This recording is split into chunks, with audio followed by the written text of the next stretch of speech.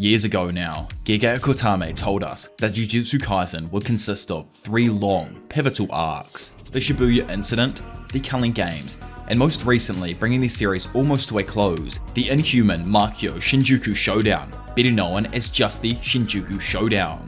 These 3 arcs all respectively do their thing for evolving the story, Yuji's character, and the world itself. But there is one thing they all do on a far greater level: absolutely wipe our favourite characters from existence. So today I'm delving back into the pain and heartbreak that these large arcs cause and covering the entire Shinjuku Showdown from the utterly thrilling world of Jujutsu Kaisen. Just before we dive into that though, I want to let you all know that the pre-registration for the first officially licensed Jujutsu Kaisen mobile game, Phantom Parade, is now live.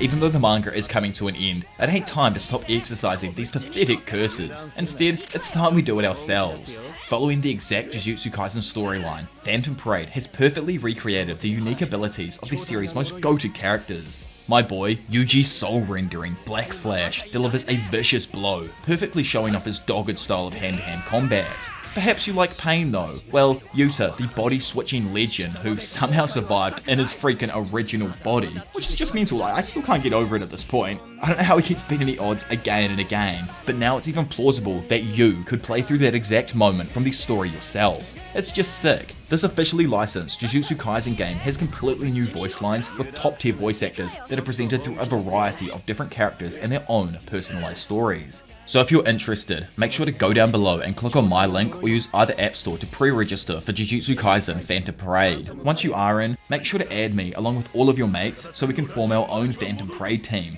The more friends you then invite to play, the more rewards you can receive. All you have to do is send your invitation code to your friends, and when they register, you can win up to 1100 additional cubes. Again, remember to pre-register for Jujutsu Kaisen Phantom Parade so you don't miss out on everything to come. Big thank you to JJK Phantom Parade for sponsoring this video. Either way, enough of me paying the rent there, sit back and relax as we kick things off right after the culling game was glitched out and during the 19 days of preparation before the battle begun. Bouncing back over to our man Gojo, where he's getting like a few tests done himself after getting out of the prison realm, he points out that there are only 3 of them left from his class. Shoko also points out, well, one isn't recovered yet, and along with that, Gojo states that he thought Nanami was the type to survive no matter what. Ajichi then steps in and apologizes since he thinks that Gojo would have preferred his death rather than Nanami's. Jokingly asking if his opinion of him is that low, Gojo motivates Ajichi and asks him to stay sharp as he still has a job for him to do. After a while, Eno rolls in as he has something that he needs to say to the group, but we ain't exactly subject to the secret meeting, so I wonder what it could have possibly been. The scene then shifts over to Mei, who's actually set up an entire livestream pay-per-view to watch the Gojo fight, along with a full betting system intertwined within it. This woman just breathes money, like the fact that she already earned 5 bill just from selling pay-per-view broadcasts is insanity. Either way, in front of her, Yuji, using a judo throw, tosses Kusakabe over his shoulder and tells him that it is enough for now. Randomly though, it's shown that Kusakabe seems to have interchanged his soul with Yuji, and the bout that we just saw was fought with the 2 in opposing bodies. Which is like, what, does this mean Yuji can switch bodies with people, or does it actually have something to do with Kusakabe's true technique? There's just so much that we don't understand in this section, and it's all for a specific reason that I'll actually get to in a moment. A few moments later, we bounce over to the original duo of the series, where Yuta and Maki are having a yarn. Yuta explains to him that he didn't tell Yuji how he lost one of his arms as it shouldn't be his burden to bear, which Maki is just super chill about. Man completely understands the situation when it comes to Yuji and Sukuna and the body swapping stuff and it not being actually Yuji's fault. And it's shown that him and Yuta might even have something set up for future battles, which is interesting. I wonder what it could possibly be. As I wanted to explain just before with Yuji, but I had to wait a moment and just explain the stuff before it, we seem to jump around all over the place. Like, we were on the, 19th of November, and now suddenly we're actually on the 24th of December. Did the stuff with Gojo in that room while he was getting checked up after getting out of the prison realm, was that straight after, in November still, or was that the day before going away and he was getting checkups before leaving? Atop one of Shinjuku's skyscrapers though, Kenjaku reveals that he will take care of the rest of the participants of the game, while Urume and Sukuna fight Gojo. Urume, who's just annoyed with Kenjaku, asks him to stay away from Sukuna, but he's in no hurry to leave, as if he did leave Sukuna's side any earlier than now, then Gojo could have just wiped him off the map. If this battle goes well though, then the only defense for Jujutsu High will be if Yuta, Maki, and Hikari take the opportunity to cut down Sukuna while he's weakened. If that fails, Kenjaku is left to do what he pleases, and he's willing to take that risk now. Just before fighting, all of the Jujutsu sorcerers are seen lacking together, discussing how to encourage Gojo in their battle, as to be honest, they've never had to do it before. Strolling up from behind them though and rolling down some steps, Gojo, accompanied by Gramps and Urahime, all with looks of determination, get ready for battle. With everyone around feeling his aura, Yuji greets his sensei wholeheartedly and lets him know that no one can get close because his technique's in the way. Gojo gets surprised and after a moment ends up laughing while telling his boy to give it to him, which is absolutely crazy, man. With Yuji rolling up and slapping his sensei on the back, we get to see Gojo's allies all rooting for him and patting him on the back just before he faces one of the toughest battles in the history of Jujutsu Kaisen.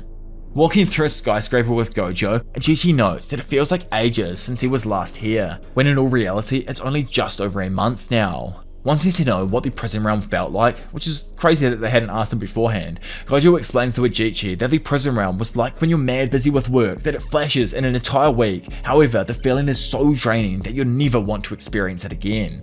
A few moments later, Gojo inquires about the people in the basement of Shibuya's metro station where the chaos started. If we're being like super specific, that's where Gojo came across Choso, Hanami, and Jogo. Even though Gojo fought them for a very short period of time, it left remnants of Gojo's curse energy that made the cursed spirits avoid the floor entirely. This man's so strong, his residuals even scare cursed spirits away, which is just one of the most broken things I've ever heard. It's also connected to Shibuya and the inventory arc, where it was classified that Gojo's birth changed the Jujutsu world in general. Fewer cursed spirits started appearing as more went into hiding just because of Gojo's appearance. Just like, wow. Ajichi also reveals that the people who were affected by a 0.2 second domain are all fine, and that those that were affected return to normal.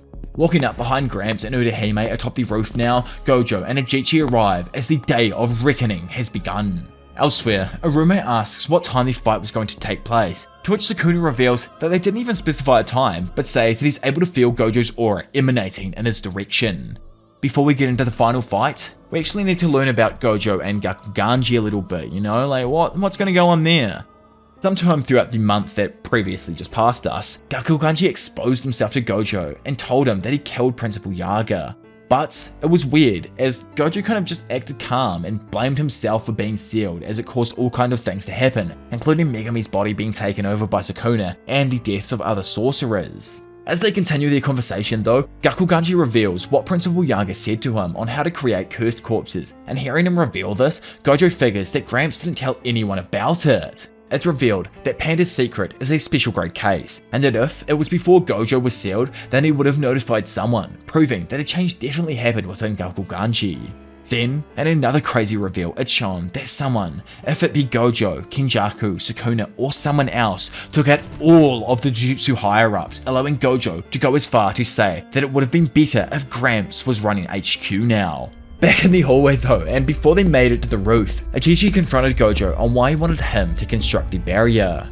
Turning back and looking at his close friend, Gojo tells him that it's because he trusts him more than anyone else. Slamming his hands together on the ground now in preparation for his barrier, Ajichi just thinks on how he's someone who always fled. No, someone who didn't even have the courage to flee and was given the courage to run by a friend. Despite everything, Ajichi braces himself and notes that he must live up to Gojo's expectations, either that or die trying.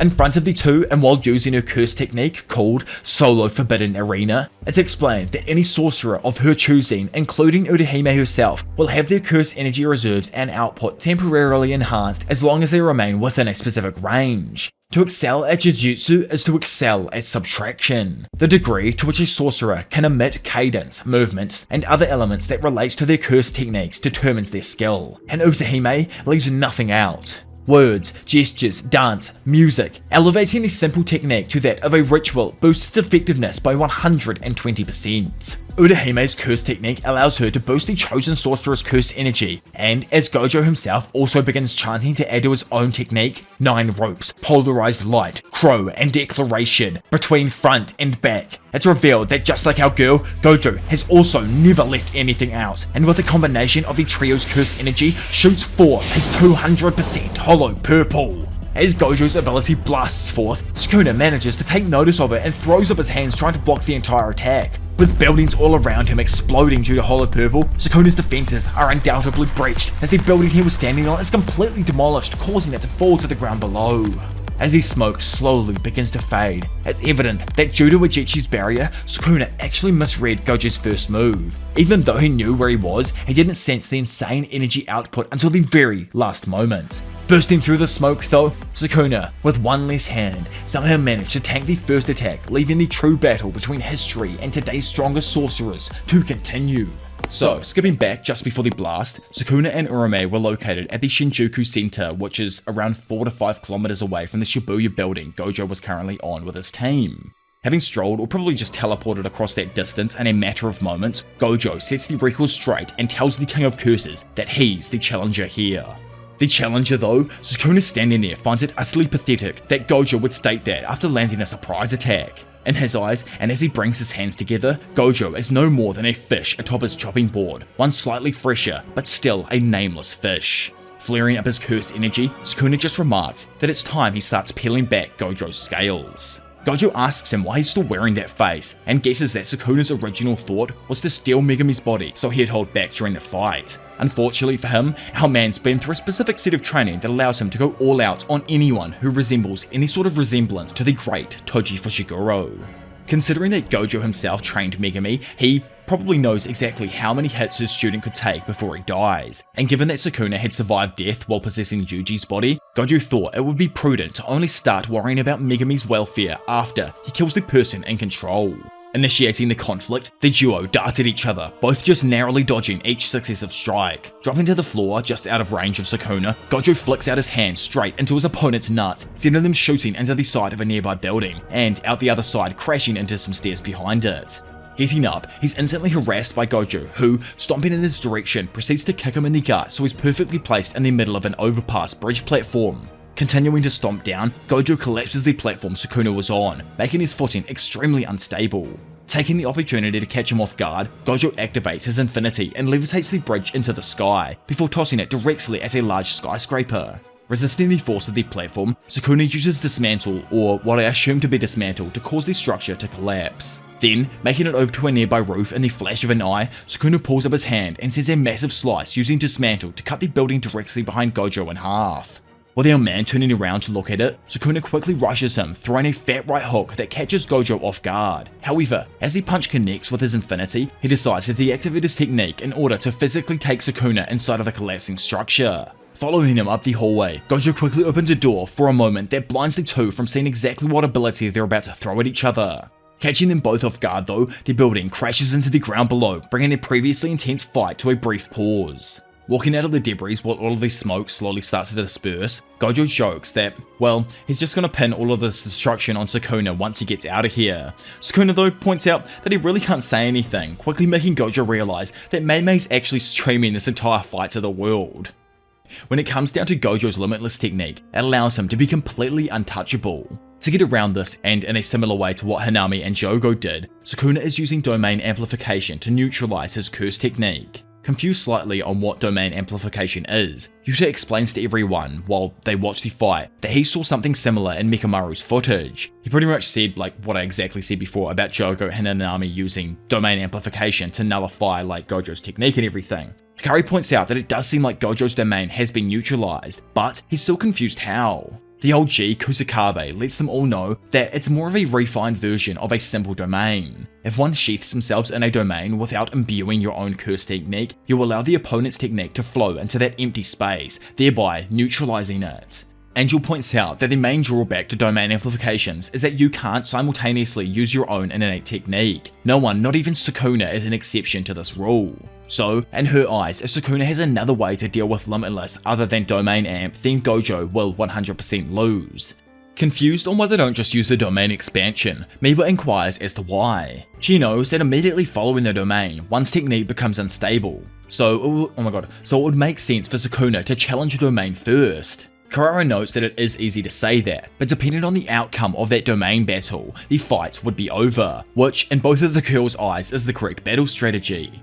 Yuji though, having been told something by Gojo, reveals that he's pretty sure the domain's short hit effect negates Gojo's technique to begin with. Perking up, Wee wonders if it's because Sukuna doesn't think he can win in a domain expansion against Gojo. Still, Shoko points out that, yeah, you are right, but Gojo probably would have opened one if that was the case, so she finds it hard to believe that Gojo wouldn't be able to foresee that as well. Standing there, Choso ponders the question of what would happen if Gojo's domain did clash, as from what he was told, Sukuna's domain is a barrierless domain. Hearing this bizarre statement, everyone just reacts in shock, unable to believe that his domain doesn't even have a barrier. As an example of just how impossible this is, Kusakabe asks Miwa to toss him that water. However, after she gives him the bottle, he throws it back, telling her to give him the water, not the bottle. Confused, Miwa just facials the absolute hell out of Kusakabe, while in behind them, Mei-san explains that expanding a domain without a barrier is like trying to hold water without a bottle.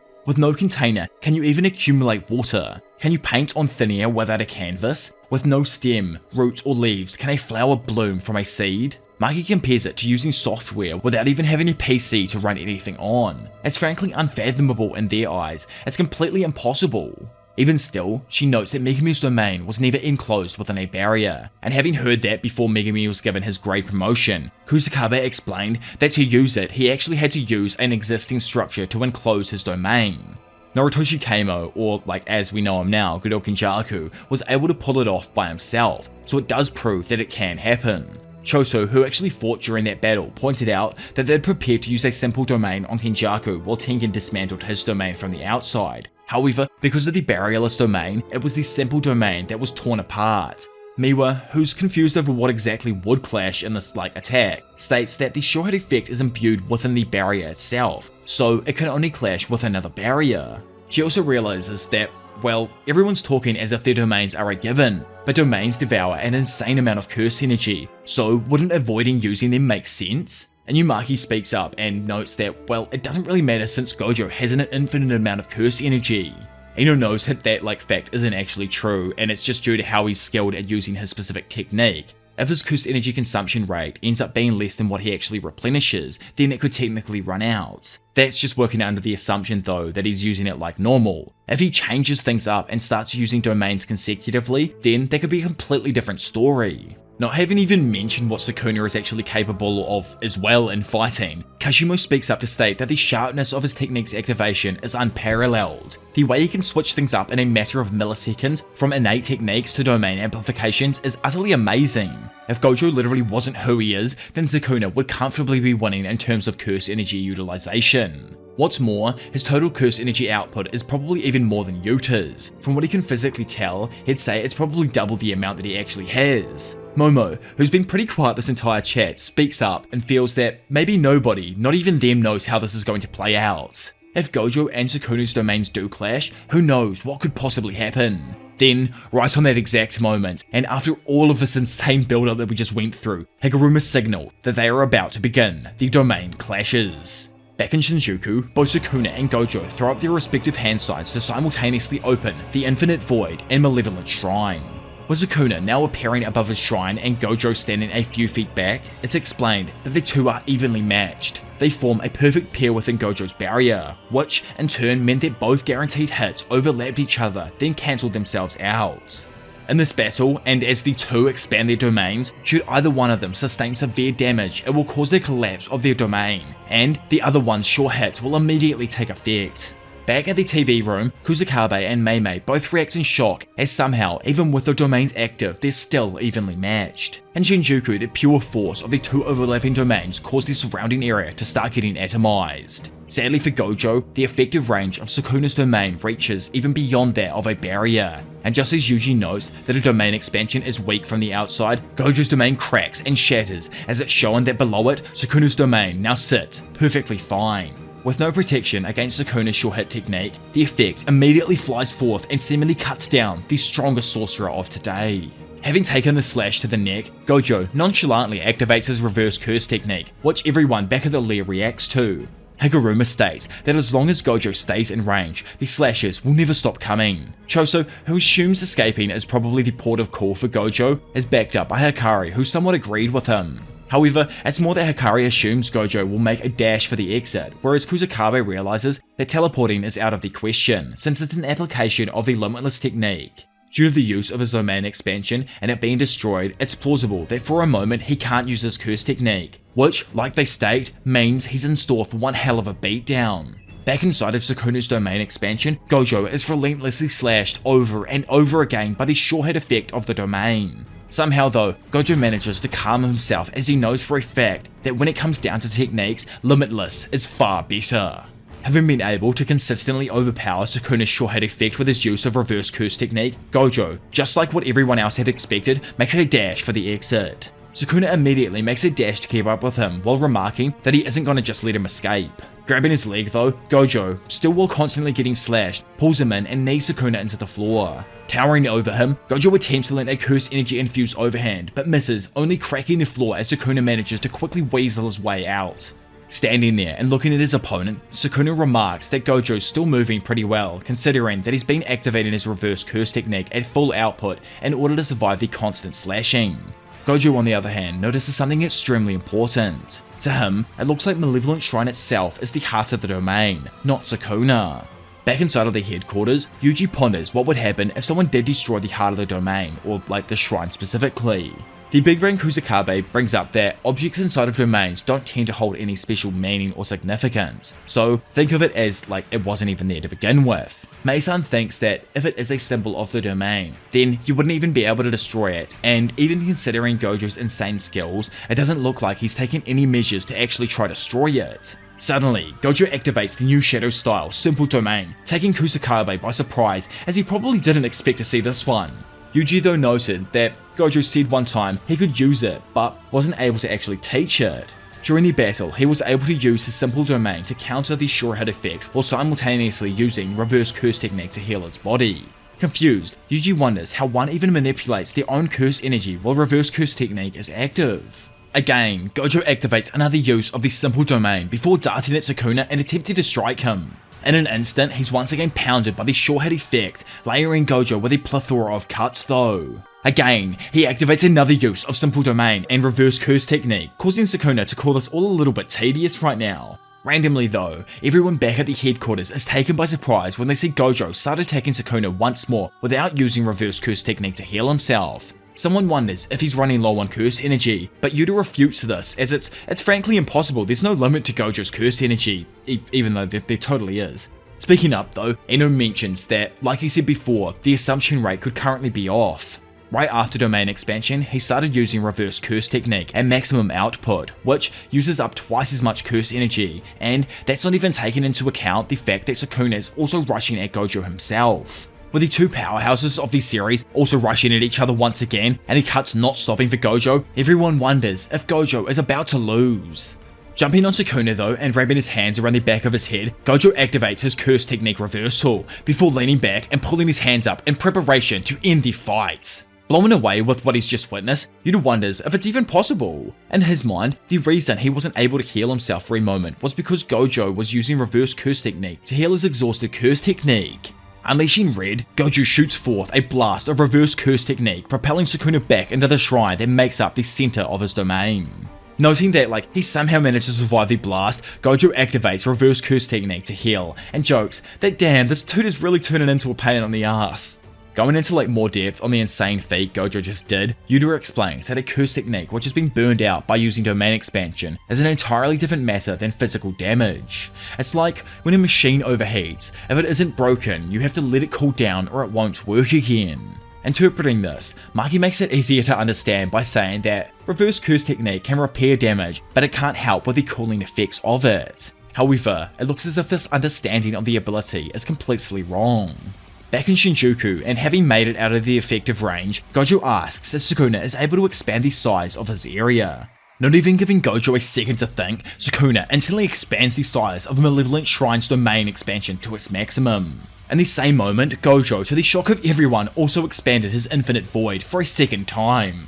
With everyone watching, they wonder if Gojo's really dumb enough to just fall into the same trap as before. Mei notices it first though, and Higuruma, who by the way, like for a new sorcerer is so big brain, states that Gojo switched conditions on the external and internal conditions of his barrier, which in simple enough terms for myself and Yuji to understand means that Gojo this time is able to protect himself against the attacks from outside of his domain.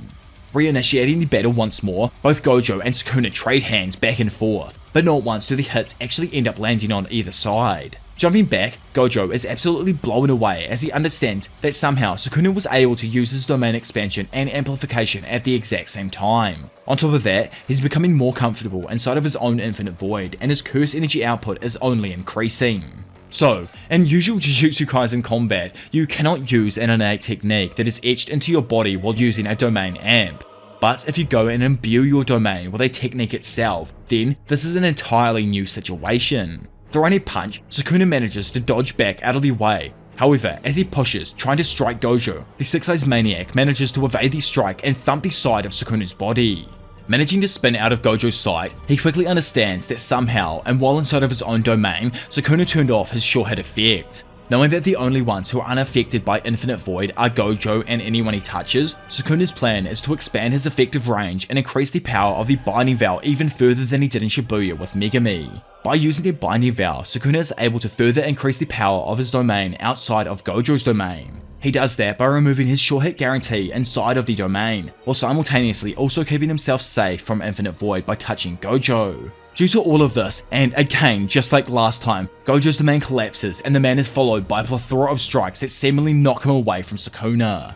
With everyone back at the TV station headquarters place, whatever it honestly is, I don't have a clue what to even call it, react in horror to what's going on in the current battle, Hajime states that if Gojo dies here, he is going out to fight next, so don't even try and stop him.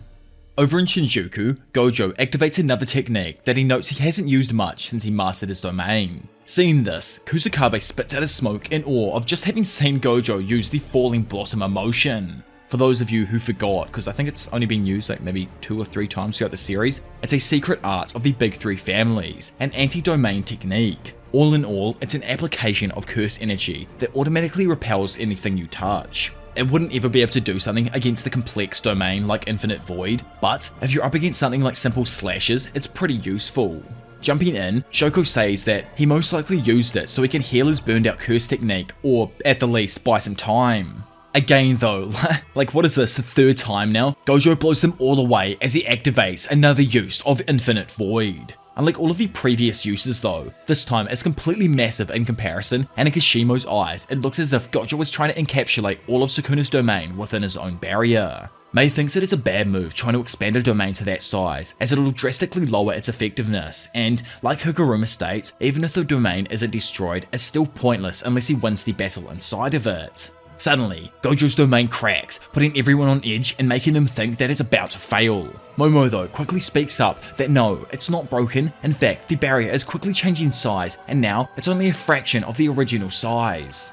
With Gojo's domain only like the size of a basketball now, Kusakabe remarked that this is frankly impossible, causing Mei to joke about how many times they've said these words today. Maki curiously questions its outward appearance and if the inside is that of a similar size. Kusakabe agrees with her, as that's why when you're usually trapped inside one, you can't get out unless you find the edge of the barrier. Even if you find that edge, a normal domain is resistant to attacks from the outside, so escape is still extremely limited. What's most important when it comes to a barrier technique is a concrete image. Usually, if you try and envision a barrier too small enough to hold yourself and an opponent, it would just collapse. Just like the prison round though, and probably due to his time being confined in a small space there, is now allowing Gojo to take that and implement it into his domain during the battle. Still, Kusakabe can't grasp the process around how he's able to change the conditions of his domain each time he uses it. Barriers, particularly domain barriers, typically have a set of internal and external parameters. By discovering their own blend of these parameters, every sorcerer is able to establish their own domain.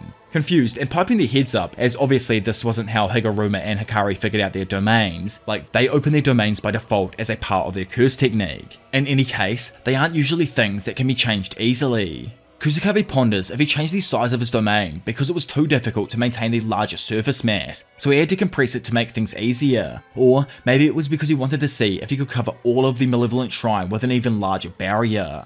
With Gojo's domain beginning to shake back and forth at such a tremendous speed, the earth itself begins to rumble. Mei points out that even still, Gojo's domain has managed to hold, and Yuta states that Sukuna has also decreased his domain so he could increase the output of his curse technique. So pretty much now, if this version of Gojo's barrier does end up breaking, they'll enter a stalemate. However, Gojo will actually end up being on the back foot as he will run out of options technique-wise. Flashing back over to Shinjuku, sadly, once more, Gojo's domain is again shattered, and Sukuna emerges victorious for a third time in the domain struggle. It's either the third or the fourth now, I'm honestly losing track throughout the script here. Having watched his sensei reappear, Yuji screams out for him. However, in that moment, all of the other sorcerers are flabbergasted as they witness Sukuna's malevolent shrine start to crumble and fall to pieces. On top of that, it's shown that at some point throughout the domain struggle, Gojo was able to land a clean blow to the chest of Sukuna, causing the King of Curses to finally take some proper damage. Seeing this over their monitors, all of the sorcerers scream in joy, believing that Gojo still has a chance to win in this battle. Funnily enough, it was actually simultaneous. At the exact same time Sukuna destroyed Gojo's domain from the outside, Gojo had actually destroyed Sukuna's domain to the point that he wasn't able to maintain it any longer.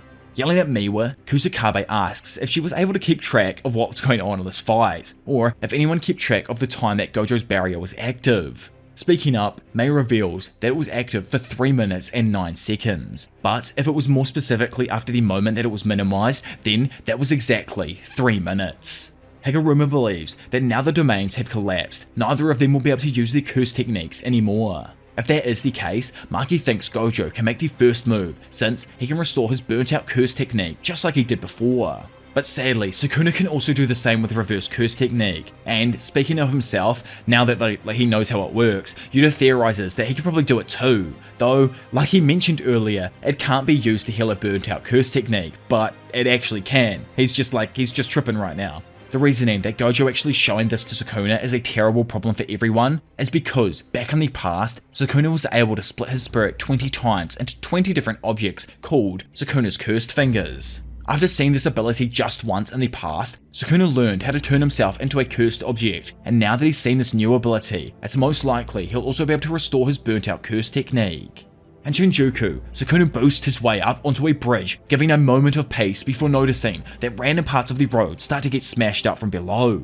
Quickly jumping off the bridge and onto some railing nearby, Sukuna notices Gojo break his way up through the bridge behind him. Then, turning back around, realizes that his escape route was blocked by a ball of rocks that Gojo had perfectly floated there using his infinity. With absolutely nowhere to go, Sukuna throws up his hands to block and takes a kick that sends him sliding back along the sidewalk. Taking a moment to think about the fight, Gojo wonders why Sukuna has been stubbornly avoiding using any other curse technique than his own. Even when the strength of the barrier was lowered and Gojo had flipped the conditions on it, he didn't try to destroy it from the inside. Instead, he took the riskier option. While they cancelled out each other's sure hit effects from within the domain, Sukuna had no other choice but to use his domain amplification in order to beat his limitless curse technique, which was actually a massive advantage for our man. Still, as he saw earlier, within a domain, Sukuna is unable to use buildings to attack. In fact, until after Gojo's domain was destroyed, he technically had the upper hand for over 3 minutes, yet in spite of that he can't seem to understand why Sukuna didn't ever attempt to make use of something from the 10 Shadows technique or Mahoraga while in a domain. He has the memory of Megumi and the conversation that happened between them, so he knows for a fact that someone of the exact same power died to a person like Megumi. Gojo just ponders if he's scared he'll beat Mahoraga in one shot. However, in that exact same moment, the wheel turns and blood begins to drip from his own nose. Fucking nosebleed though, Gojo was baiting our damn ass with that one, and in an instant both him and Sukuna threw up their hands to perform another domain clash. Yuji points out that again they activated it at the exact same time, and Angel, who's right next to him, brings up that Sukuna can now restore his burnt out curse technique, or maybe just decided to hide the fact that he could until now. Kusakabe knows that within the next 3 minutes that it should take Sukuna to destroy Gojo's domain from the outside, Gojo will need to damage Sukuna to the point he can't maintain his domain from the inside. Shoko, joking that they probably shouldn't talk as if Gojo was on the back foot yet, brings up that if Sukuna is hit at all by Unlimited Void, then man is completely done for. Due to this, it's certain that if Gojo is able to destroy the Malevolent Shrine within the next 3 minutes, then he will win this battle.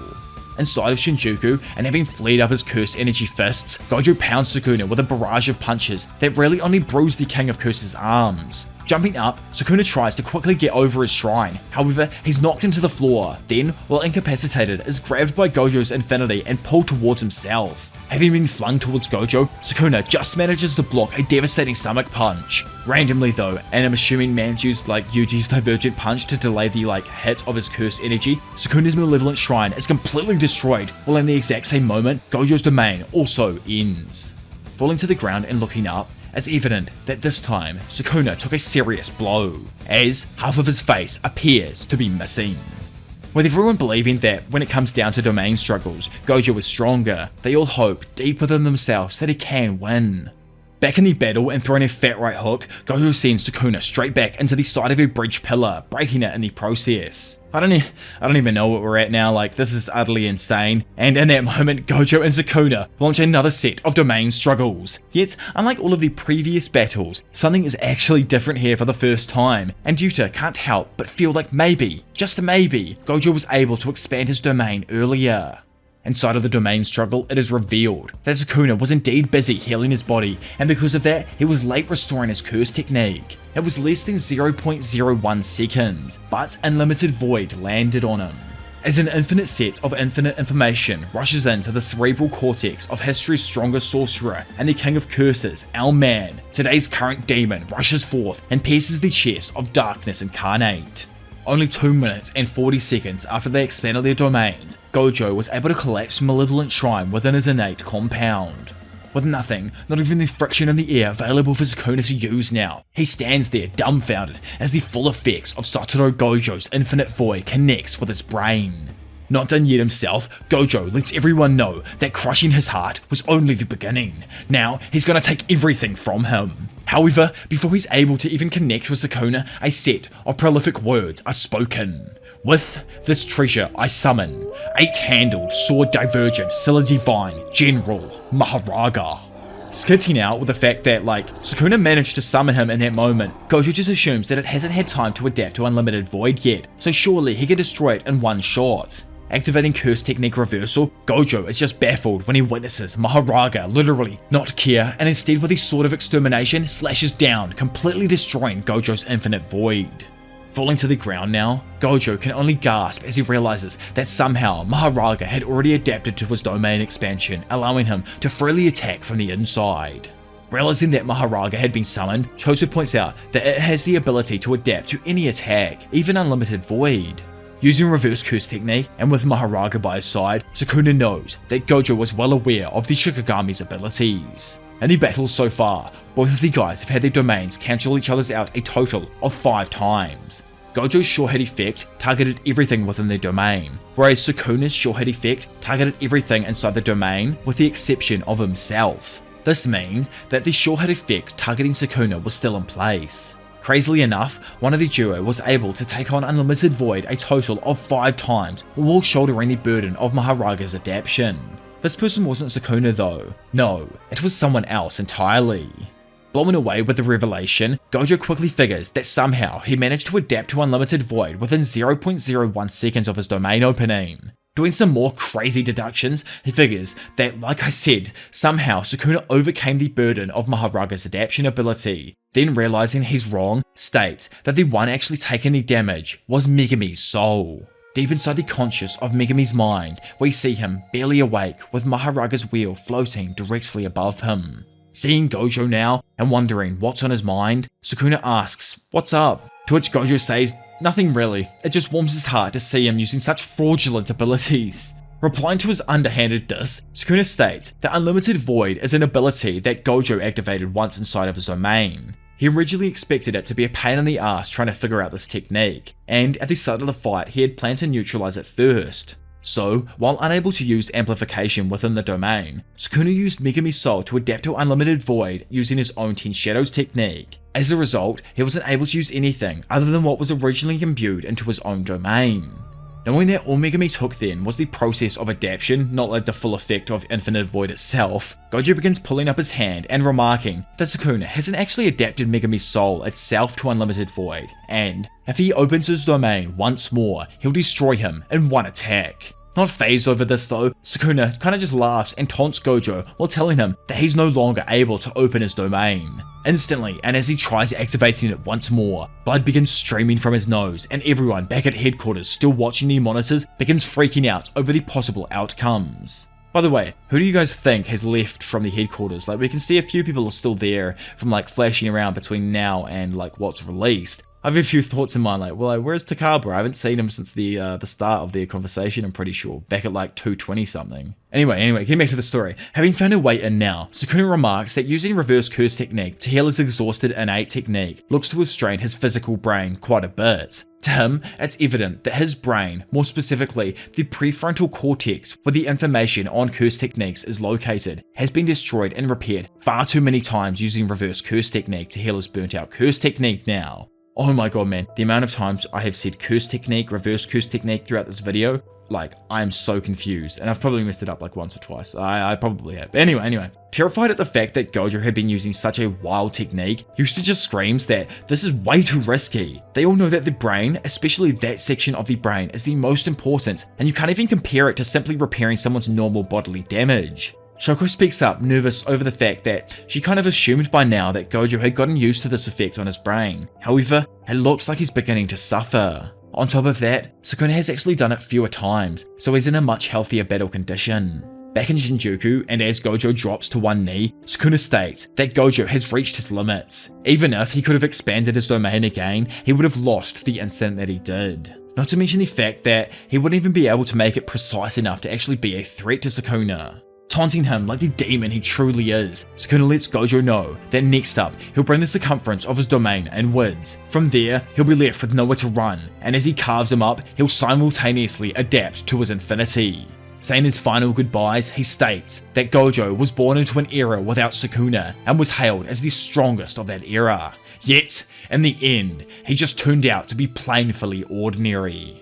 Saying those prolific words, domain expansion, one last time, Sukuna proceeds to unleash his domain. However, in that exact moment, all of his eyes begin bleeding profusely and the domain fails. So, crazily enough, from the time of the previous domains, this last conversation had happened in 10 seconds. And yet, just like Gojo, Sukuna's brain had sustained enough damage to now make an expansion impossible.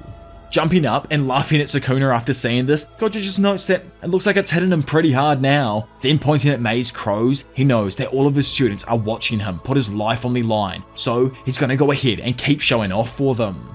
Jumping forth with a speed that Sukuna is unable to keep up with, Gojo throws a fat right hook to let his opponent know that he still has a long way to go to defeat him. Over inside of the main group's hideout, Kusakabe asks who there had been seriously punched by Gojo before. A few people speak up noting that, well, he didn't hit them, but they tried their best to punch him as hard as they could, and it was physically impossible. Due to only like a few people taking a hit though, Kusakabe, who I'm assuming has as well, says that his fists are enhanced with curse energy, and on the moment of impact, blue repeatedly absorbs the surrounding space. It feels as if you're being counterattacked after preparing for a regular blow. Karara wonders if it hurt, and Hikari along with Yuta both reveal that they puked after the hit they took. Nanami once told Yuji that if he planned on continuing as a sorcerer, then he shouldn't compare himself to Gojo. He stated that he put a massive deal of effort behind his critical hits, but Gojo could casually perform them as if it was an everyday thing.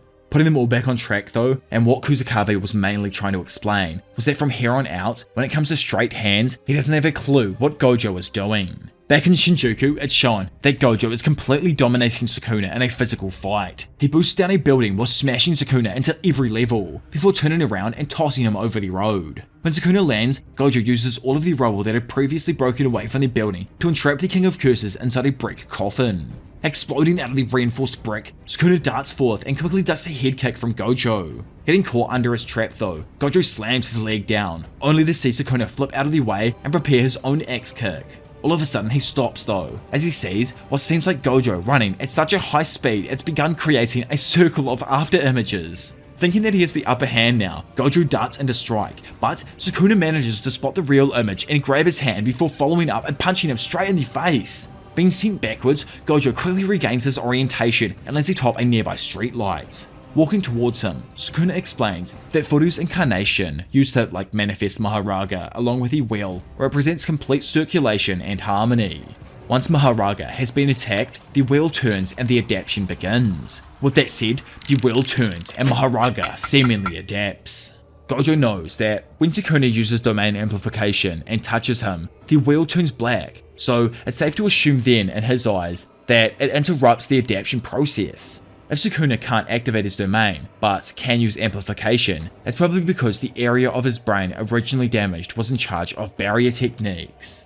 Over with Sukuna now as he slowly strolls forth, he thinks that Gojo is most likely only using laps to avoid having his other techniques adapted, which makes perfect sense in his eyes.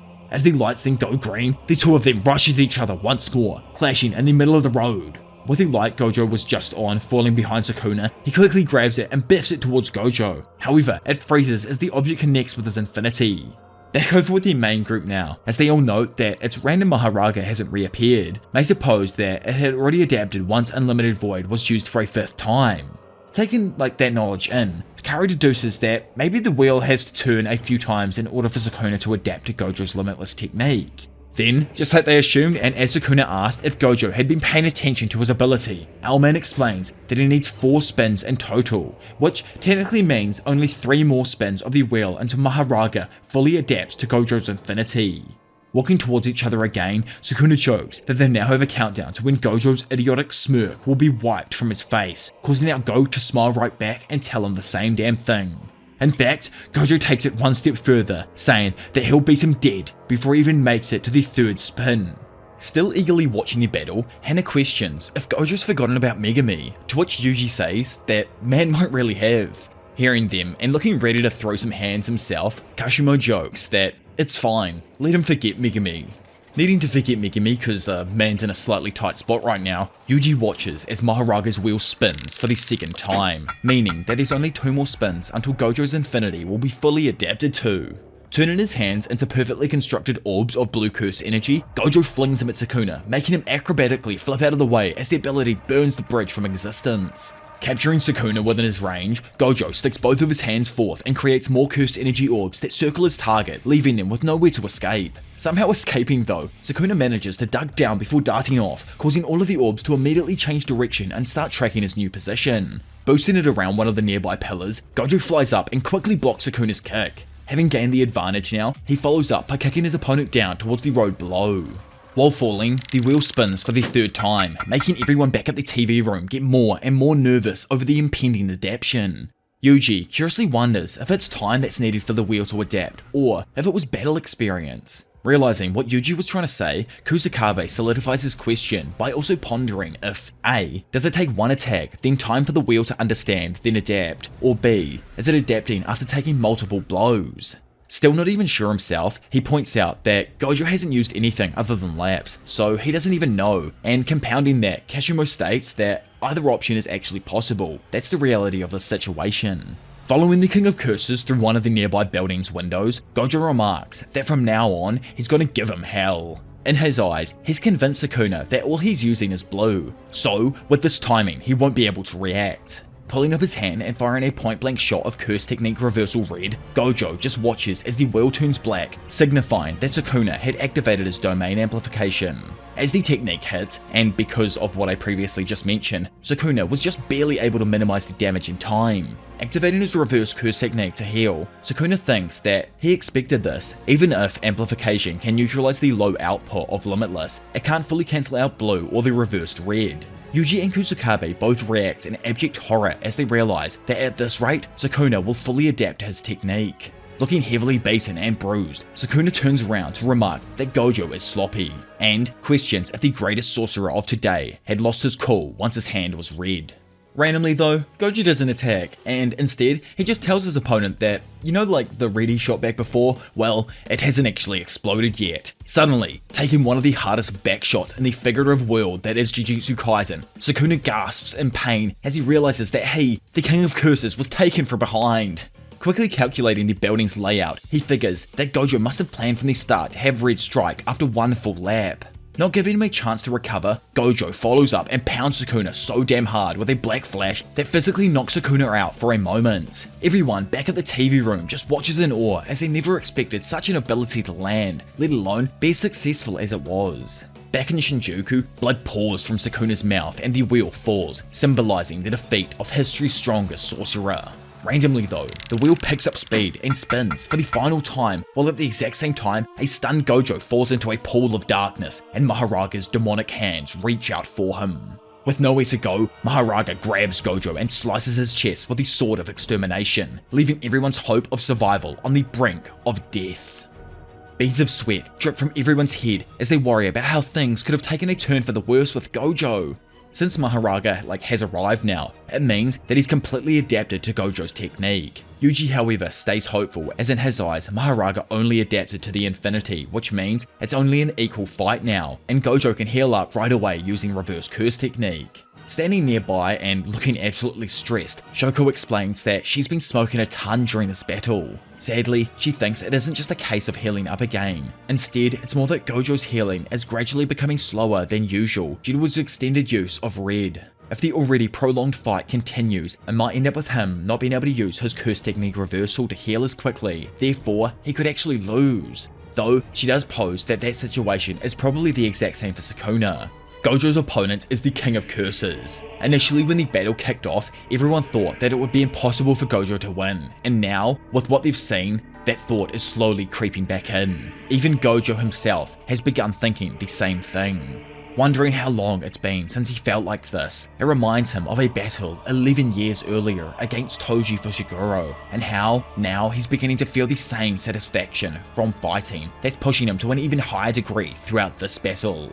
Being the strongest sadly comes with the title of also being the loneliest, and now the only thing that will truly satisfy him. Flying forth, Gojo hits Mahoraga with a direct hit that pushes the God Shikigami back. Instantly following up, he tries to activate Red in order to finish him off, but Sukuna jumps back in and uses Megumi's Rapid Escape to cover Mahoraga and allow him to prepare for the next attack. Having watched his opponent try his best to evade every attack, Gojo mocks Sukuna, asking him how long he's going to rest for after taking the Black Flash, and that it was pretty obvious its effects are still hurting him.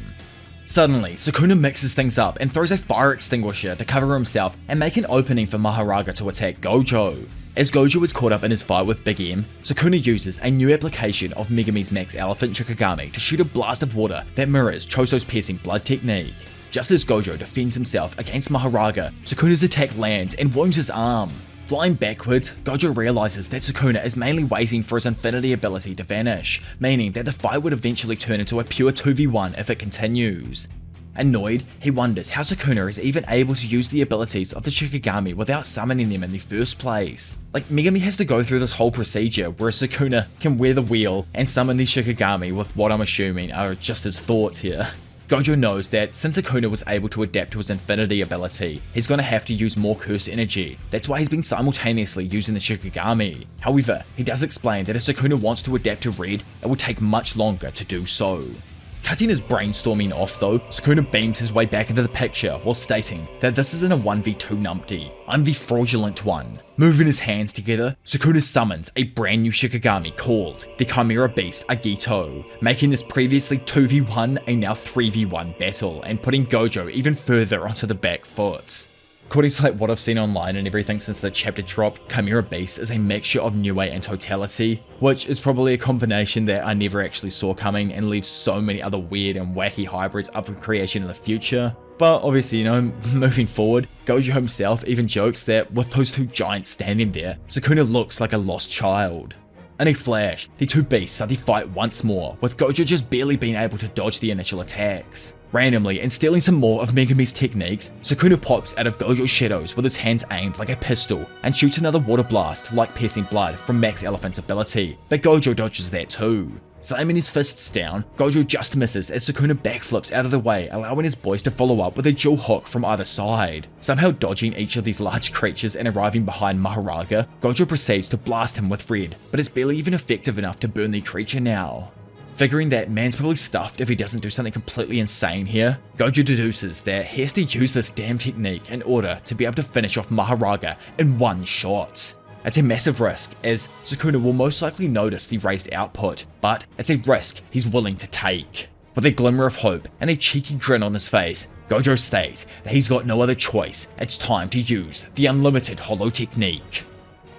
gripping his blade tightly. Oh my, why did I start like Anyway, Yuta speaks up and tells the group that he's going to join the battle to help Gojo. Not pleased to hear this, as he stated that he was going to be the first to leave, Kashimo sparks up his cursed energy and warns Yuta to not interfere, as it's him who will go and fight next.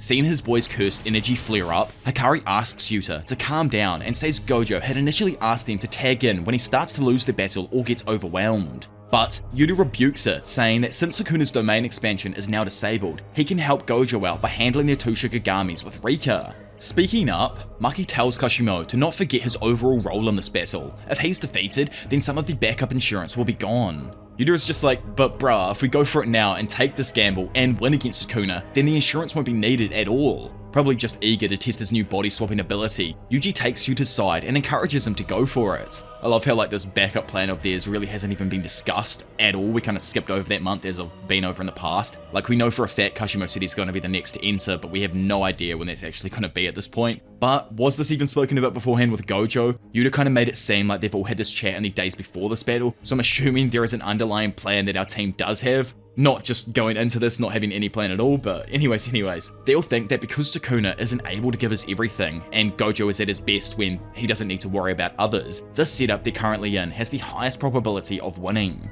Getting slightly bummed out with this, both Yuji and Yuta sulk after realizing that they're probably just going to be a hindrance if they enter.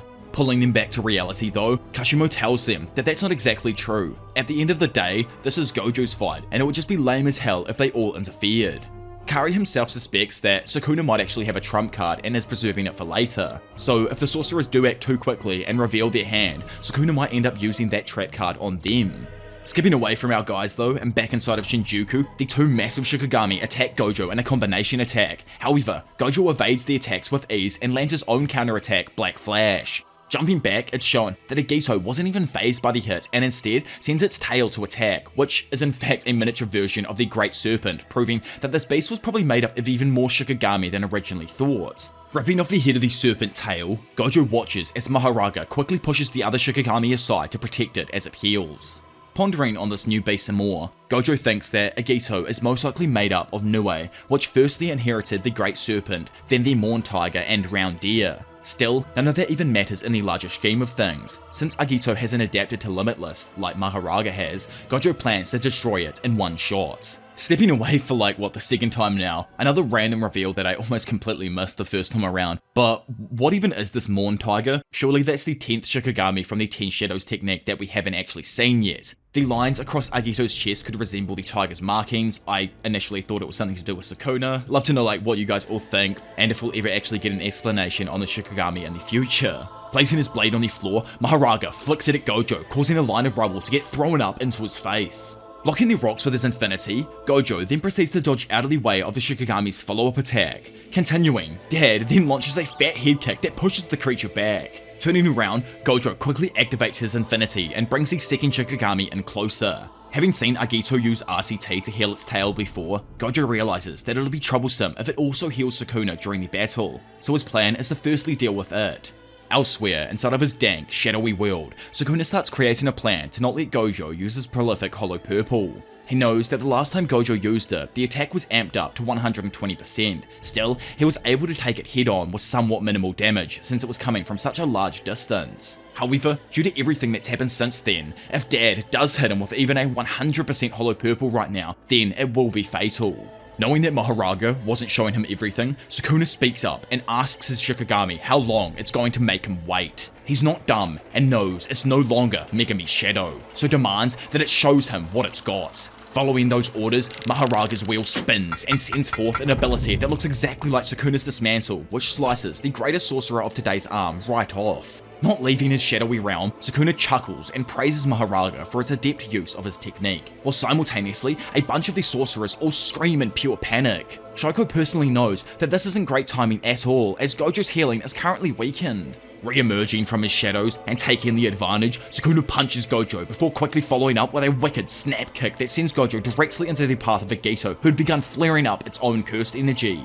Agito then proceeds to absolutely pummel Gojo's head with a fat right hook. However, you can't just shoot a hole into the surface of Mars. Gojo, looking completely manic, looks into its eyes while creating an orb of condensed blue and tells Agito that for a while now it wasn't worthy enough to be considered an opponent in this battle. Smashing his left hand down now, Gojo effortlessly thrashes around the pathetic curse. Looking at Sukuna and Mahoraga, he cements Agito's uselessness as he captures it completely within his new, blue, maximum output and sends a pathetic creature hurling towards Sukuna and Mahoraga. Dodging out of the way of the blast, Sukuna can only watch as the amalgamation of Shikagamis is sent hurling through Shinjuku before it is eventually crushed and destroyed under the pure force of Gojo's maximum output technique. 41 seconds later, Gojo's purple has also ripped its way through the battlefield in Shinjuku. The gods envy us. They envy us because we're mortal. Because any moment might be our last. Everything's more beautiful because we're doomed. In history, there can only ever be one. The moniker of the strongest is something passed down from titan to titan.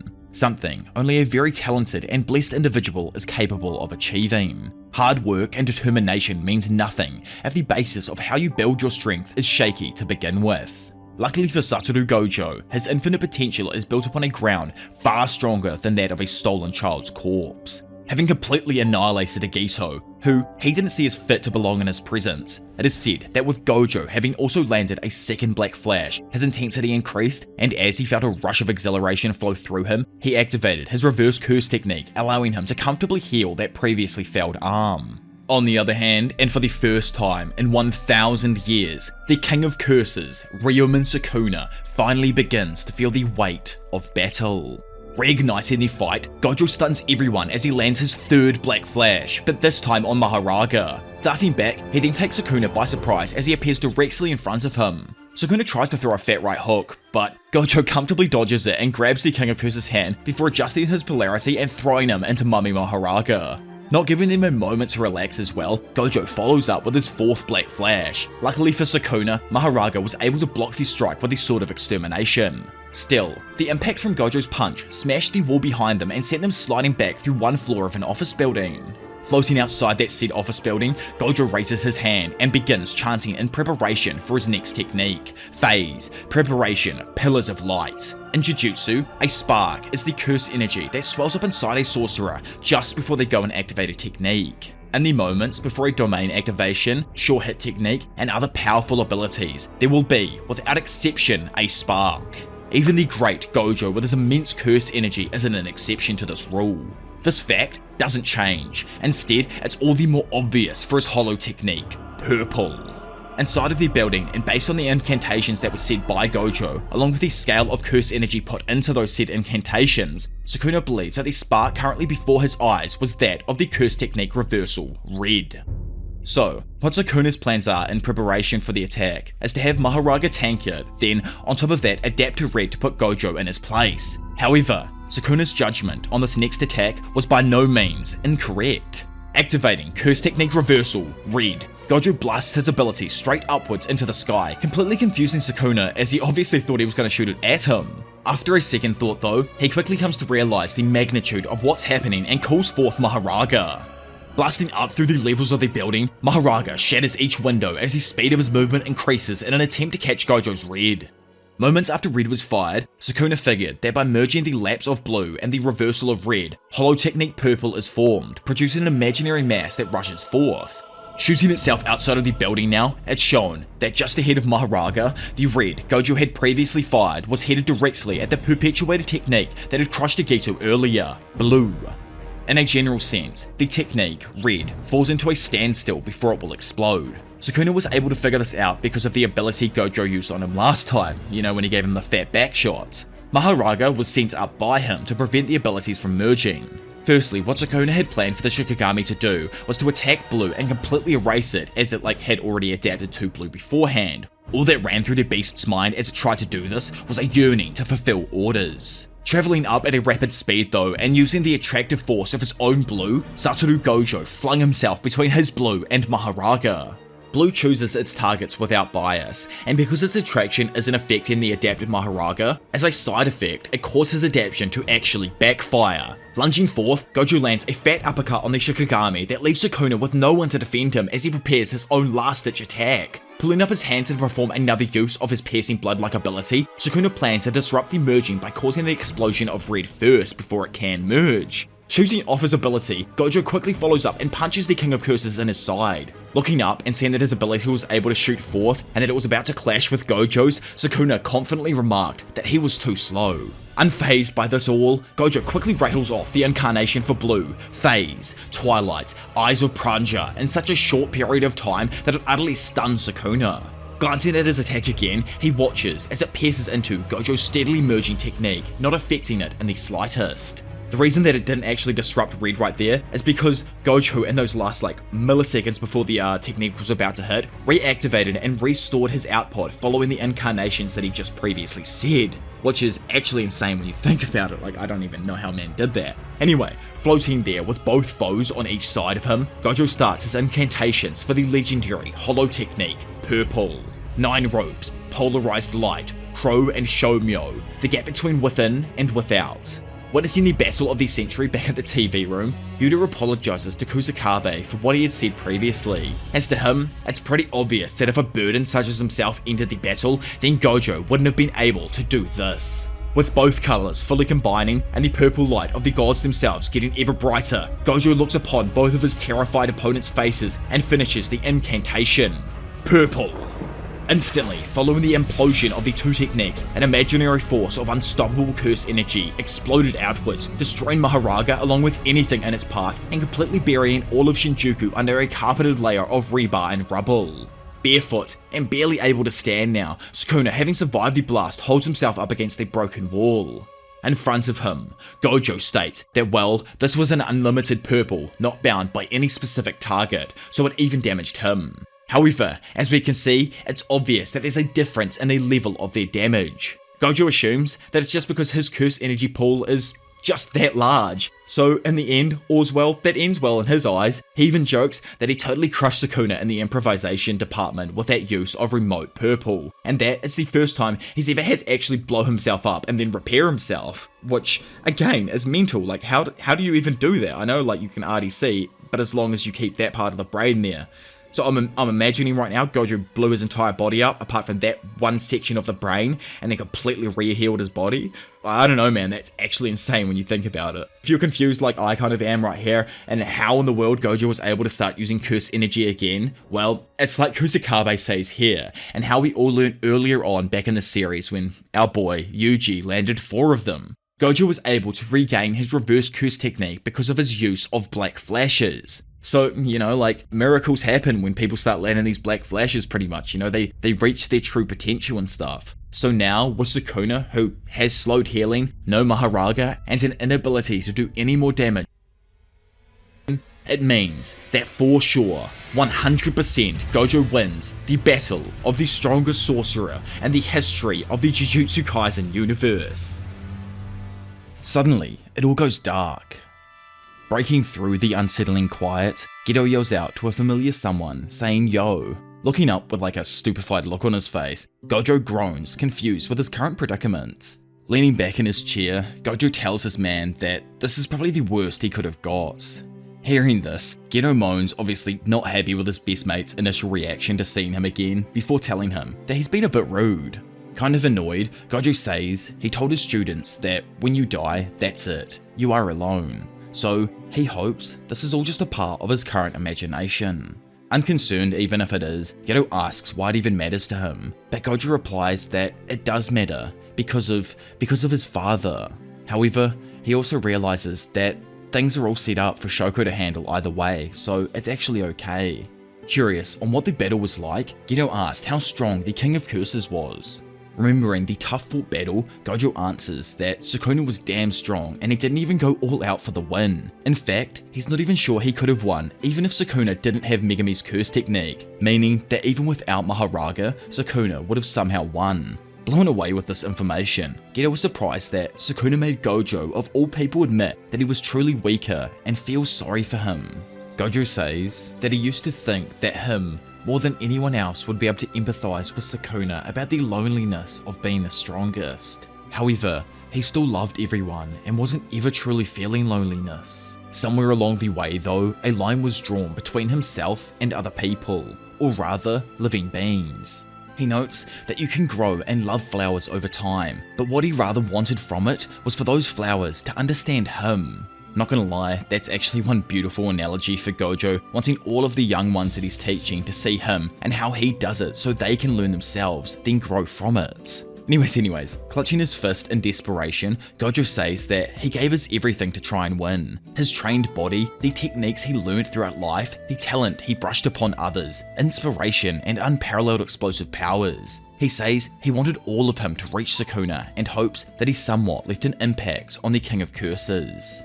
Absolute strength, the loneliness that comes from it. Gojo believes that truly, someday, someone will teach him to love. Calms down now, and with a bit of a grin on his face, he just states that in the end, the battle was fun for him though. He just mainly feels sorry for Sukuna because he wasn't able to feel the same feeling and give his all to Gojo. Looking at his best mate now, Suguru says that hearing all of this made him feel slightly jealous, but if Gojo is truly satisfied with it, then he's also on the same page as him. Satisfaction. With only one thing missing in his eyes, Gojo told him that he would have loved if Geto was also there to give him a slap on the back and motivate him along with everyone else before battle. Maybe then he could have truly been satisfied in the end. Either way, and pushing that thought aside, he says that he's glad what killed him in the end wasn't time or disease, but someone stronger than him. Grossed out with that level of strength though, Nanami perks up and asks Gojo which samurai general he currently is. Sitting on the airport chair behind him, Nanami continues that what Gojo was just saying is something that no one in the modern age would ever say, and guesses that it's also why he was able to live longer than him in the end. Speaking up and making his short re-entrance into the story as well, Yu Haibara says that the timing was just a tad different for the big man and Nanami, obviously referring to their deaths and stuff, so like Nanami died in Shibuya and then only a couple months later Gojo was passed away, so he's saying their timing wasn't too different. Anyways, while telling Gojo to stop roughing up his hair, Nanami, my dad, says he once talked with Geto about leaving all of the work at Jujutsu Tech to Gojo. In the end though, he returned because he knew Gojo didn't consider Jujutsu as something to live for or to protect. Rather, he knew that Gojo was mentally perverted and only used sorcery to satisfy himself. Haibara, looking happy as always, adds that it's something everyone noticed, but didn't exactly have the courage to say out loud. Curiously, as obviously we don't even know what happened, Nanami says he won't justify Gojo's last moments, but instead feels sympathy for him, to which Gojo thanks Nanami for it. Curious himself, he also asks what it was like for Nanami, but Yu jumps in revealing that man actually made his own appearance during Nanami's passing. Nanami also drops another bomb revolving around sorcery, as according to him, curses sometimes even help keep people alive. In regards to Gojo's question, Nanami answers that he had once asked Mei-san about where to head in the afterlife, and she had suggested to either move north if you were looking for a new side of yourself, or move south if you want to stay who you are. I think it's fairly evident just looking at all the other vengeful curses we've seen that Naoya probably took the northern path, and this also finally lets us know that it's a bit more straightforward if someone does actually want to achieve vengeful curse state. I'd imagine the consequences that come with it though are probably reprehensible, like no afterlife or a cursed one that they have to exist in when they do go back to it. Anyways, back to the sadness. Obviously, and I never expected any otherwise from my dad, Nanami says he chose south without any doubt when the time came, but for a moment even gambled on a better future. His last moments in his eyes weren't bad at all though, thanks to his best mate making his reappearance and telling him what way to go. Lastly, and screaming out at the big Masamichi Yaga, who instantly covers his ears to protect himself, Gojo jokingly mocks him for saying earlier in life that there wasn't any death without regrets as a sorcerer, obviously meaning that man probably doesn't have any regrets right now. Looking around at everyone else gathered with him inside of the airport, Nanami, Yu, Misato, who Toji must have sadly also killed, plus, you know, there is that little ghostly figure in the back that might actually be Toji, so that is hilarious. Riko as well, who's there chilling with Misato, and finally, his best mate, Suguru. Gojo then also cracks his best smile yet and hopes to God that this isn't a dream. In reality, Gojo, who was just deemed the strongest sorcerer in Jujutsu Kaisen history, is shown to be in half and no longer capable of breathing. With his eyes' movement stopping and the beat of his heart ceasing, Satoru Gojo loses. And rest in peace, big man. It had to happen at some point, but thank you, Giga. It was absolutely amazing the way it did happen. As dust particles then fall from above, blanketing the entire battlefield, Sukuna, the King of Curses, explains what truly happened under Mahoraga's adaptation. Once Mahoraga receives an attack from someone, it'll gradually adapt to it over time. As we saw with Gojo's technique, some took more spins than others, but the more attacks Mahoraga takes, the faster it'll adapt to that set ability. Even after it adapts, it will further analyze the technique and continue to do even more adaptations. Sukuna says he expected Mahoraga to be an example to him, an example which passed through Gojo's infinity and showed him how to do it himself. Throughout the battle, Mahoraga was first adapting to Gojo's infinity, then it would change its own curse energy over time so that it could neutralize Gojo's infinity. The second time Mahoraga adapted was exactly what he expected. It wasn't the same as Sukuna's slash technique, instead it expanded the target for the curse technique. More specifically, expanded the target of the slash to not just Gojo, but the space, the world, and then cut it. In front of Sukuna now, it's evident that there is no physical way Gojo is going to be able to recover, as he has been completely disembodied by Sukuna's technique, slash. Sukuna explains that infinity doesn't matter as a technique.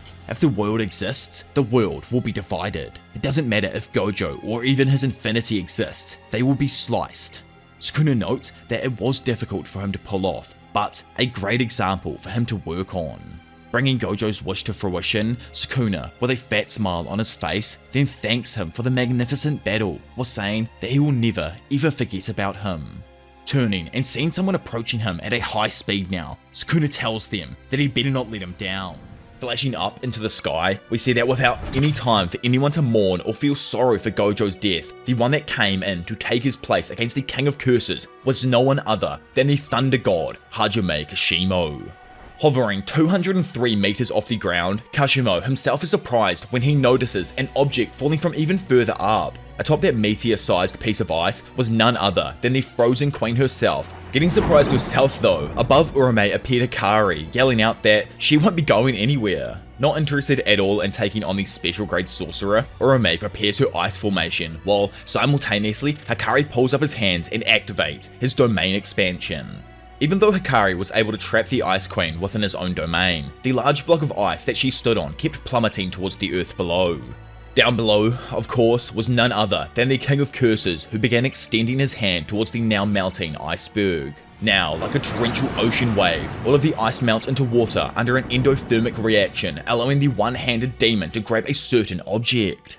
So, remember back to when Yorizu tried to show Sukuna love but absolutely failed? Well, in the end, and in a similar way to Mai, she used her innate technique creation to use her remaining curse energy to create a specific item. Now with this dagger-like item clenched firmly in the hand of the one that she used to love, it's revealed that what Yorizu created was a replica of an ancient item Sukuna used to wield, the curse tool Kamatoke. This tool's ability seems to be one that allows the user to control some form of electricity. Within milliseconds of receiving the tool, Sukuna launches a blast towards his opponent, which, hilariously enough, is perfectly countered by the effects of Kashimo's own cursed energy. Speaking up now, Kashimo asks the King of Curses if he earned the title of the strongest, or was he simply born with unbeatable prowess. Not actually having a clue himself, Sukuna answers that he can't say much, but what he can say is that he was born accursed, an unwanted little wretch. Still in conversation, he asks how Sukuna is able to connect with others. How can he love those beneath him without knowing some kind of weakness? To Kashimo, it's something that he just can't comprehend.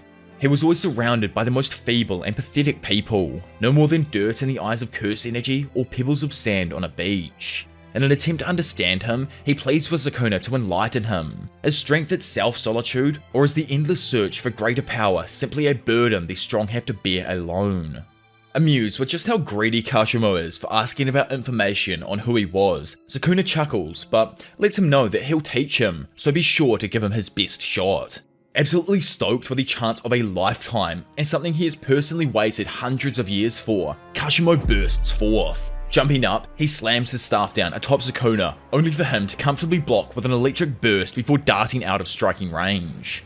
Activating his one-time use innate technique, Kashimo releases his awed-over mythic beast Amber and proceeds to sock a shock Sukuna with a flurry of punches, sending him sliding back. Warping his body into an otherworldly form, Kashimo directs his face at his opponent and sends a blast of electricity that explodes upon contact with him. Joking that this form of his is far too loud, it's explained that Mythic Beast Amber transforms Kashimo's body into something else. I kind of think of it like Ino's Auspicious Beast technique, but instead of being an intermediary, Kashimo literally becomes one of these mythic beasts, warping his body with curse energy to resemble it, in this example, the Amber version. During the time this ability is active, Kashimo can use any phenomena that can be created by electricity, until his curse energy runs out. I just want to mention that this means it's possible Kashimo can travel at 90% the speed of light, or over 250,000 kilometers per second, at this, point for a limited amount of time. Using this speed increase to his advantage, Kashimo takes Sukuna somewhat by surprise and sends a blast of sonic electricity into the ground directly below him.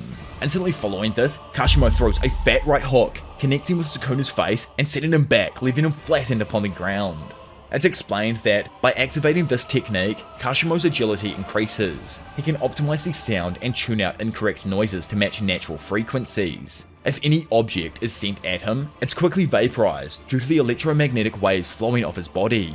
Yet, once this technique concludes, and because of how badly Kashimo's body is being exerted with curse energy, he will crumble to dust and die. Using an effect of his own curse energy, and having placed a positive charge on Sukuna when he hit him, Kashimo releases the negative one and sends a current of electricity that instantaneously connects with the King of Curse's already weakened body. So, apart from a reverse curse technique, Sukuna actually has a method of restoring his original body, one that he isn't able to abuse and can only use a singular time. A certain method that he'd been intentionally waiting to use since the beginning. This method was, like the other members of the Killing Game, resuming his transformation through means of incarnation. Activating his X-ray vision, Kashimo is able to analyze the slowly approaching demon. Without a doubt, what stood in front of him was perfection. When it comes to just how broken Sukuna actually is, everyone needs to realize that the reason he has extra body parts, and possibly even internal organs, is so that his hands remain uninhibited. Then, while performing a chant, his lungs remain free, and his heart isn't burdened by the added effects. All of these extra body parts provide Sukuna with an immense advantage over anyone else. He may be physically deformed, but that doesn't matter or impede him in the slightest. Instead, as I've mentioned, it adds to his potential. During the Heian period, Sukuna was armed with both his incredible strength and the curse tools known as the Supreme Martial Solution and Hiten. Hiten is supposedly the large trident-like staff that he wields that we've seen in some art and whatnot, whereas the Kamutoke that Yorizu created is most likely the recreation of the Supreme Martial Solution. With these items, Sukuna annihilated the Sun, Moon, and Stars squad, and the 5 Void Generals that served as guards to the northern Fujiwara clan. Then, on top of that, he decisively defeated the Abe clan's elite forces, which included Angels, whatever the hell that means, and the Deshi Pacification Squad, who themselves were composed of Sugawara clan members. Utterly blown away with the unreal achievements Sukuna was able to complete over his life, Kashimo can only fawn over how beautiful the Demon King's true form seems. Taking the offensive now, Sukuna rushes at Kashimo and manages to land a double right-handed body strike that launches the sorcerer up into the sky. Using the height to his advantage now, Kashimo shoots a blast of condensed electricity directly at his foe. Unconcerned, Sukuna with his second mouth begins chanting while simultaneously telling Kashimo that he should probably dodge the strike. Out of nowhere, Dismantle is sent forth and manages to slice the palm of Kashimo's improved mythic beast form. Instantly, the special grade sorcerer realizes that this is the same ability that was able to finish Gojo off, as it was a slash that cut the world itself. Standing there, absolutely jacked out of his freaking mind, Sukuna jokes that a fool once tried to teach him about love, yet she didn't even know what love was and was also insanely lonely. Sukuna explains that he understood what she was trying to say, however, she just had the wrong guy. In his eyes, she'd have more luck preaching her love to someone like Kashimo or Gojo. It's not that they didn't know what love was, it was just that they were unable to understand it themselves. Completely confused with what he was even trying to say, Kashimo queries him, only for Sukuna to ask him a bold question in itself. He was strong, right? Powering up as if it's his last chance, because this is, Kashimo unleashes waves of electricity that shoot out in every direction. Undeterred by the power increase, Sukuna catches Kashimo off guard and appears right behind him, grabbing his hands and pummeling him with his 2 free ones. Coughing up blood now, Sukuna slams him onto the ground and throws a demonstrably weaker sorcerer across the decimated landscape of Shinjuku. Pulling up his hand in preparation for his next cursed electricity blast, Kashimo is just left stunned. In front of him now, and with seemingly no escape, a bunch of world-slashing dismantles, all overlapping to form a net, rush forth like a torrential wave of death. All of a sudden, and flashing away to a place that probably feels more like home than anything for Kashimo, he hears someone speaking some wise words behind him. Many of the world's strongest fighters must have challenged him. Still, with all of their strength and spiritual dominance, they never cursed him in death. In actuality, it's more that they just wanted recognition from him, then that would give them an understanding of what they are truly worth. Yet, he butchered every last one of them, all while simultaneously wondering how he was to properly care for others. In the eyes of the wise Sukuna, if that isn't loving kindness, then what else could it even be? He knows that most people love them for the strength they possess, then they respond to that love. Speaking up now and wondering if Sukuna is satisfied, Kashimo asks if that is the case, then queries why did he decide to divide his soul and move through time as a cursed object. Understanding this, Sukuna just tells him that love is worthless. Through life, he's never needed anyone to satisfy him. He eats whenever he wants and plays with whatever amuses him. He lives life as it befits his nature, and if no one is able to get that through their thick skulls, then that's their problem. Chuckling with Sukuna's explanation, Kashimo just asks if it ever gets old, but is quickly told that it doesn't. Every human has a unique and exuberant taste, which makes devouring them a perfect way to pass the time until death arrives. In the Lake Gosho colony inside of the Iwate prefecture, a new, incarnated female lands on the lake roadside and begins to worry about what the hell Kenjaku was up to. Boosting it into a nearby forest, she questions why the new rule was one that was against murder. All of the rules so far were ones that forced everyone to fight, so she wonders if it's because the game was progressing too slowly with all of the other rules, and that's why Kenjaku sent troops into different colonies. Unable to come to a solid conclusion, she screams out that it's cruel to give incarnated players like her a second chance at life only to snatch it away. Suddenly, a slime-like curse then falls down from an overhang and lands on the lady's head, beginning to suffocate her. Absolutely chillin' up in his tree, Big Kenny tells the woman that he has no emotional attachment towards incarnated players. Glancing up, the woman attacks him by twisting her hair into a drill and firing it towards him, though Kenjaku vanishes, causing it to strike the tree. Unable to get free herself, the curse on her head then solidifies, weighing her down and causing the young lady to fall to the ground. As she desperately tries to remove the curse, Kenjaku pops down from his perch while commenting about how he can't help but feel somewhat wasteful, before flicking the curse with his finger, transferring a shockwave through that liquefies the woman. Standing over the remains, he explains how he is able to track all of the incarnated players through their cursed objects and awaken players through their cursed seals. That aside, surprisingly the incarnated players were also reluctant to leave their colonies, since adapting to society and getting hunted down weren't exactly the greatest of options either.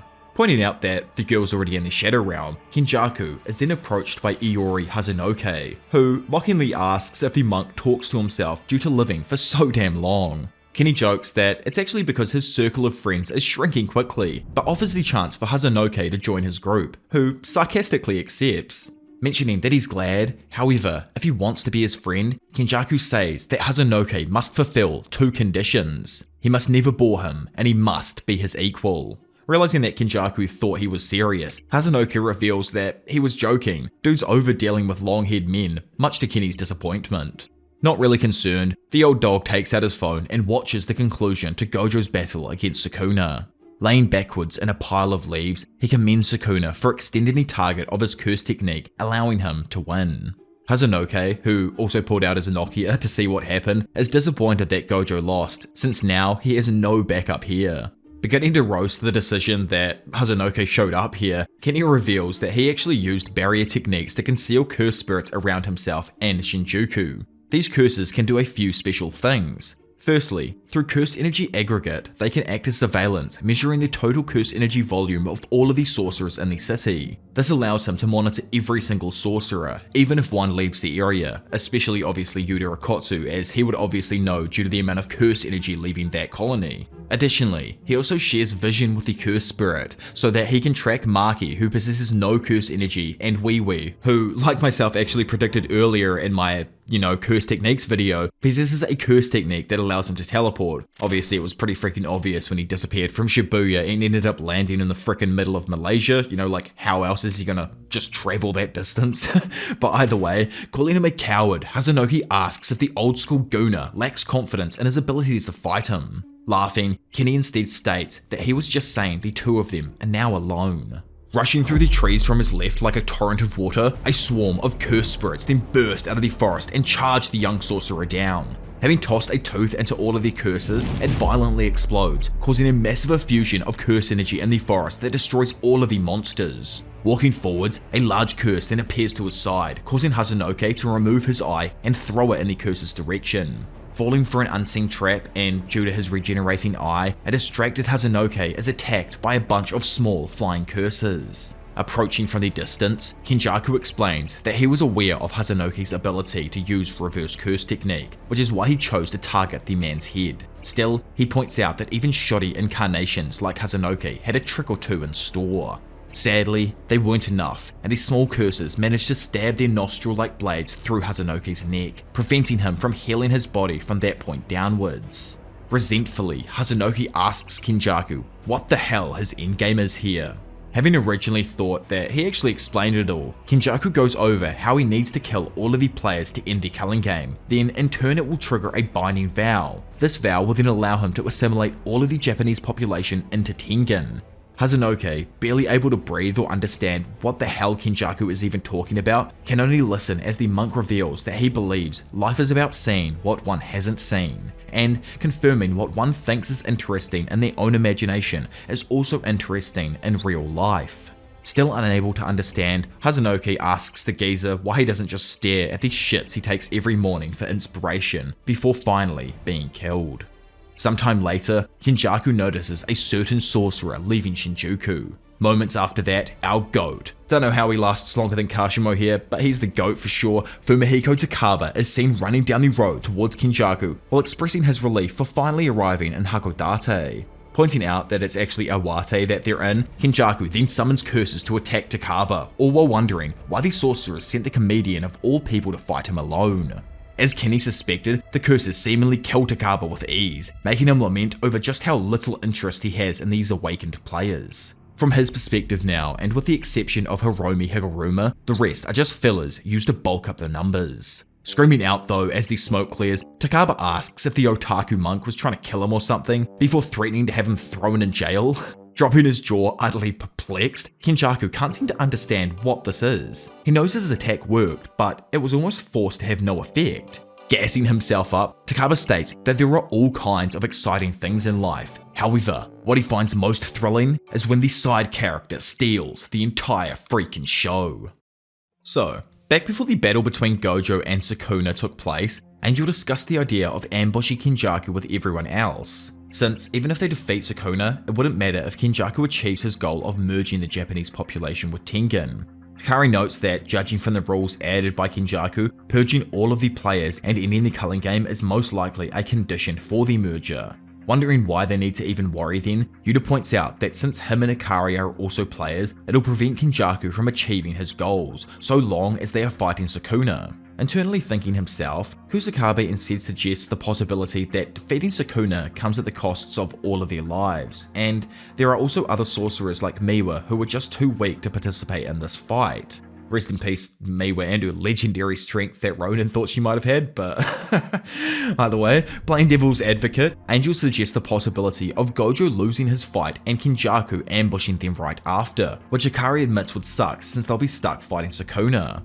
Continuing, she adds that even if Kenny doesn't ambush them and they achieve a narrow victory against Sukuna, they would be wide open to an attack at any time. Due to this, Kusakabe thinks it's best if they send Maki on a surprise visit, but adds that it would be unwise to divide their forces before fighting Sukuna. Additionally, the sorcerer they end up choosing would have to be more competent than a grade 1 in order to even stand a chance against Kenjaku. Thinking of a certain comedian, Angel nominates the half-naked Takaba, much to Yuta, Hikari, and Kusakabe's confusion. Only thing Kusakabe even remembers about the dude is the time his nut slipped out the first time they met. Putting that aside for now, Angel lets everyone know that what she's about to say could affect Takaba's technique in a negative way, so asks the sorcerers present to make sure they never tell anyone. going to tell everyone exactly how the technique works, and then flashes back to the midst of battle between both of the world's mentally deranged sorcerers. Smirking and telling Mullet Boy to listen to him, Takaba manifests an American flag bandana and a pair of sunglasses on Kenny's head. Goated Gege throwback to Bandit Keith from Yu-Gi-Oh right there. Mess with Michael Bay and you mess with America. I want you guys out of my country by tomorrow morning. Brains. Every country in the world belongs to America. Baffled, the ancient sorcerer rips off his new attire and concludes that Takaba's curse technique is probably one that allows him to manifest his imagination into reality. Kenny is able to understand that if he does not take extreme care, then this half-naked dude could render the vast amount of knowledge he obtained over the past 1,000 years void. Asking who exactly the person in front of him is, Takaba Fumihiko introduces himself as Nabe's very own comedian, who made it into the first round of the previous year's P1 tournament. Awkwardly, Kenjaku asks if the P1 he's speaking of is the hilarious tournament notorious for only being funny due to how bad it was. Remarking that it was only a joke, Kenjaku clarifies that he's already predicted all of his one-liners to do with his P1 performance, annoying the sorcerer. Knowing that his opponent was from Nabe now, Kenjaku poses that he must have performed with the pony then. Mentally resetting himself, Takaba relays that while most people assume that about him, the reason he chose Nabe is because of a comedian he admires a ton from the Cackling Dogs era. Baffled, Kenny questions why not vocabulary, making the newly awakened sorcerer think that the two of them are weirdly hitting it off because this dude also likes comedy. Breaking the flow up for a moment, Takaba questions why he is doing this. Why is he forcing people to kill each other and trying to make everyone merge into some sort of fusion monster? Tired of honestly having to repeat himself at this point, even though it's legit like the second time bro's actually even had to do it, Kenjaku summarizes his motivation as intellectual curiosity. Getting a flash of genius, Takaba wonders if he'd stop if he found something more entertaining to do. Not even knowing what to say, Takaba then points out how he doesn't need to say anything as it's written all over his face. Looking through the random mirror that just appeared in his hand, the ancient monk angrily reacts at the markings on his face. Letting violence run rampant through his mind, Takaba lets Kenny know that he's left him no other choice. He's going to release a one-liner. It's royalty free, so I'm using the exact line as many times as I want as advised by Father Gege in his holy scriptures, as you guys can see here. Waving his hand through the air, Takaba dives into his pose and says, "Don't marry me. I don't want you as my Wi-Fi," but fails horribly and Kenny instead flips the scenario on its head. In a flash, he accurately guesses that Takaba thought up the joke when his phone automatically connected to a cafe's slow Wi-Fi. Remarking that he's spot on, Kenny continues and points out that the joke wouldn't work well for an audience watching from their TV at home. Instead of being a dick to our boy though, he properly criticizes Takaba's joke for having no setup, causing him to think that having his joke torn apart logically by someone who understands it is a true stab to his heart. Randomly, the duo then appear in a room, and Kenny, who's now taking on the role of teacher, explains that Takaba is far too self-involved. Stuck in darkness, Takaba corrects his earlier statements and now thinks that doing comedy with him isn't fun at all. Finishing his criticisms by telling the young comedian to craft his set with an audience in mind, Kenjaku rips Takaba back to reality by slamming him with an elbow, sending the sorcerer crashing into the forest behind him. Laughing out loud, Yuji's mum notes that he felt his attack land this time, allowing him to confirm that for Takaba's technique to activate, he needs to have confidence in himself. As Kenjaku pursues Joe Rogan down, the latter dismisses his criticism by calling Kenny nothing but an amateur posing as an expert who's never even been on stage. To him, his half-assed criticism doesn't matter at all. As long as everyone else thinks his jokes are funny, that's all that matters. Irked, Kenny just states that it's pretty damn rich coming from him. Frustrated and almost breaking down over his retort, Takaba demands to have a staring contest with Kenjaku, where whoever laughs first loses. Quickly snapping poses, the duo make funny faces at the same time, with Takaba sadly laughing first, allowing Kenny to pop in and land a powerful right punch to the head that sends him flying. Punching the ground, Takaba begins to wonder if this man is possibly funnier than him. He knows if you think about how he's a fair-skinned immortal dressed in a monk cosplay while also growing out his hair, it's pretty damn funny. However, the scar on his forehead as well, most would assume he's overdoing it, but Takaba is starting to feel like it only makes him a funnier person. Regaining focus and remembering his colleague's words, he tries to regain his confidence and collect himself. Sadly, as he crawls forwards, falls silent as he sees Hasanuki's body sprawled out in front of him. Horrified, stalled, frozen in place, Kenjaku approaches Takaba from behind and asks, "What's up? Why doesn't he laugh? After all, he's a comedian, isn't he?" Sweating with apprehension, man is just over all of this. He knows that doing comedy with Kenny isn't fun at all. Plus, if they can't even laugh at this messed up situation, why would anyone else? In a time already long gone, we see Takaba chastise his partner for being late to their performance rehearsal. His partner nonchalantly apologizes, but Takaba notices the smell of alcohol on him, making him seethe with discontent. Putting that aside, Takaba jumps straight into a segment of their upcoming performance, but is quickly let down after seeing that his partner hasn't remembered a single line. Annoyed that he does not give a damn about anything, Takaba demands an apology from his partner. Not listening to him though, his partner lets him know that it's actually his fault. He never comes out to drink with anyone and doesn't even laugh at the other comic sets from their local stage. It's actually thanks to him that the older students leave them alone and allow them to do their own thing here. Just clarifying that he's hearing this correctly, Takaba asks if he goes out drinking all night and shows up late just for his own sake, to which his partner arrogantly confirms. Clenching his fist, Takaba screams that they don't even perform twice a year, and when they do, it's old ass, shitty, out of date jokes. Yet, every damn time his partner opens its mouth, it's only to yap about which girl he's currently slamming or the mysterious connections he totally doesn't even have.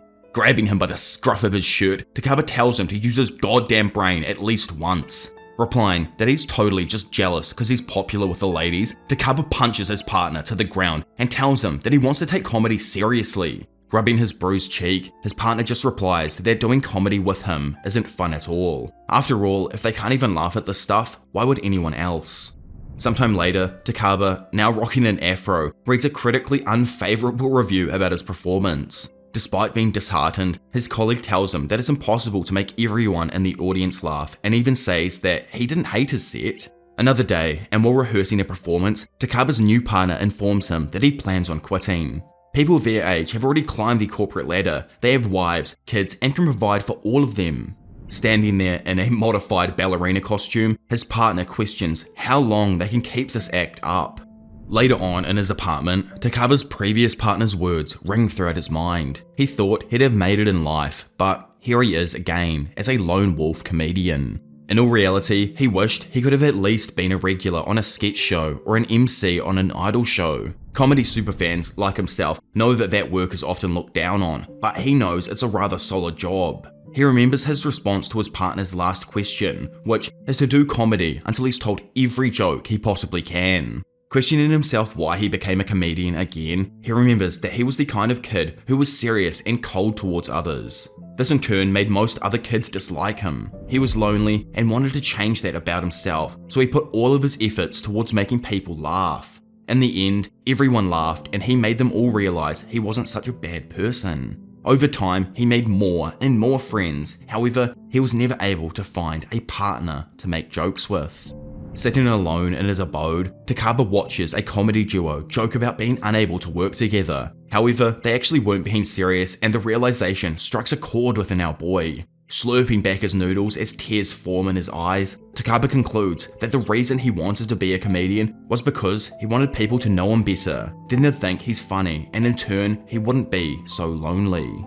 Sitting in front of his younger self at school now, he hears him ask what taking comedy seriously even is. He's pretty sure people just want to see him get all goofy, but the current Takaba states that he doesn't think that's what's important, as it really has nothing to do with an audience. A little bummed out, his younger version then asks if doing comedy seriously is fun, and why is he even a comedian in the first place? With a smile, Takaba explains that he became a comedian because he wanted everyone to get to know him better, yet he internally questions why he dismissed Kenny for not laughing at his joke, and realizes that his colleague's advice about not needing to make everyone laugh was not telling him to give up. However, in order to protect himself, he chose to interpret it that way.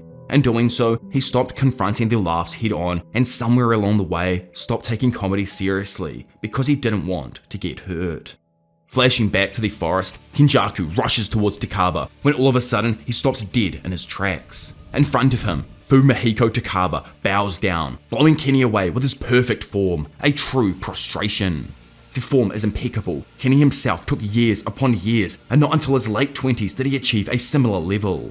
Stopping himself though upon realizing that he's getting caught up in the moment, Kenny then watches as Takaba profusely apologizes and exposes all of his insecurities. He doesn't think it's fine that Kenny didn't find his jokes funny, even if everyone else did. He just didn't want to feel pain, so he put him down to protect himself. Even if 99 out of 100 people are laughing, Takaba still won't be satisfied. He no longer cares if he's a stubborn loser, he just wants to make that last person laugh, which is why, with his newfound resolve, Takaba screams to make Kenny laugh so damn hard he pukes his guts out, as that's his brand of comedy. Taking things up a notch, Kenjaku summons the special grade rebel spirit, Okuro o Otake, but it is instantly killed as Truck-kun comes flying out of absolutely nowhere, flattening the monster. Acting as a drunk driver, Takaba blames Kenjaku for jumping into the middle of the road and getting struck by the vehicle. Reappearing as a police officer now, Kenny strolls up to the scene with a few men and asks if he happens to be under the influence. Proposing that he take a breathalyzer test, the officer insists he go ahead and huff into the bag. Unlike a normal test, the bag used here actually has a freaking goldfish inside, and if it dies, Takaba will be arrested. Noticing something fishy though, Takaba explains that the goldfish is already half dead. Now dressed as doctors, the two rush the goldfish to the hospital operating room. Kenjaku immediately attempts to resuscitate it with a defibrillator. Sadly, man's aim is worse than Miwa's, and he connected with Takaba, electrifying him. Ultimately, the duo, along with all of the planet's modern medicine, was unable to make it in time, leaving behind only the fish's skeleton. Takaba asks Kenjaku, now dressed as Kaori Itadori wearing a nurse's outfit, to gather all of the nurses who are madly in love with him since he is now depressed. Femi refuses and even slashes at Takaba despite the doctor's insistence that he is totally depressed.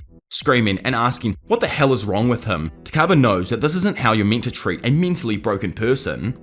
Deciding to settle their differences with rock, paper, scissors, the two get out of their hospital fit and return to their original outfit, while simultaneously singing the rock, paper, scissors song. What am I even talking about right now? Snapping around, the two attack each other with their fingers, inserting them into each of their noses. Driven back and bleeding from his nose, Kenjaku realizes that Takaba's innate technique, comedian, does not only manifest things and force him to compel according to the user's imagination, but also integrates his own thoughts to create a feedback loop, essentially causing their souls to resonate. Moving to another location, the two then appear in a mountainous area, already in the middle of a game show. Looking at his opponent, Takaba warns him that he won't do any lame bits, like getting quiz show questions wrong, much to Kenjaku's glee as he dislikes foolish idiots who act like complete fools. The host of the game show then starts with the first question, asking which historical figure created the phrase, "It might be interesting, it might not." Who can say?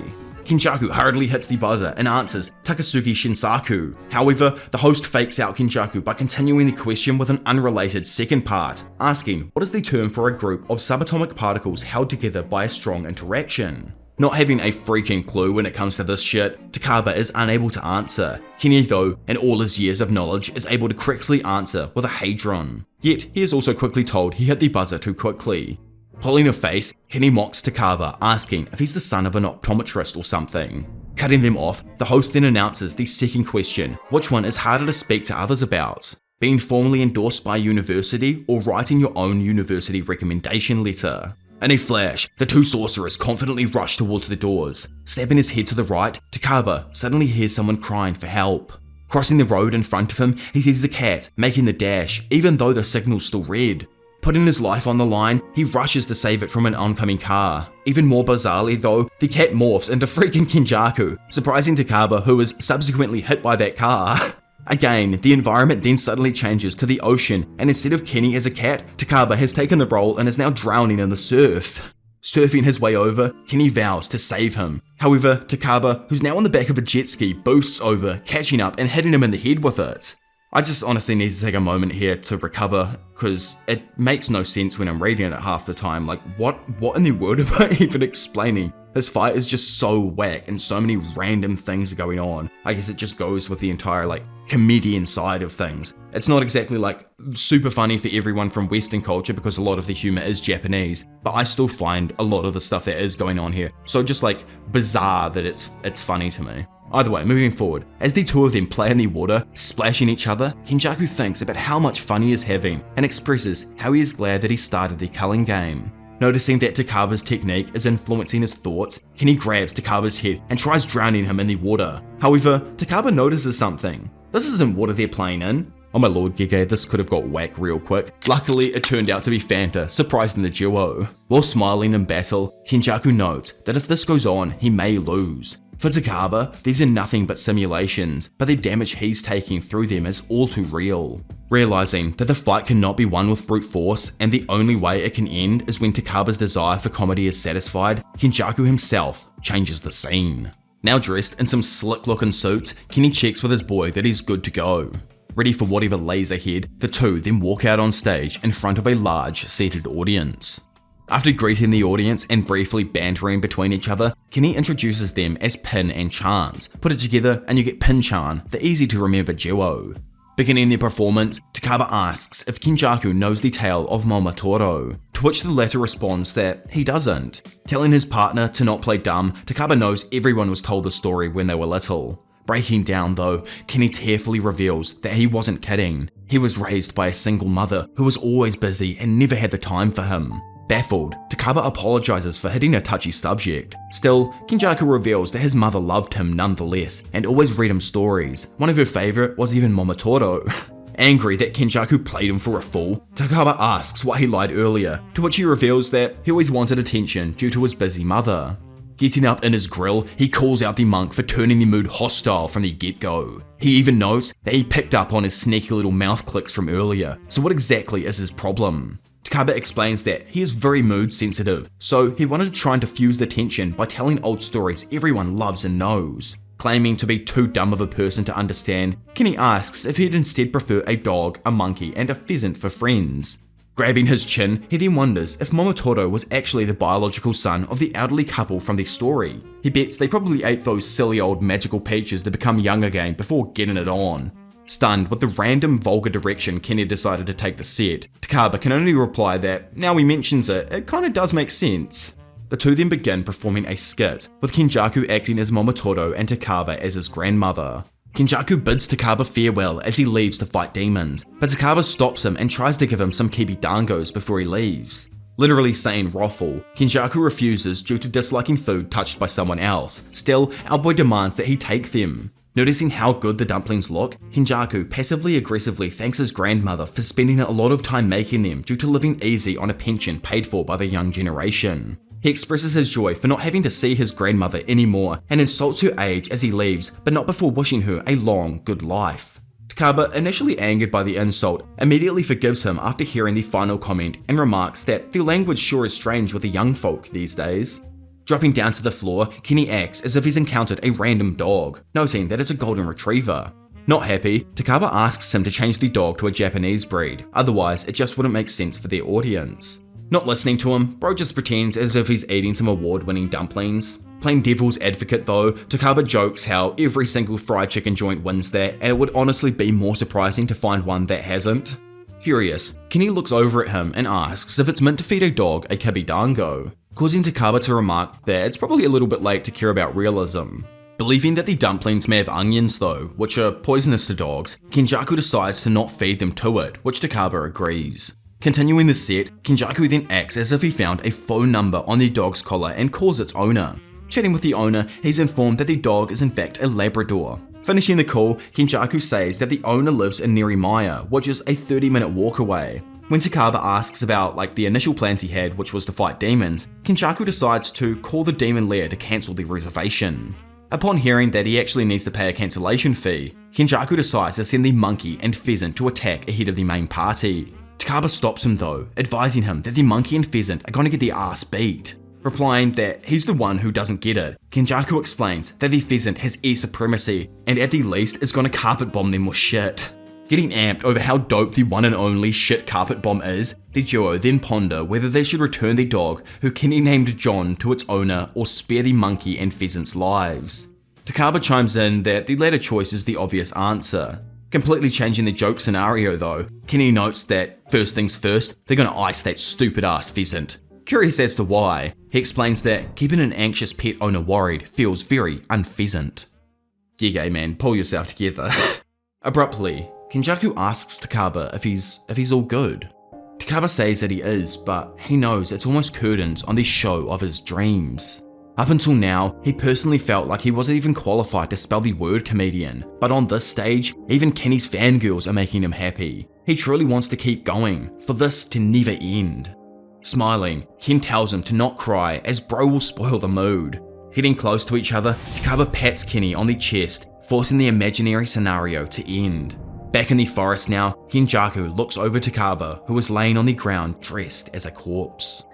Looking over at Kenny with the stupidest grin on his face, Takaba thanks him, who, in return, tells his fellow comedian that he was freaking hilarious up on stage.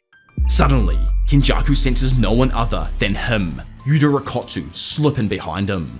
Spinning and screaming out curse technique reversal anti-gravity, Kenny is quickly silenced as Yuta slices through the space in front of him.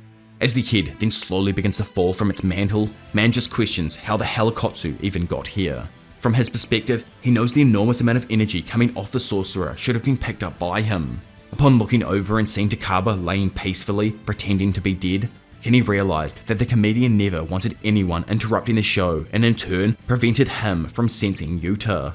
Still alive, cause technically this thing is just a brain at the end of the day, Kenjaku asks if this was their true plan from the very beginning.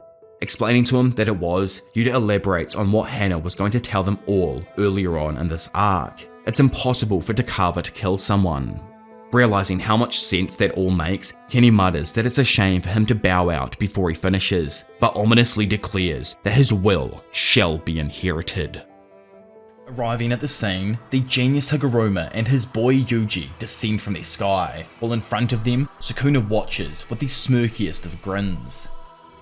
At an earlier time though, back when the sorcerers were plotting prior to the Sukuna vs Gojo battle, the dog, like bro was an actual demon, Kusakabe reiterated their Takaba backup plan. However, he points out he needs to return here as soon as possible. Their main issue is Sukuna. Even if it's an all-out battle, they still have to figure out who they're going to send in. Kashimo, being himself, points out how an all-out battle means everyone will be involved, yet he knows it's him who's rolling in first. Rebuking this though, Kusakabe says there would be no point in sending in people who have no chance of survival or ones that can't create an opening for others. When it comes to the merger itself, Kusakabe lets them all know he has a feeling sorcerers will most likely be able to prevent themselves from being included. Even if Sukuna and Kenny end up getting their way, he doesn't think it's possible to survive the merger when the resulting monster is one that can wreak havoc on the planet itself. No matter what though, he feels like they at least have a few days before the merger might begin, even more possibly if Sukuna is the only one who survives the upcoming battles. Suddenly, Narutoshi Kamo stands up and informs everyone that he won't be able to join them. He doesn't think he'll be of any assistance and would instead like to watch over his family, even if only for a short while. Going to apologize for this, Kusakabe cuts him off and reminds the group that this isn't a public execution and doesn't need to hear everyone's explanations for taking part. Bringing up the conditions needed for those who want to take part, Kusakabe simply lists that they must be able to use reverse curse technique and or don't mind dying. Anyone else will be backup or sit out of the bouts entirely. Raising his hand, the gloomy looking Higuruma offers to go in after Kashimo as his curse technique Confiscate might be able to seal his ability. On top of this, he elaborates that if Sukuna received the death penalty from his deadly sentencing, he could battle him with the Executioner's Sword. While he acknowledged that the sword is a fantastic idea, Kusakabe was skeptical of whether a verdict for confiscation or death could be ruled. Knowing how the technique somewhat works himself, Yuji confirms that Higuruma cannot control what charges Judgment is able to pin on Sukuna. Given Sukuna's actions that led to deaths at the detention center and in Shibuya, as well as possibly more crimes committed while possessing Megumi, Yuji believes that it's more than likely Judgment would give Sukuna a death sentence. However, Higuruma doesn't agree. In short, Sukuna's crimes so far were bodily injury to Yuji, attempted murder of Gojo at Yuji's high school, attempted murder of Yuji and Megumi at the detention center, the murders of Mimiko, Nanako, and Haruta, attempted murder of numerous civilians, arson of inhabited buildings throughout Shibuya, and finally, my favourite, grievous bodily harm, attempted murder, or illegal possession of a dead body due to him taking over Megumi. It's kind of unknown what exactly that last one is. It mainly depends on Megumi's current condition and everything. But either way, Yuji brings up how the circumstances of the detention center were far worse than those. Still, Higuruma believed it would be hard to accuse Sukuna of crimes committed by his cursed objects. He did commit these crimes, albeit indirectly, so it wouldn't exactly fall under aiding and abetting. In a similar vein, it would be difficult to charge him with the murder of Junpei's mother. Listing out the varying punishments for a guilty verdict under the charge of murder, a singular kill will typically result in imprisonment with hard labour for 10 to 15 years. For 2 deaths, life in prison or even the death penalty is actually possible. For the murder of 3 or more people though, the death penalty is the most common outcome. Higuruma believed that, according to the Nagayama standard, Sukuna would be completely impossible to rehabilitate, based on the dangers he posed to society. In turn, this would lead to a death penalty, at least under normal trial circumstances. Unable to even compute what bro is actually saying, Miwa looks over at Kusakabe, who seems to understand exactly what it is. However, she immediately calls him out for not even having a clue what Higuruma is actually talking about. Proving her wrong, Kusakabe then explained that while the totality of Sukuna's crimes would result in a death penalty, Higuruma's curse technique tries each crime individually, which means there's at least a 30% chance of Sukuna being tried for a crime that would result in the death penalty. Still, he brings up how each of his major crimes are also attached to a bunch of extremely minor offences. Agreeing with this, Higuruma elaborates that it's possible Judgment could actually prosecute Sukuna for property damage or breaking and entering at Shibuya, rather than the massacre itself, which further lowers their chance at securing a death penalty here. Lastly, Higuruma then brought up a third problem. Sukuna could possibly be charged with crimes from over 1000 years ago. And the modern set of laws introduced during the Meiji era had introduced the general idea of a statute of limitations. Yet, later in 2010, the statute of limitations regarding murder was abolished, bringing a lot of confusion into whether or not the previous crimes could actually be brought up. The previous crimes from Sukuna's past, that is. Yuji, just confused about this all, assumes that there's no statute of limitations on Sukuna then. Rebuking him though, Higuruma continues that the statute of limitations is still valid regarding murders that happened before 1985. However, the Heian era's governing rules, also known as the Yoro Code, didn't include a statute of limitations themselves. Actually just done here, Yuji irked asked which one it is, but Higuruma admittedly doesn't actually know himself, especially since the issue is further complicated by time prior to Sukuna's incarnation in modern times. Since Judgment is a Shikigami connected to his own curse technique, Higuruma knows that if he sees something as even remotely possible, so too will Judgment. Taking everything into account, Kusakabe concludes that Sukuna's crimes from 1000 years ago, Judgment's own discretion, and Sukuna's countless potential crimes in the modern day meant that the chances of Judgment accusing him of a crime that guaranteed a death penalty was extremely low. Nonetheless, Hikari thanked Higuruma for his willingness to participate, as even on the off chance confiscation worked, it would be of a great help to all of the sorcerers. However, Higuruma actually points out that he's still unsure if both of Sukuna's techniques would even be confiscated, since he's never been able to trial someone with multiple techniques. Suddenly, Yuji proposed a way where he may be able to guarantee the death penalty for Sukuna. Flashing back to the present, several crows, powered by Mei's bird strike, fly towards Sukuna. Easily noticing them in time, Sukuna quickly moves to the side and strikes them down with lightning using Kamotoke. Observing this from afar, Mei notes how sorcerers of Gojo, Kenjaku, and even Sukuna's Calibra all chose to strike down the crows, allowing her to surmise that Bird Strike is probably capable of doing damage to them. That being said, she then reveals that this was all a distraction for Higuruma and the rest is now up to him.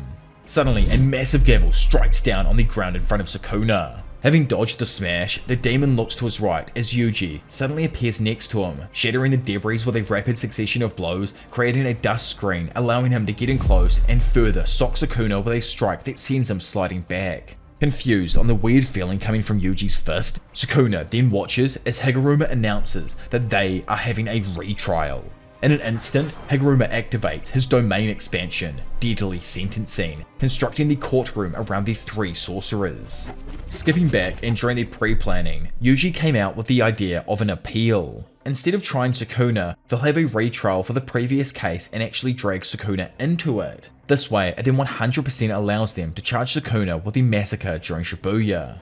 Deadly Sentencing chooses one of 3 court tiers at random when prosecuting. If he applies for a retrial for a case that's already been settled under the pretense of Sukuna being added as a co-defendant, then reopening that case may be possible. Even if he fails to convict Sukuna, this would nonetheless allow them to narrow down the crimes to when Sukuna was incarnated inside Yuji's body. Back inside of the domain, Judgment reads out that Yuji has been accused under suspicion of committing mass murder in Shibuya on October 31st, 2018. Retrieving the case file, Higuruma announces that Yuji never killed anyone. His previous confession in High Court was a false one motivated by a strong sense of personal accountability. Instead, he postulates that the real culprit is the king of curses, Ryuman Sukuna. Elsewhere in Shinjuku, Hikari and Urame fly through the air, darting over the rooftops as they battle each other. Urame uses Frost Calm, breathing out super cool curse energy that creates a large block of ice while encasing Hikari's right arm in it. Instantly following up, Urame then punches the ice, shattering it and destroying Hikari's arm.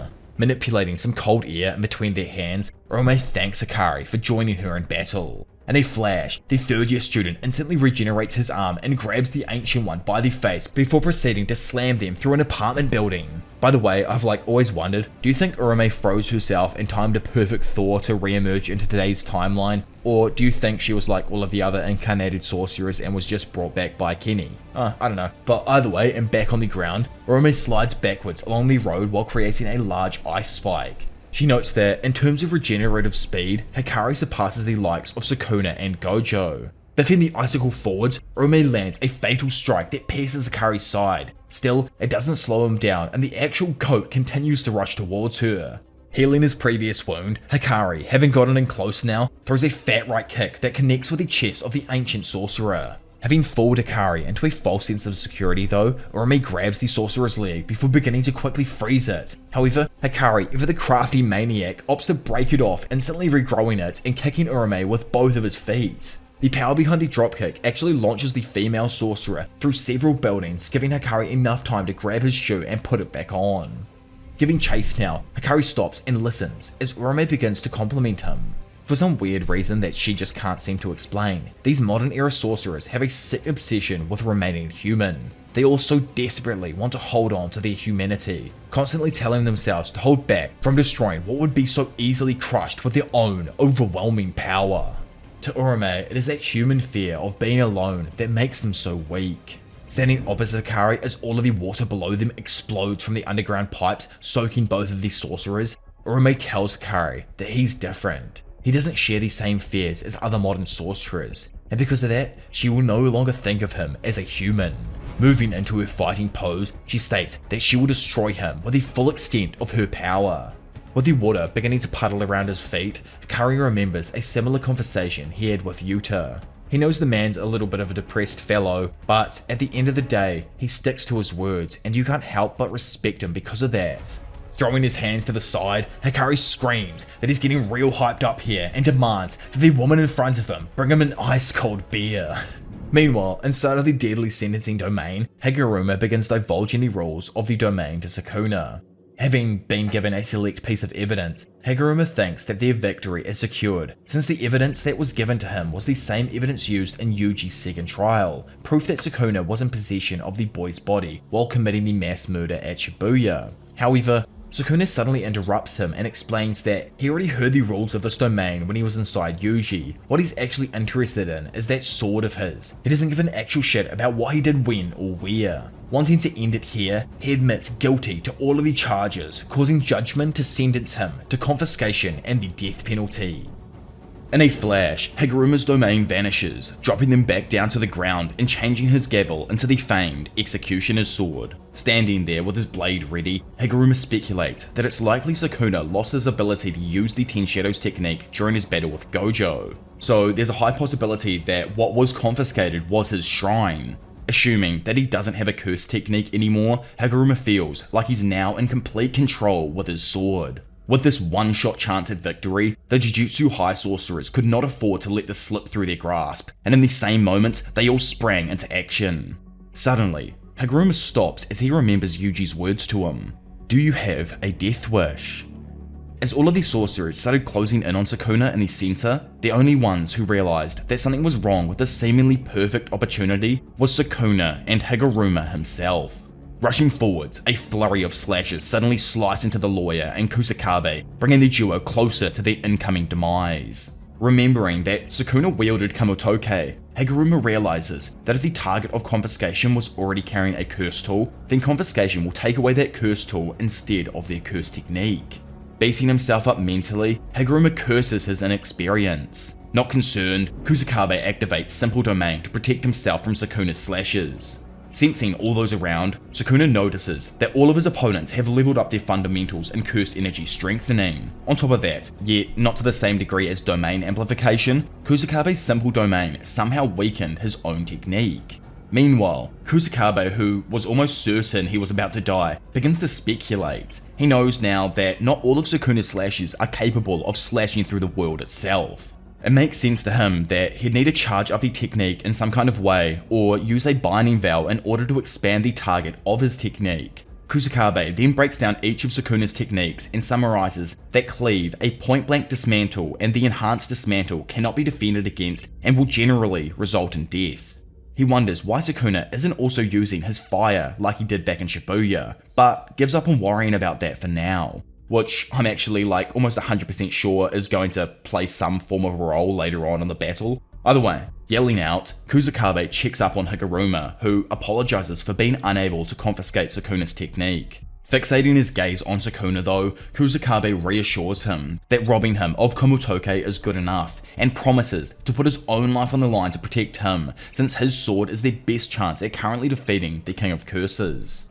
Opposite them, Sukuna jokes that it's good they've upped their defenses, still, he's gonna actually go for their legs now. Jumping in though, Choso fires a piercing blood at Sukuna. However, before it even hits, he asks them for a race, suddenly vanishing from sight. Instantly, he then reappears behind Choso and pierces two of his hands through his body, fatally wounding him before tossing him aside and heading towards Yuji.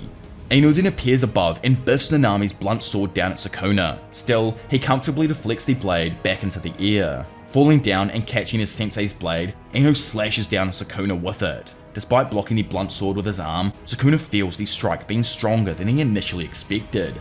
Upon closer examination, he realizes that the curse tool is imbued with Nanami's 7-3 ratio technique. Unconcerned, he throws a fat kick that Ino just barely blocks with his sword, but nonetheless feels the heavy force from it as it sends him sliding away.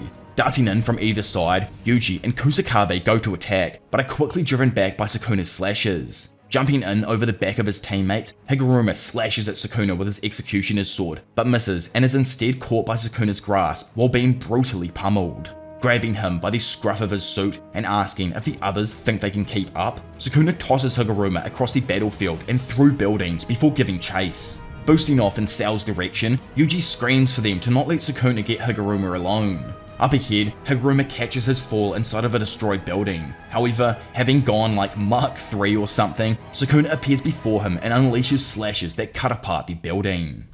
Back before everything actually kicked off in this fight here, Yuji informed the others that Higuruma's curse technique could be used to save Megumi. Explaining it himself, Higuruma says that those who are cut by the executioner's sword will die without exception. However, without fail, the target will be limited to the one sentenced. Judgment, throughout this series so far, has demonstrated the ability to distinguish multiple souls with an incarnated body, as seen with Yuji previously. In turn, killing Sukuna with the executioner's sword would allow them to somehow retrieve the sleeping, unharmed Megumi. Later that night now, Yuji asked Higuruma that previously mentioned question: did he want to die? Sitting there, Higuruma explained that he is a man who has been abandoned and abandoned the law himself. In the end, he wants to be the one who punishes himself. To do that, it's just like Yuji said, he wants to fulfill his role and then die in battle. Somewhat understanding where bro's coming from, Yuji agrees with the sentiment, but still felt that Higuruma should stay alive. Telling him to not say such ridiculous things though, Higuruma lets Yuji know that he's turned into someone who can no longer even look him in the eyes due to the guilt he carries. Back in the present, it is revealed that Higuruma somehow used domain amplification to neutralize Sukuna's slashes. Having awakened as a Jujutsu sorcerer only less than 2 months ago now, Higuruma's extraordinary growth with Jujutsu sorcery fascinates Sukuna. He wholeheartedly believes his talent, from the beautiful light that resonates from his lethal blade to his unbound depths of skill, even rivals that of Satoru Gojo. So, what Sukuna is actually blown away by isn't that Higuruma can use domain amplification. He's more intrigued by how he lowered the anti-domain technique, but somehow resumed his original technique's effect after. When Sukuna did this against Gojo, he had to pay close attention to only pause and not completely invalidate Mahoraga's adaptation. He too is somehow managing to keep his sword lit between amplifications, and because of that, there is no doubt to Sukuna that this man is able to manipulate curse energy to a similar degree as himself. Fascinated, Sukuna asks if he is indeed Hiromi Higuruma. Simultaneously, with his other hand, the King of Curses forms hand signs, sending out a plethora of cuts that absolutely destroy the building. Yuji, who arrived outside the building as this happened, joins the battle. Standing on the falling debris, Higuruma charges at Sukuna, but is distracted by a piece of debris near his face that Sukuna shattered using Dismantle. Taking advantage of Higuruma's distraction, Sukuna approaches Yuji, who tries to punch him and protect Higuruma. However, Sukuna intercepts his arm and grabs the left side of his torso before activating Cleave, cutting half of Yuji's body into small cube-like pieces. As the bloodied young man falls to the ground, Sukuna tells him to take a good look in the mirror. He's a complete bore, and there isn't a single interesting bone in his disgusting body. As the destroyed building collapses onto the ground, Sukuna and Higuruma emerge from the wreckage and continue their battle. Seeing Sukuna on the road above, Higuruma jumps up and tries to hit him with the Executioner's sword. Sadly, Sukuna is able to effortlessly dodge every strike and lands a few strikes that rock the newly awakened sorcerer himself.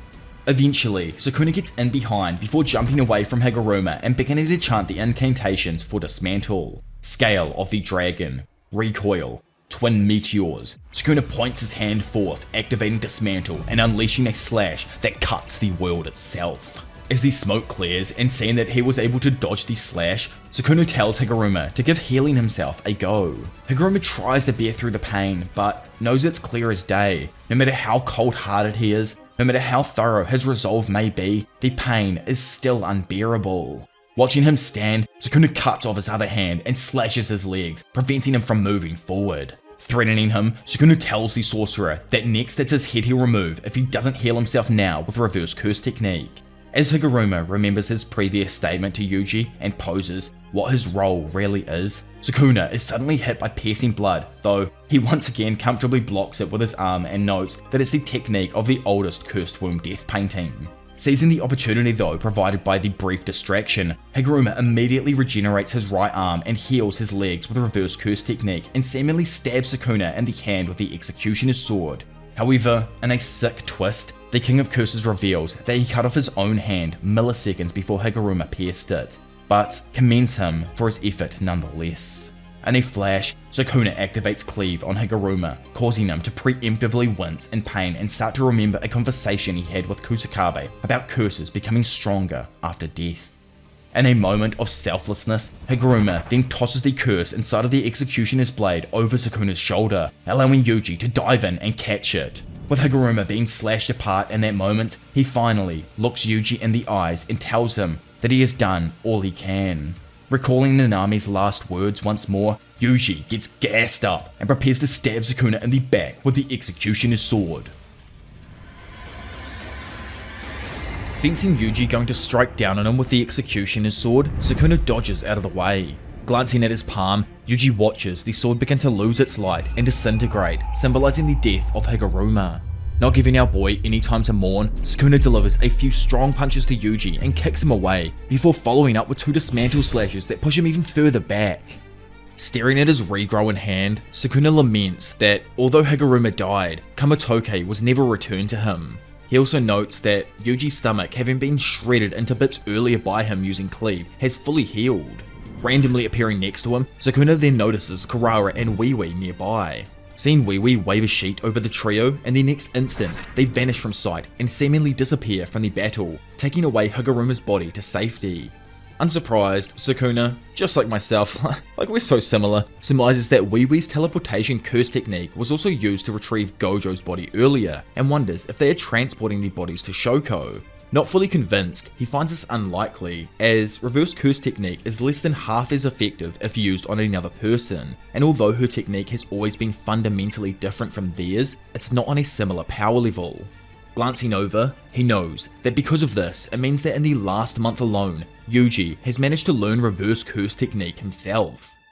To Sukuna, it looks as if Yuji's ability to use curse energy to strengthen his body isn't the only thing that has improved. He ponders that he finally might be able to have a little fun with the brat. However, as he stands there, can't help but feel irritated by his presence. Spacing out, Sukuna wonders if he feels disappointed by Higuruma's death. The thought of needing someone else never crossed his mind. Reaffirming who he is though, he knows he eats what he wants and kills whoever he feels like, and if they happen to entertain him, it's a bonus. All this to him is just a way to pass time until his death, nothing else. Still, as he remembers the words he told Jogo, can't help but ponder why he now feels displeased when he sees others dedicated to an ideal, especially one which involves killing him. Those that all stand before him now are nothing but martyrs willing to die for their own ideals, and yet he can't get over this irritating feeling. Men of a similar stature challenged him and existed 1,000 years ago too, so he questions if that means it's not them, but him who's changed over the past millennium. Seeing Yuji in front of him now, and coming to realize that this brat is the crux of all of these emotions, he starts to think even more. Unlike the strangers he killed 1,000 years ago, whose exaggerated reasons and ideals were only conveyed to him through their dying words that he did not understand, Sukuna is deeply aware it's now different because of the time he was forced to coexist in Yuji's body. No matter how many damn times he breaks him or destroys his spirit, he gets back up because he possesses an indomitable ideal.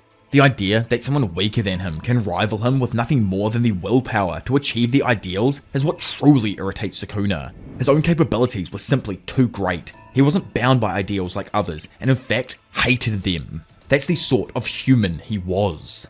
Skipping away just to like my own thoughts and everything, I think that line there almost proves why Sukuna isn't even human anymore, or probably changed throughout the past at some point. It could have been like when he incarnated and everything, who actually knows. Plus, he slightly did mention something about when he was human in the previous wall of text there as well. And because of that, I'm just going to say it, I think it's fairly obvious that Sukuna is most likely a vengeful spirit, or something along those lines. Bro's face looks like a half curse is growing out of it. Who knows, it's probably something more than just a vengeful spirit, but I think it's along those lines, and I like the idea at the moment. A bright light suddenly appears in the sky above Sukuna, and he simultaneously declares that he will take Yuji's ideals and mince them into nothing but dust. Darting in, a confused Kusakabe and Ino stare in confusion, wondering what the orb could be. Popping out, Yuji's Kogen then announces that another player has added a new rule to the culling game, Rule 15. Authority to begin the great merger between Tengen and humanity has been transferred to Megumi Fushiguro, or in simpler terms, Sukuna. Grabbing the orb of light from in front of him and sucking it back, Kusakabe realizes that this likely means Yuta's surprise attack was successful and in turn activated this rule.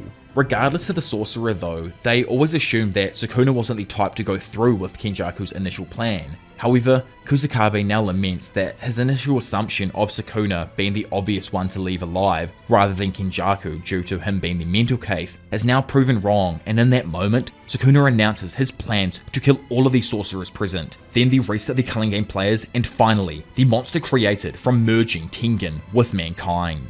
Suddenly, the ground beneath Sukuna collapses, and the goat, Big Boy Yuta Akotsu, appears back on the scene, bursting through the rubble and apologizing for his late arrival. Immediately, Sukuna channels curse energy into his hand and goes to strike Yuta, but the special grade comfortably blocks it with his katana. Demanding that he put up a good fight now, Sukuna taunts him and declares that if he doesn't, everyone he wants to save will die. Beaming into reality, Rika appears and slams Sukuna into a nearby building with her hand, while angrily asking who the hell he thinks he's talking to. Holding up her hand, the King of Curses smiles as he greets the Queen in all her overwhelming presence. Moments earlier, after Yuta snuck in and managed to catch Kenny by surprise, the latter declared that his will shall be inherited, as we know if you guys watched my Kenjaku vs Takaba video.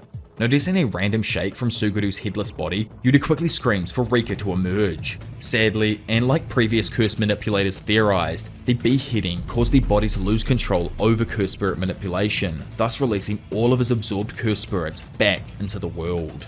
As the swarm of cursed spirits bursts out of the forest and rushes onto the bridge, Rika appears before them and begins to melt away their numbers. Up in the sky, a monolithic black mass attaches itself to Kenjaku, allowing him to request that his Kogain add a new rule to the culling game. Then, obviously, just as we saw over in the other colony, Kogain subsequently accepted and added the new rule. Hanging there, Kenjaku revealed that as a part of his backup plan, he had Sukuna undergo the ritual of succession. Now, all he needs to do is overwrite the originator of the merging ritual using the culling game as a basis to start the countdown to the merger. Examining the mass connected to Kenny though, Yuta notices a fetus-like creature inside an orb which he immediately guesses is most likely Tengen. In a flash, the thing quickly bursts out of the orb and flies towards Sukuna's location in Shinjuku. In response, Yuta immediately leapt at Kenjaku, finally killing the brain and bringing his body swapping to an immediate end. With a smile, Kenjaku admitted that while it didn't make up for his wasted century, he was glad that he got to fool around with Takaba in the end. He then told Yuta before he passed that it was their turn next, and he guarantees him that it will surely be interesting. Now returning to the damaged landscape of Shinjuku, Yuta and Rika stare down at the King of Curses. Seeing his hand begin to smoke, Yuta theorizes that Sukuna's reverse curse technique is returning, and now it's only a matter of time before he can also use his domain. Blaming himself for Higuruma's death and the failure of the plan, Yuta tries to convince himself that Rika was needed to deal with the release of the cursed spirits back at the bridge. In a flash, Yuta then vanishes, with Rika in combination obstructing most of Sukuna's vision with her body. In turn, this allows a hidden Yuta to thrust his katana through the curtain-like substance in an attempt to skewer the demon. Dodging out of the way of the sword, Sukuna easily grabs it, making Yuta realize that he's surrounding his body with miniature chainsaw-like slashes to avoid directly touching the blade. Releasing the katana, the duo then close in and attack Sukuna simultaneously. Fending off the cursed spirit with two of his hands, Sukuna is left open to a gut punch from Yuta, causing the mouth on his stomach to cringe with pain. Snatching back his blade out of Sukuna's grasp, Yuta then swings at him, who manages to quickly duck out of the way and catch sight of Rika wielding a freaking vending machine and rushing towards him. Blocking the unit as it's then thrown at him, Yuta tries to close in, but Sukuna also successfully blocks the strike from behind. Admitting that he is only making excuses for himself, Yuta wanted to be the one to defeat Kenjaku with his own hands, and because of that arduous decision, he created this situation. It's all his damn fault, and because of that, Yuta resolves to make up for his faults by activating his domain expansion, authenticity, and mutual love. Reacting to Yuta's domain of numerous swords that cover everything in sight, Sukuna immediately uses Hollow Wicker Basket, neutralizing the domain's sure hit effect. Snatching one of the blades from the ground and whipping his body towards Sukuna, Yuta goes to strike him, however he blocks with one of his arms. Spotting a crack appear on the blade, then Icebreaker suddenly activates, sending the King of Curses flying back. As the katana shatters into nothingness, Yuta vows with himself to finish everything here within his domain. Beginning to stand up and revealing that he was indeed struck in the head by Yuta's previous attack, Sukuna understands what it is their second plan is. Thanks to having incarnated in Megumi's body, Sukuna knows that Yuta's innate technique is copy. So, in turn, they want to keep half of his mouths and arms busy, constantly having to keep up Hollow Wicker Baskets. Then, the big goat himself, Yuji, will dive in and deliver a strike that vibrates one's soul, and tears Megumi from the abyss he currently dwells inside. Yuta's domain, authenticity, and mutual love allows him to imbue one of his copy techniques at random into the domain's barrier as its sure hit effect. Every other of his curse techniques are then randomly stored within the katanas in his domain's environment, which only he can access. Although a katana's curse technique is unknown until Yuta grasps it, and the sword disappears after the technique is released, the number of swords is unlimited during the length of the domain. Sending out Druv's technique, Yuta creates 3 miniature-like shikigami that boost forward and encircle Sukuna. Meanwhile, Yuji closes in from behind and lands 2 punches on Sukuna. From above, Rika dives down and smashes the ground in front of him, forcing him to dodge by stepping back. Suddenly, the 4-armed thing is then slashed on the back as he attempts to pass through the Shikigami's paths from earlier. Watching Yuta then hover in the air above him using Yuro's technique and beginning to start his next succession of attacks, he assesses his current condition. Due to his battle with Gojo, Sukuna is still unable to use his domain expansion, and the effects of his reverse curse technique are extremely weakened. In addition, his curse energy reserves are lowered to roughly the same as Yuji's, and having to constantly maintain Hollow Wicker Basket prevents him from unleashing his world-cutting dismantle. Kicking shit up a level though, Rika grabs Yuji and throws him at Sukuna, hitting probably close to Mach 11 speeds. At the same time, Yuta then closes in on Sukuna from the other side, launching a pincer attack in conjunction with Yuji. Throwing up his two spear hands, Sukuna blocks Yuji's kick and goes to grab down on Yuta's blade. Glancing back at the brat, he makes note of the weirdities behind Yuji's strikes. From what he can tell, by applying the same principle that allowed him to directly damage Mahido's soul, Yuji is perceiving and striking at the boundary between Sukuna and Megumi's soul. This allows him to slowly awaken the sleeping sorcerer's soul, which was pushed further into darkness during the bath, and, in turn, this should interrupt the physical connection between Sukuna and Megumi, thus decreasing Sukuna's overall curse energy output and the control over his body with each strike that Yuji lands on him. So, right now, he thinks that they'll just chip away at him until he can't maintain Hollow Wicker Basket, at which point, the domain's sure hit effect will use Jacob's ladder to extinguish the cursed object inside of Megumi. Swatting back, Sukuna then fends off Yuta's strikes and attempts to activate Cleave on Yuji. However, Yuta uses Curse Speech and orders him to not move, freezing Sukuna in place. Instantly swapping out his current blade, Yuta takes advantage of Sukuna's immobility and strikes him with Thin Icebreaker, blasting the King of Curses across the landscape of his domain and into a random pillar. Moments after he then catches his footing, Rika darts into his vicinity and smashes him down to the floor of Yuta's domain. Together, our MCs then rush in to try and capitalize on the situation. Having a moment to finally catch his breath though, Sukuna proceeds to aim one of his hands towards the sorcerers and fires a ranged dismantle at them, slashing the boys and driving them back. Trying to use this moment to her own advantage, Rika then dives in from above, only for Sukuna to grab her fist and start cutting the queen apart with Cleave. Sukuna notes that if he doesn't make contact with the boys, then it's just like with Ryu, although he doesn't expect they pass him in overall durability. It's not because he used a large amount of curse energy, it's just that all the ones who have shown up from Jujutsu High have had great defenses. Then there's obviously the broski himself. Yuji was somehow able to learn reverse curse technique in only a month, and Yuta was able to narrow the target of his domain expansion's sure hit effect to only him, which requires a highly advanced barrier technique. Laughing at them though, Sukuna asks what exactly they've all been up to over the past month. Yuji claims that it's all been hard work and determination, but Yuta cuts him off, saying that they simply cheated. In actuality, he knows that if it wasn't for the after effects of his battle with Gojo, then they probably wouldn't have even lasted a second in battle here. It pains him to admit it, but right now they are up against the strongest sorcerer in history, and they need to stop him here.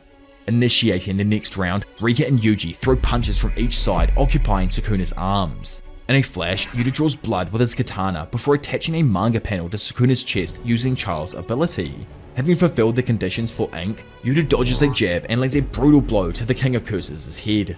As Rika and Yuji then continue their assault from each side, Sukuna lists out the 5 curse techniques he's seen Yuta use. He questions if he also possesses Limitless, but quickly dismisses the notion as the 6 sizes required to control Limitless. At the same time, Yuta theorizes that even Sukuna would be caught off guard by a technique that he hasn't seen yet.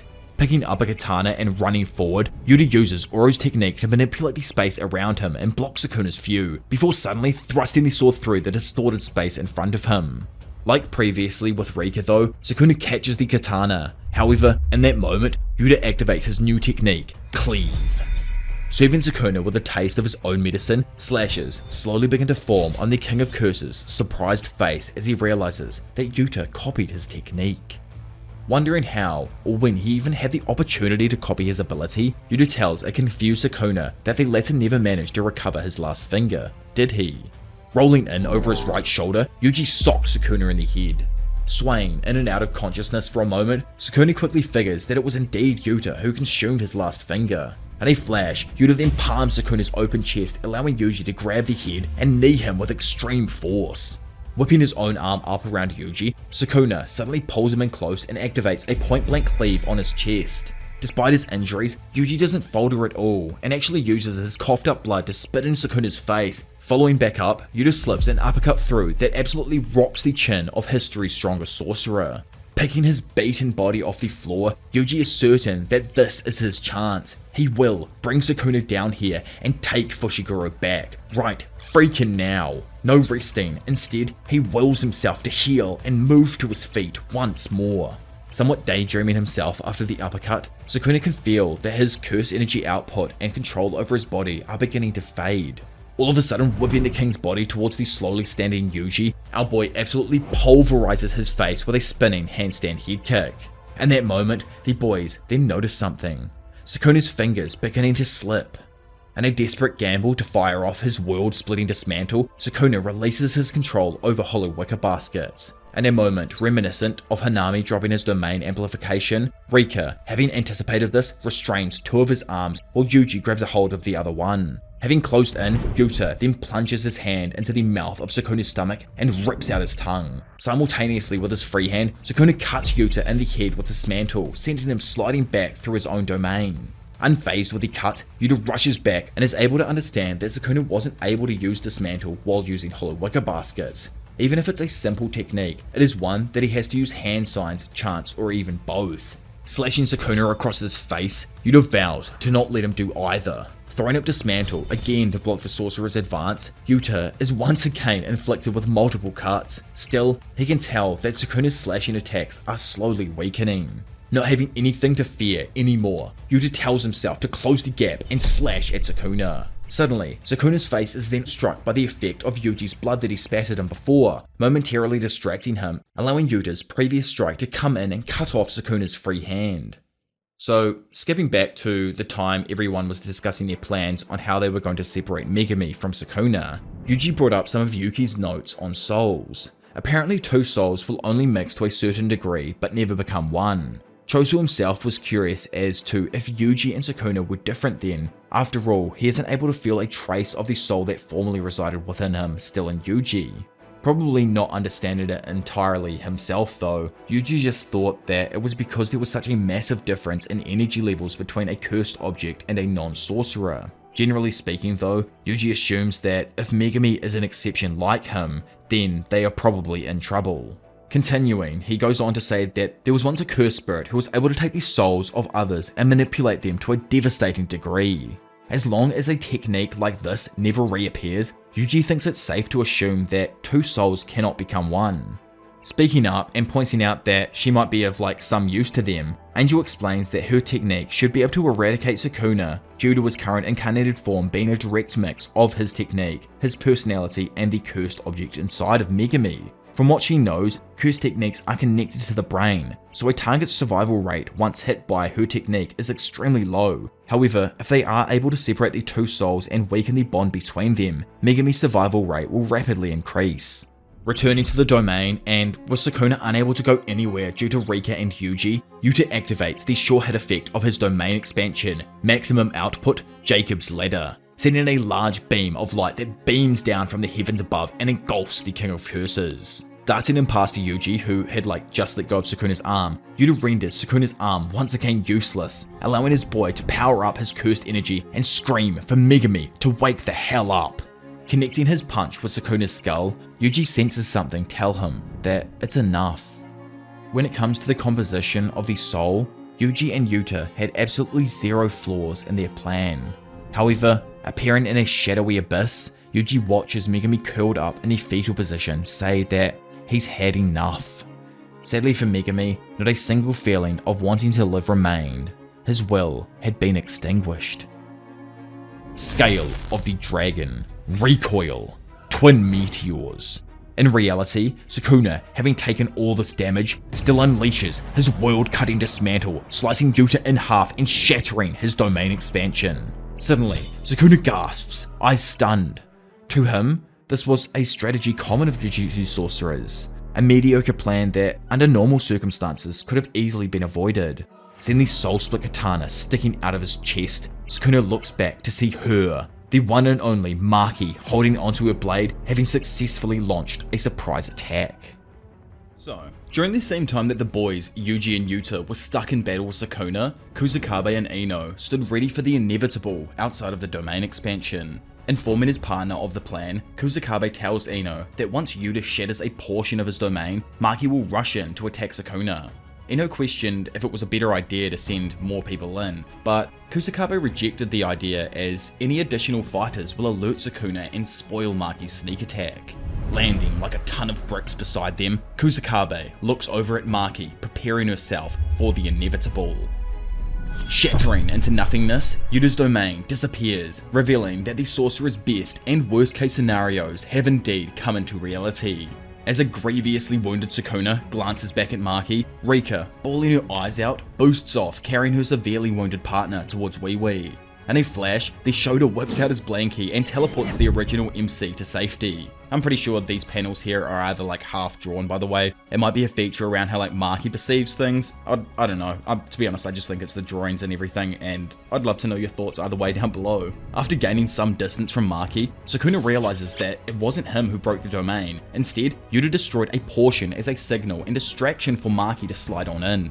He speculates that having no curse energy allowed her to pass through the barrier with no issue, whereas her curse tool, he's sure they must have placed it in the domain beforehand. Or like Kusakabe was saying at the beginning of the chapter, which I never actually said, Yuta kind of moved his domain to a specific location, and I'm guessing that was probably where Maki's sword was, or like where she'd put it. Feeling the gash in his chest slowly heal, Sukuna notes it's much slower than anything else he's received so far. As it turns out, a wound inflicted by the split soul katana from an individual capable of perceiving the soul usually cannot be healed by simply using reverse curse technique. This is for the reason that one would need to be aware of the outline of their own soul. Due to Sukuna having inhabited a body that contained two different souls, he was aware of the soul's outline in a similar way to how Yuji is. However, because he's been stuck in a battle for so long, the after effects of his previous injuries are making it near impossible for him to treat his wounds immediately. Over with Yuji, as he rushes in to fight Sukuna, he suddenly feels something wrong with him and drops to the floor. Coughing up blood, he questions what the hell is happening with him, but immediately comes to understand what it is. Even with having learned RCT, he's still taken 4 brutal strikes that would have killed him in the past. He knows it, but something inside of him hasn't completely healed. Appearing behind him, Choso comforts his younger brother and begins advising him on how to properly heal himself by imagining he is visualizing the outside of his body with his blood veins. Nearby, and now in battle with Sukuna herself, Maki dodges a slash from him and launches herself off the light pole. Appearing right in front of him like a streak of darkness, Maki slashes upwards. However, Sukuna jumps over the blade. Thrusting it forward, Sukuna grabs it and throws it to the side. Built like a brick shithouse though, Maki, don't budge. Instead, Sukuna is thrown to the ground and gets slashed back through the streets of Shinjuku into a bridge. Cutting apart the bridge with Dismantle, Sukuna tosses the debris forwards onto Maki to distract her as he starts to whisper some sneaky incantations. Dodging every rock, like girl doesn't get hit by a single one, Maki then hears the curse chant and drops down, dodging the augmented flying slash at the last second. Standing there, Sukuna notes on how Maki can see his technique better than any other sorcerers, just like when he fought with Mahoraga during Shibuya. Observing him herself, Maki theorizes that Sukuna is using curse energy to force his injured heart to beat while healing himself. With a fat grin, Maki taunts Sukuna, asking if he plans on fighting her while keeping that heart of his still beating. Grinning, the king just mentions that he doesn't see why not, he's hardly even tried so far. Meanwhile, over in a frost-covered part of Shinjuku, the Forgotten One, Hikari, and the Ice Queen Orome continue their fights. Hikari knows the chick hasn't been trying to hide Sukuna from him, but the dude's presence is stupidly easy to read. Initially, Bro believed that after Sukuna regained his original form, they were fucked. Now though, he believes his allies will win against Sukuna. After all, his cursed energy is taking a massive nosedive. Orome herself just finds Hikari's optimism absurd, remarking that Sukuna's curse energy wavers only if he's uninterested in his opponents. She ominously warns Hikari that he should feel ashamed for not offering a better fight than Gojo, because as of right now, Ryomen Sukuna has yet to reveal his true strength. So, back during earlier moments throughout the series, one of the sorcerers, not even sure who it is, probably Yuji, asked who the strongest first grade sorcerer was. Meimei assumed it was Kusakabe. Nanami thought it mostly depended on the situation. Still, he also believed it had to be Kusakabe. Gojo immediately said it was Kusakabe, but brought up how it'd be a different situation if the big 3 families were brought into the conversation. Kusakabe though, ever the man to try and downplay himself, replied that it had to be someone other than himself or Usami. And who the hell even is Usami at this point? I can't remember. Flashing back into Shinjuku, Maki then leaps over another of Sukuna's slashes and attacks him with her blade.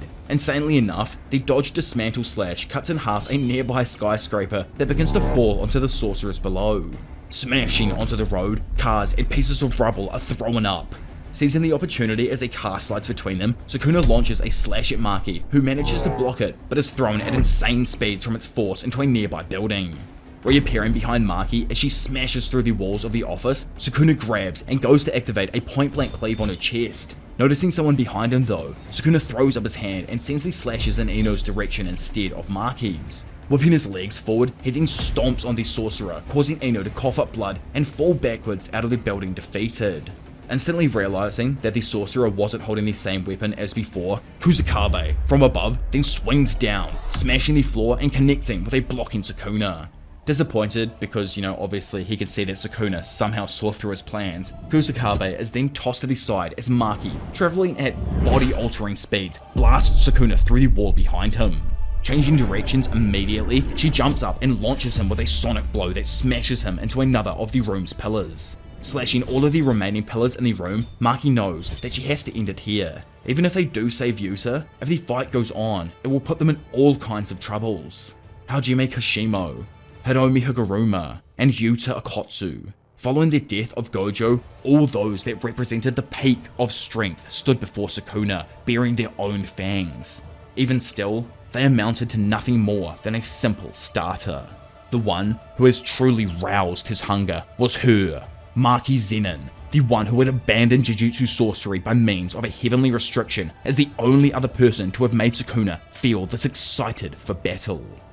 Kicking out every cut pillar in an attempt to drop the building on him, Sukuna vanishes from sight. All of a sudden, he grabs Maki by the face and activates a point-blank cleave, slicing apart the building and brutally cutting the left side of Maki's face. Unlike Yuji, Sukuna can tell that Maki has shaved away everything until nothing but pure emptiness remains. Looking at each other, Sukuna screams that at its very core, sorcery is skin and flesh. Yet, somehow Maki, with a body of marrow and bone, seems to deny the very existence of what it means to be a sorcerer. Blocking a thundering strike from Maki, he continues that sorcery or bone. The outcome of this current bout will prove what is truly worth developing.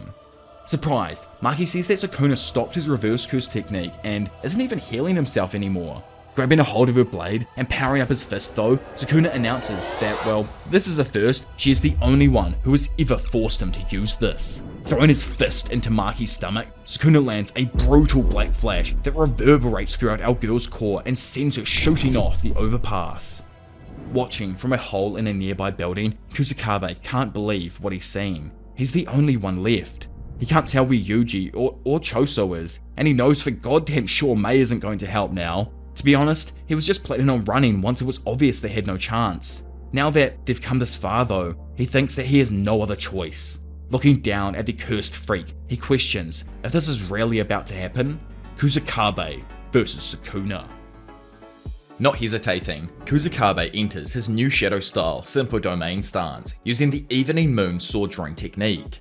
Watching this, Sukuna questioned why he'd used that technique on a flying slash type ability. As an anti-domain and anti-barrier technique, a simple domain is able to negate a sure hit effect, but not the curse technique itself. Watching the king's hand flick forth in preparation to let his slashes loose, Kusakabe knows that within his simple domain, his curse energy output will get a boost, whereas the power of Sukuna's abilities will weaken, but not completely neutralize.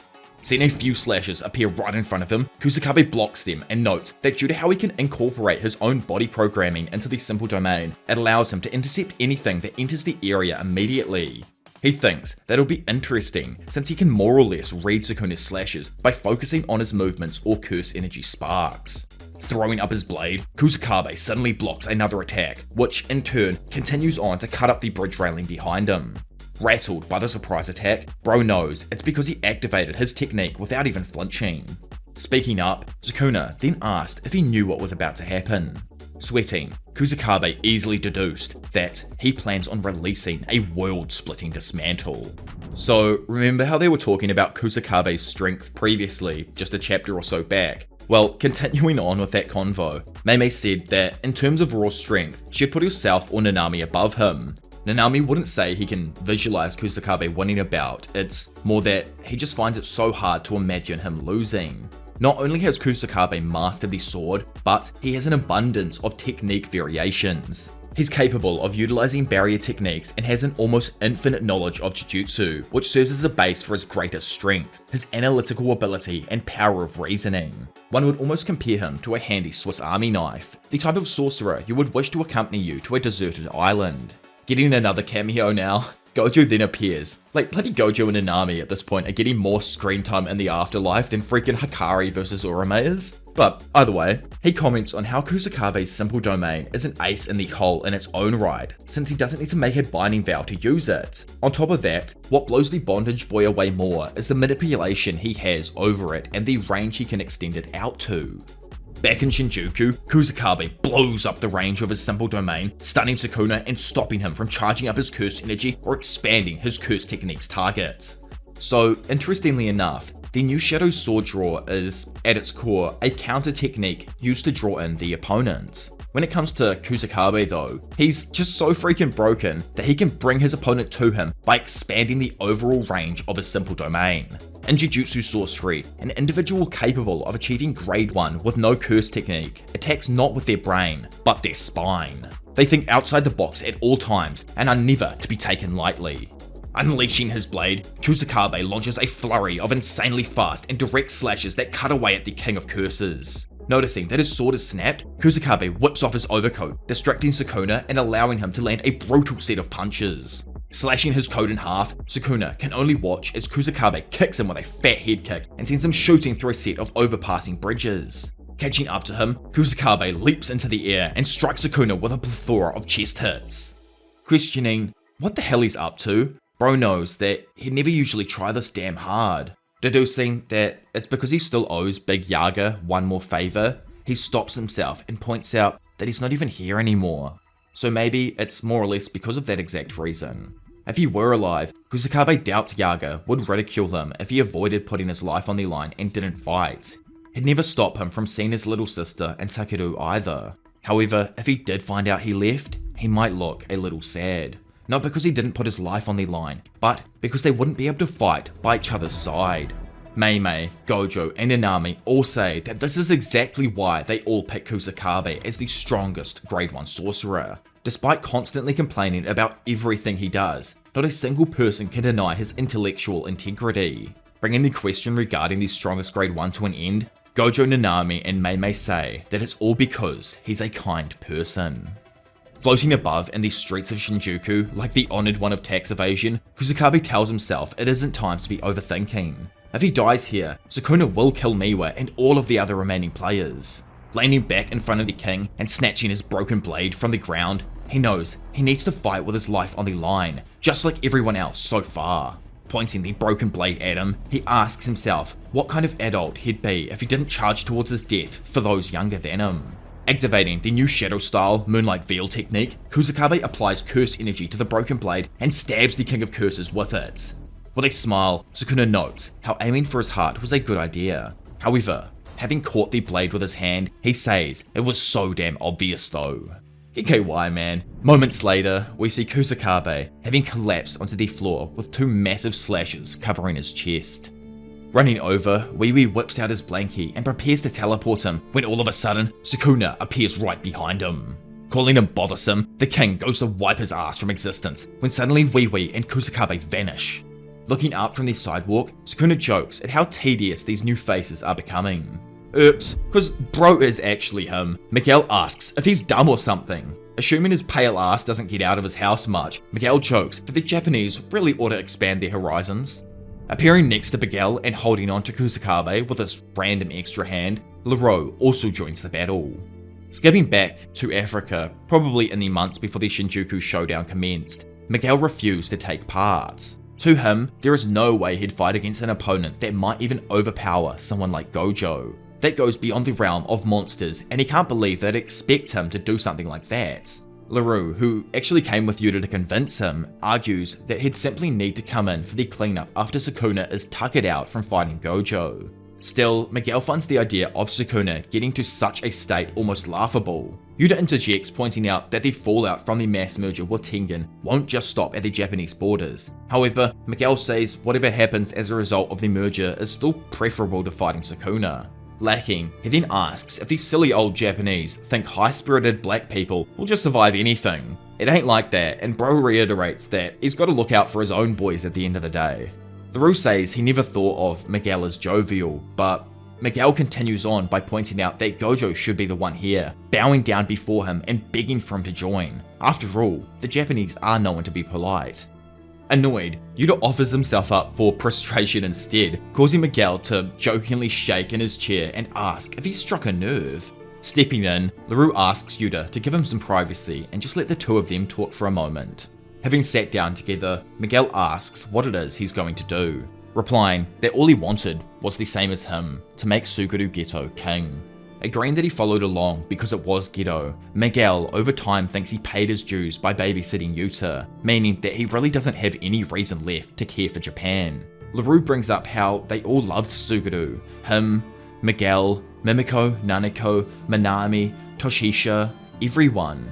Questioning if LaRue's saying he should take revenge for what happened in Shibuya, LaRue replies no, instead answering that it's about mourning them all together, the same way people would usually visit a grave to bid farewell. They'll instead blast a freaking requiem to the heavens by giving this fight their all.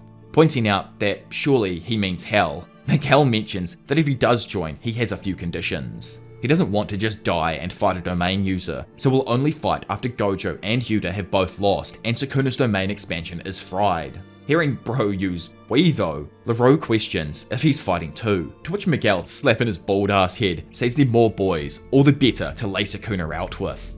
Looking down on Sukuna and Shinjuku now, Miguel and LaRue confirm between themselves that Sukuna's domain is sealed, plus, on top of that, his reverse curse technique is severely weakened. He's missing his lower left arm, and the right is in a similar situation. Most of all though, he still has an unhealed heart.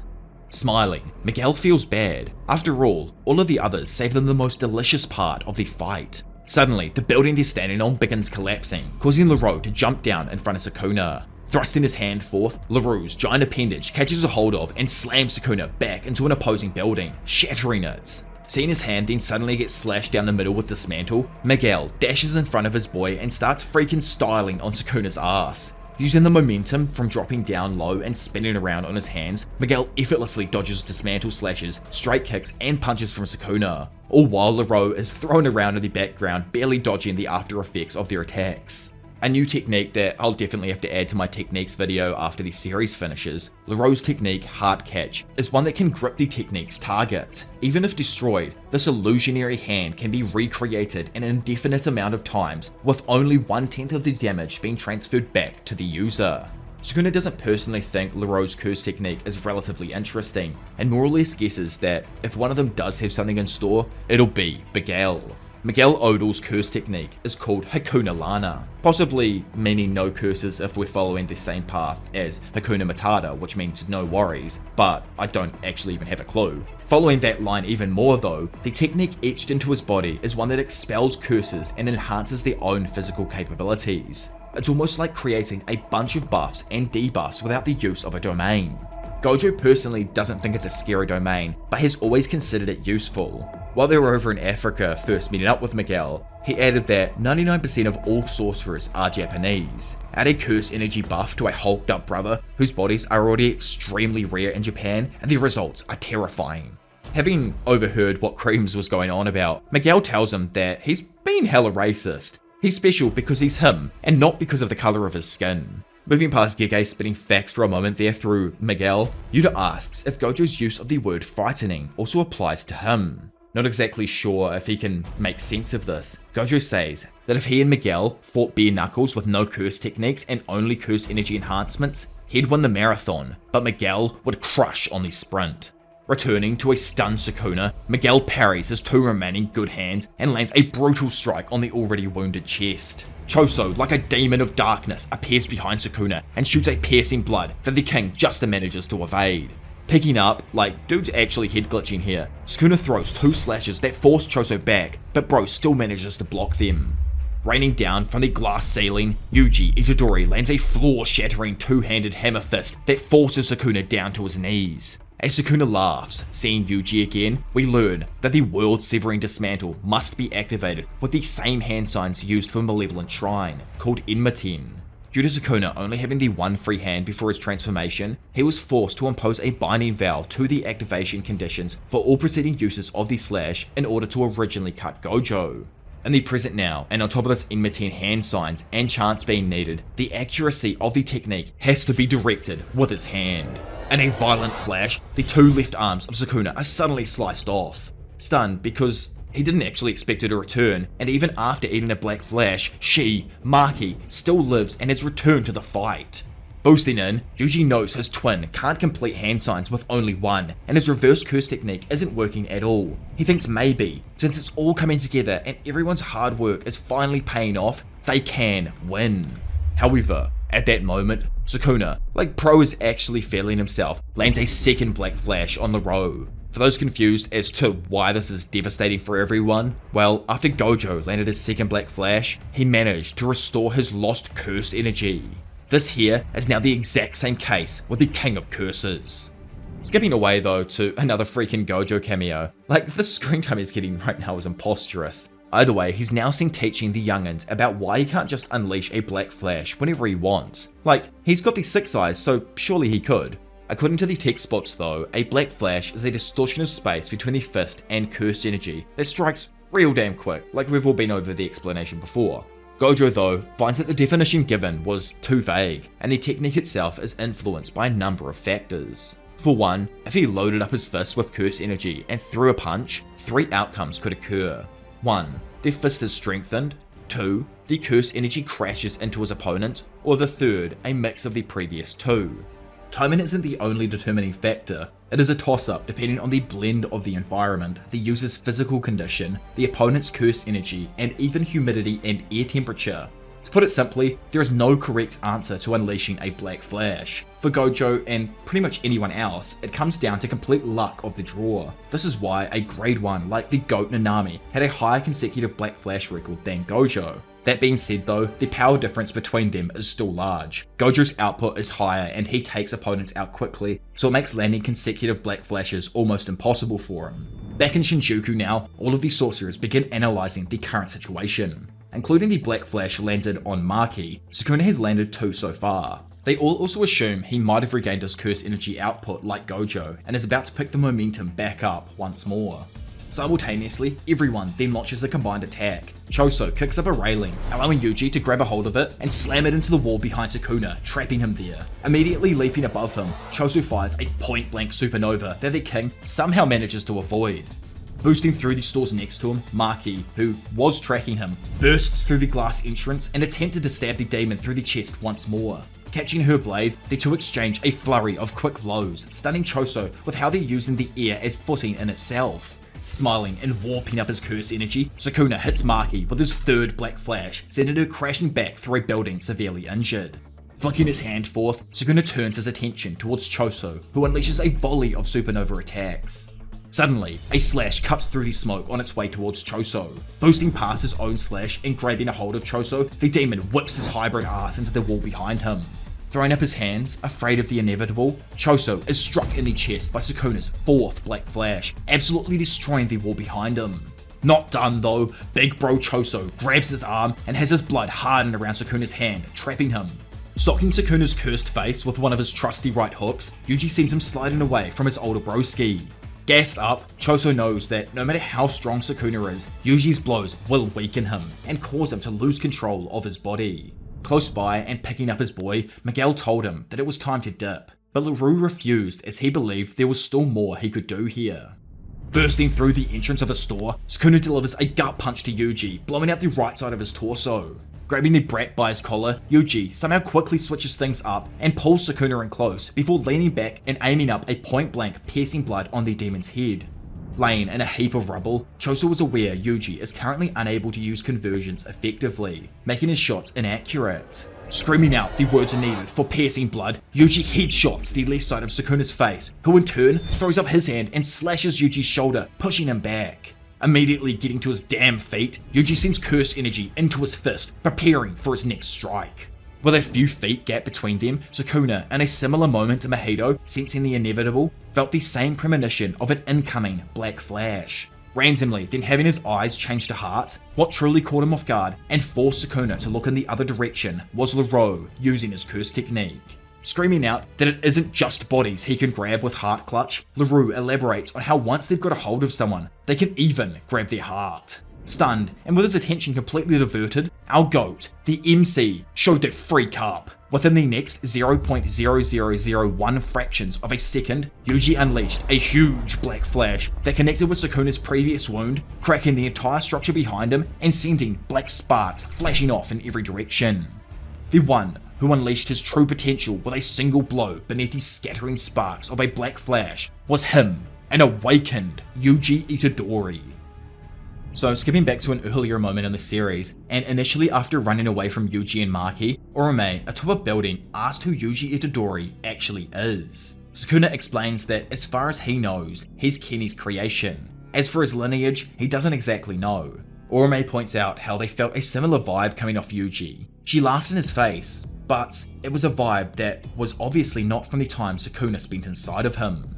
Guessing that it's likely Kenjaku's thing, Megumi knows he wouldn't create a kid for no reason. It's likely that during his time in Kaori's body, Kenny slept with Sukuna's reincarnation, Jin Itadori, someone who he guesses has an identical soul to his own. Which is freaking insane just to think about that for a second. Continuing with the series changing bombs here, Sukuna elaborates on how when he was in the womb, he consumed his twin brother because he was starving to death. In turn, it caused his twin soul to wander until it reached Kenjaku as Jin Itadori, with whom Kenny created Yuji. Technically, as we already know, Yuji is a player of the culling game because of the fingers sealed within him. Sukuna assumed that it was possibly a necessary step to ensure his strength as a host. Understanding what he's actually saying now, Orome thinks that if this is true, then that means Yuji Itadori has latent potential equivalent to Ryumin Sukuna. Flashing back to Shinjuku as the two stand opposite each other, preparing to fight, Sukuna makes the first move. Throwing his hand forth, he cuts Yuji's face. However, our boy does not stop. Instead, he parries Sukuna's hand and lands his second black flash. Again, he snaps his other hand forth and lands a third consecutive black flash at Sukuna. Falling backwards through the inside of the building now, Yuji then grabs a pillar and creates these random scissor markings on it. Currently in the series, Big Yuji has two different curse techniques. Blood manipulation, which was engraved within him after absorbing the remaining cursed womb death paintings, and a new one, just gained after achieving the awakened state brought on by the sparks from the black flash. Slicing the pillar from the wall, Yuji gains the shrine that had been engraved into his core as the reincarnated body of Ryumin Sukuna. Throwing the pillar at Sukuna, the demon slices it into smaller squares and goes to kick at Yuji. Snatching his foot out of the sky from in front of him, Yuji tries to activate cleave on his leg, but only cuts the surface. Seeing Yuji then proceeding to throw a punch, Sukuna sends 3 point-blank slices that throw our boy's head to the side. Instantly whipping his head back though, and throwing his fist into Sukuna's ribs, Yuji lands his 4th consecutive black flash. Having gained some distance now, Sukuna, in all of his wise years, knows that the men from era to era may change slightly. But what the actual frick even is this? Luckily for him at this moment, Yuji has only just learned the technique, so its output is extremely weak. Still, it's not even that worries him, as Yuji's extremely keen sense in battle. Flashing back to the moment Gojo told Ino that if he wanted to use the curse tool Nanami left behind, he didn't need to ask them. Ino knows it, he just understands that they've all known Nanami for longer than him and are his oldest friends. However, they reassured him that Nanami trusted Ino more than anyone else. Back to the present, Ino activates Auspicious Beast Summon number 4, summoning a massive dragon that slams the king into the wall behind him. Watching his beast get cut up all around him though, Ino tries to attack Sukuna with the blunt sword. However, Sukuna just stomps on it, trapping Ino in place. Noticing something, Ino then fakes out Sukuna, allowing Yuji to appear behind him and land his 5th consecutive black flash. Reeling from the hits as he slides back, Sukuna is just like, what the fuck? How the hell is this even possible? How can he use black flash this many times? Laying on the ground, probably thankful for his life, Ino apologized to Nanami for not being of any help at all. Looking up and seeing Yuji jumping down to his level, Sukuna tries to punch him, but the boy grabs his arm and punches him back into the wall, destroying it. Attacking him with a flurry of slashes, Sukuna is baffled to see that Yuji isn't even being affected by techniques that use a mix of impact hits and slashing attacks. Closing in on him through the sea of slashes, Yuji pummels Sukuna with his 6th use of a Black Flash. Instantly reaching back, Sukuna manages to grab and activate a point-blank cleave on Yuji's head. Still not defeated, and with the left half of his freaking face seemingly blinded from the slashes, Yuji throws forth his 7th Black Flash, connecting with Sukuna's surprised head and knocking him back. Snapping back and screaming that he's just a brat, Sukuna is taken by surprise once again as Nanami's blunt sword connects with his dumbass head. Turns out, Ino, from like a nearby window, in a last-ditch effort to make an impact in the battle, threw the sword and dazed Sukuna at the perfect time, allowing our boy Yuji to prepare for his next blow. Telling Yuji to lay his ass out, our boy, just like Gojo, then hits him with a back shot so damn hard that it turns into his freaking 8th consecutive Black Flash. At this exact moment, Yuji Itadori was like a king, but superior.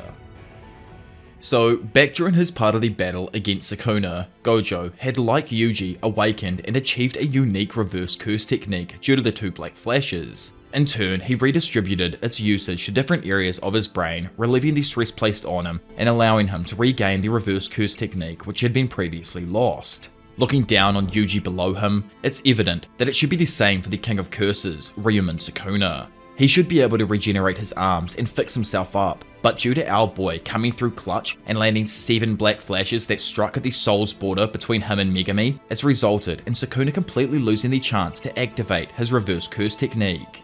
Elsewhere, atop a building, Miguel tells his boy that he put in a solid shift. Now though, he hopes that God has mercy on him in his next path. Coughing up and mentioning that he isn't even freaking dead yet, Miguel's attention is quickly torn away from Laro as he sees the explosion of someone's aura. Questioning that this has to be a joke, we boost back to the fight to see that Sukuna, alongside the sparks of black, he's regained his domain expansion, the Malevolent Shrine.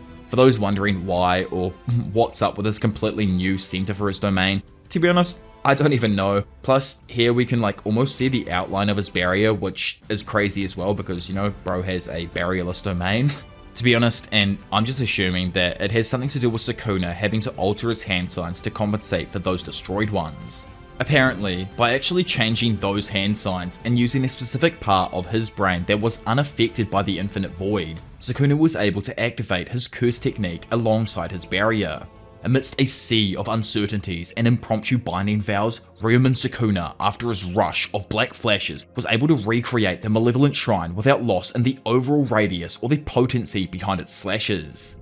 So skipping back now to the preparation for this battle, Hikari pointed out, as we all know, that both reverse curse techniques and domain expansions are vital to their upcoming operation. Speaking up, Maki lets him know that it's absolutely useless to her, annoying Hikari, who obviously wasn't even talking to her about reverse curse technique. When it comes to Yuji and Choso though, Big Bro mentions that he may have a way where he and Yuji could figure it out. Wondering exactly how all of the others regenerate their bodies with reverse curse technique, Choso inquires how they compensate for their lost blood.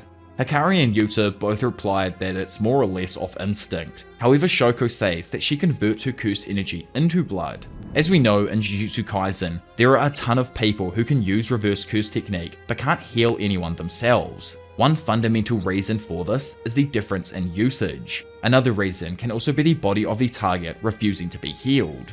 Throughout the world of Jujutsu, there are just countless cases where the curse energy of the one healing rejects the process, and almost as many where the curse energy of the one being healed doesn't respond to the conversion. Hence why when it comes to Shoko herself, it's more or less a case-by-case thing when it comes to the effectiveness of her healing. Having actually thought that himself as well, Choso elaborates that his body allows him to convert curse energy into blood. This actually helps him a lot with overcoming the initial hurdle of learning reverse curse technique. In turn, if Yuji sucks up a few of his brothers, he should technically gain a body capable of that as well, alongside a few extra techniques, as we've seen so far. Plus, that ain't all. According to Choso, their bodies allow them to compensate for the technical aspects of reverse curse technique. This means that the main limiting factor behind the reverse curse technique is immense curse energy, which Choso doesn't really think applies to them at all, because, they're both stocked up with a lot of freaking curse energy. With this all said, Big Bro asks that he has someone switch with his current partner so he can learn off someone who actually uses reverse curse technique. Standing there, just kind of confused with what's going on, Yuji listens as Wee Wee butts in and explains how his technique is the teleportation of targets. If he is with someone, he can easily transport them to a place or person he's previously marked. How he does this is by breaking down the body and soul into two separate entities, then using the body as a box to transport its contents. However, if he has the permission of the individual, the box's contents can be taken. Or, in short, because that's kind of confusing, Lil Bro is able to swap the souls of two marked individuals if they give him permission. Wondering what's up with Yuji, he says that it just reminds him of the body manipulation abilities Mahito used to have. Curious and probably kind of freaked out, he wonders if the shape of the person's body and soul could be stretched if they swap. Letting him know that it isn't an issue at all and he doesn't actually need to worry, Wee Wee says he can swap the contents without the boxes ever opening. Pretty much saying that he doesn't need to worry about the soul being manipulated. Plus, on top of this, no one is actually able to tell whether or not the contents of an unopened box have ever been tampered with. Pointing out that Yuji's growth as a sorcerer has been insane, Kusakabe asks him if he knows why. Joking that it has to be his innate talent, Kusakabe kills the vibe by letting him know that it was his uncle. Obviously he doesn't know it's his uncle yet. Like in a sport, if he does certain moves over and over again, it'll sort of become a muscle memory. Since Sukuna operated his technique in Yuji's body, it means his cells likely remember the extreme special grade Jujutsu. Letting him know that they're going to be doing the same practice with switch training, Kusakabe says that he will first switch with Yuji. Once in control, he will hammer his curse energy manipulation and a foundation barrier, the simple domain, into his very core. Curious, because Hikari was almost certain there was a binding veil preventing people from learning the technique outside of the Shadow School. Mei, with a devious grin on her face, tells him he doesn't need to worry as she's taking care of the situation, which is what the freak did she do? Did she just murk the person who made the vow or something? I don't know, I have no clue. This also makes me question as well if someone else could learn a domain through Wee Wee's soul swapping abilities, as in they go into someone who knows a domain, they do a domain in that person's body. I don't know, you know what I'm saying. Anyways, back in the domain, Yuji immediately activates new shadow style, simple domain. Staring forth and seeing the black amalgamation of curse energy and innate thought merge together, Yuji can tell that the domain isn't complete. If he can just endure this, he's sure there has to be some sort of opening. Seeing Sukuna still proudly holding up his gang signs, we find that Yuji did indeed correctly analyze the situation. Maintaining the highest degree of difficulty, even at the 11th hour, Sukuna sent slashes flying throughout his barrier on a scale just as large as in Shibuya. To do this, he actually created his expansion in an outer shelled barrier. From this, the original binding veil that allowed an escape route has now vanished, and it not only resulted in an even tighter range with his techniques, but also changed the complete workings of his domain. Now, within his materialized realm, his sure hit effect will activate. If his domain was activated even slightly differently, it most likely wouldn't have worked, as Maki, who's invisible to cursed energy, wouldn't have been able to escape. However, due to the absolutely beaten state he's currently in, it's frankly impossible for him to maintain a high level domain for an extended period of time. Thinking on the spot, Yuji guesses that it's probably going to take 90 seconds, meaning that in just 90 seconds, Malevolent Shrine will collapse, and if they can survive, they can finally win. Pleading with themselves to just bear it all for a moment longer, everyone fends off the sea of slashes, with Maki being assisted by freaking Miwa, who I never expected to make a reappearance. My apologies on that there for the shade I gave her 2 chapters ago. Unable to keep up his reverse curse technique though, Yuji is hit by a flurry of brutal slashes that cut his leg off and send him tumbling backwards. Snapping back to his feet moments later, confused, he wonders why. Why did the slashes stop? Did they truly endure the full 90 seconds? Furnace. Open. In front of Yuji though, Sukuna opens his infamous black box called the Furnace and begins to ready up his most lethal ability yet. Questioning if he's being serious or not, we find ourselves back during that month or so of training before all of these sorcerers started their bouts against Sukuna. Yuji reveals that his substitution training ended up being with both Yuta and, as we know, Kusakabe. However, with there only being a month or so before the battle, he asked Choso for any tips on how to use blood manipulation. Asking if Yuji knows about the convergence trick, bro wonders if it's the one where you make it feel like you're weeing yourself. Popping in, Noritoshi says that it's the basis of how blood manipulation even works. It's a similar sensation to when you immerse your entire body in hot water and the heat gradually spreads throughout. He says that one needs to imagine the blood vessels expanding and creating the silhouettes of the body like heat. Noritoshi also mentions that convergence is a technique that compresses blood, so it's probably a good idea for Yuji to develop the sensation of holding larger objects in his hands. Personally, he thinks that with aluminium cans and clay appendages, these are probably the greatest options to learn with. A bit saddened, Choso thinks that it's actually a bit better for Yuji to have a basic understanding of how to stop bleeding first. After all, the blood manipulation technique will only be a basic medical treatment that will relieve pain without actually targeting the cause itself. I just realized I was reading freaking backwards for no reason. Either way, just before leaving here, Noritoshi finishes his explanation, causing Choso to scream out for Yuji to ask him about Supernova and how it works. Which is honestly just crack up, because it's a technique that Keimo doesn't even have, and Choso just wants to help his little bro out in some sort of way here. Skipping back to Shinjuku though, as the flames burst out of his hand, we find that only after going through the preparation with Dismantle and Cleave will the doors of the hearth finally open. These flames have no speed in contrast to their firepower. To solve this, Sukuna had initially imposed a binding vow on himself. This was that the execution of the hearth would be forbidden in the case of an overwhelming numbers of sorcerers against Sukuna, except within a domain expansion. Due to this said binding vow, all substances that have been turned into dust by the expansion of Sukuna's domain acquire an explosive curse energy equal to that inside of the hearth. On top of this, Sukuna has temporarily changed the specifications of the barrier, limiting the entry and exit of living beings, keeping the area of his domain hermetically sealed without reducing its overall curse energy outputs. By the way, for those of you that are confused on what the hell hermetically even means, it just means airtight seal. I could have probably said that in the sentence, but I'm hella interested in what you guys might think, as I'm pretty sure it's kind of hard to have an airtight seal on a barrier with a barrierless domain. But maybe I'm just tripping right now and that's just me. Either way, as Urame, now taking on Gojo's odd win stance, tells Akari that victory is almost confirmed, we fly over to Yuji as he watches a large fire arrow unleash its terrifying power. The dust that was once there has now been transformed into a thermobaric explosive cloud that spreads rapidly to all corners of Sukuna's domain. As the fiery mass obliterates all around, we learn that due to the heat of Sukuna's stove, or furnace, or hearth, or whatever the hell we're calling it this week, a high temperature shockwave with an instantaneous and explosive transition, combined with the decompression and supercompression, leads to the complete and utter death of all living beings within Sukuna's domain.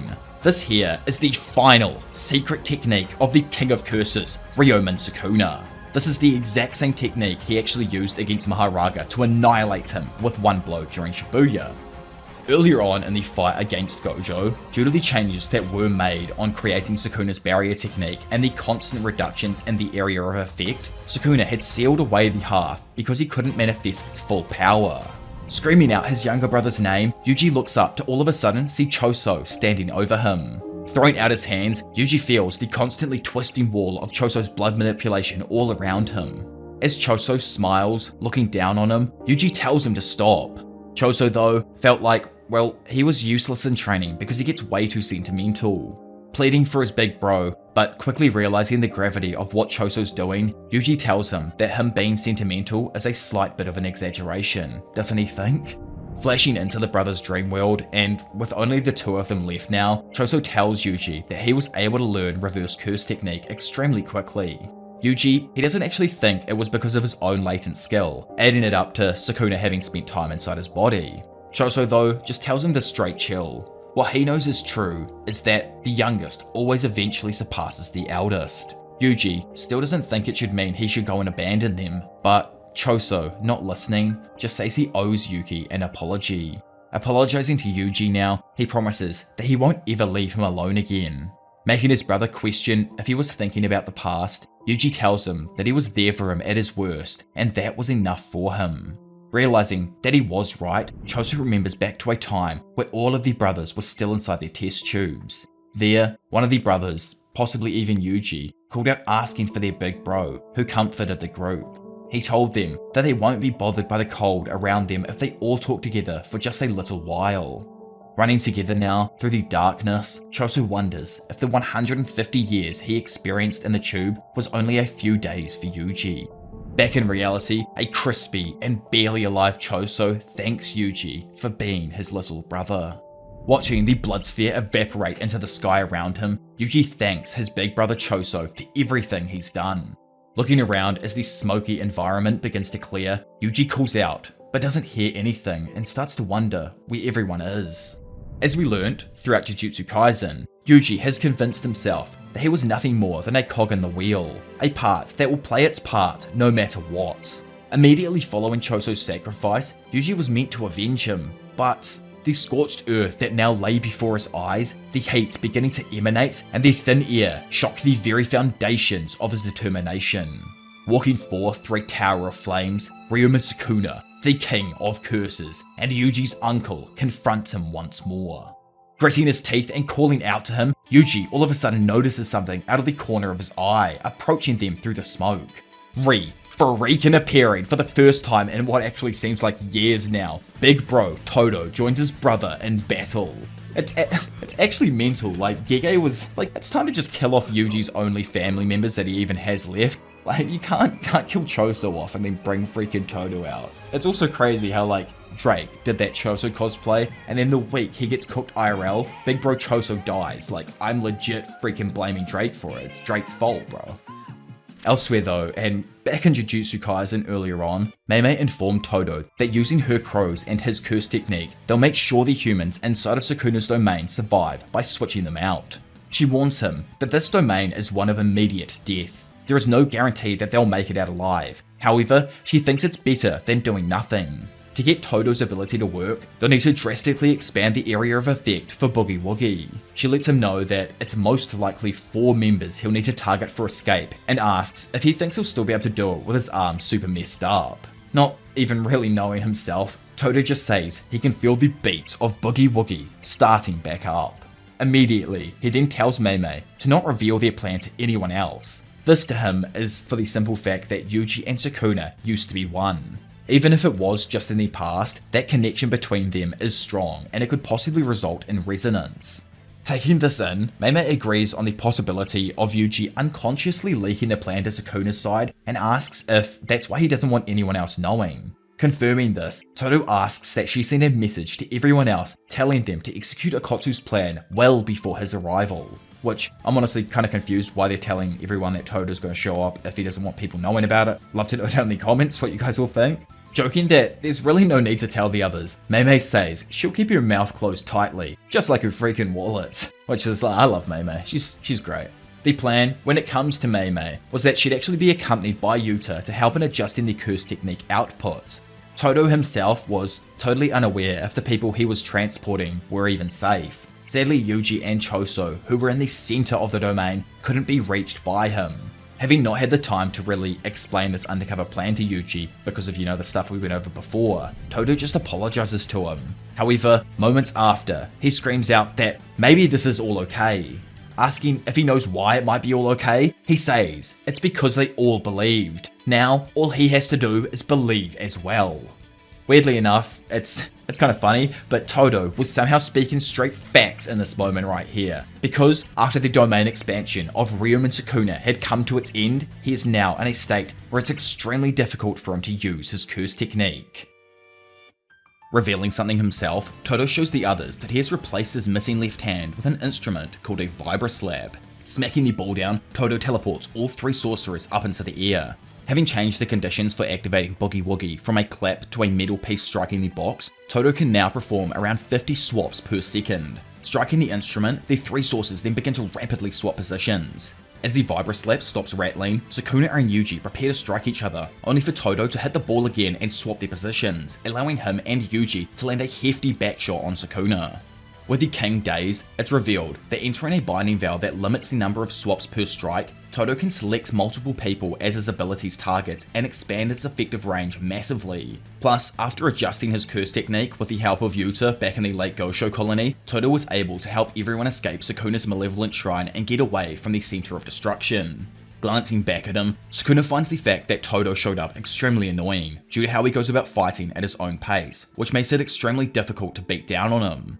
Activating Boogie Woogie, Todo swaps Sukuna's position so he's at the bottom of a crater before jumping into the crater and instantly swapping Sukuna back with him. With Sukuna stuck in the air now, Todo readies himself and tries to land a kick, but Sukuna jumps mid-air and avoids the attack. Absolutely baffled, Todo notes how Sukuna is somehow able to use the air as footing.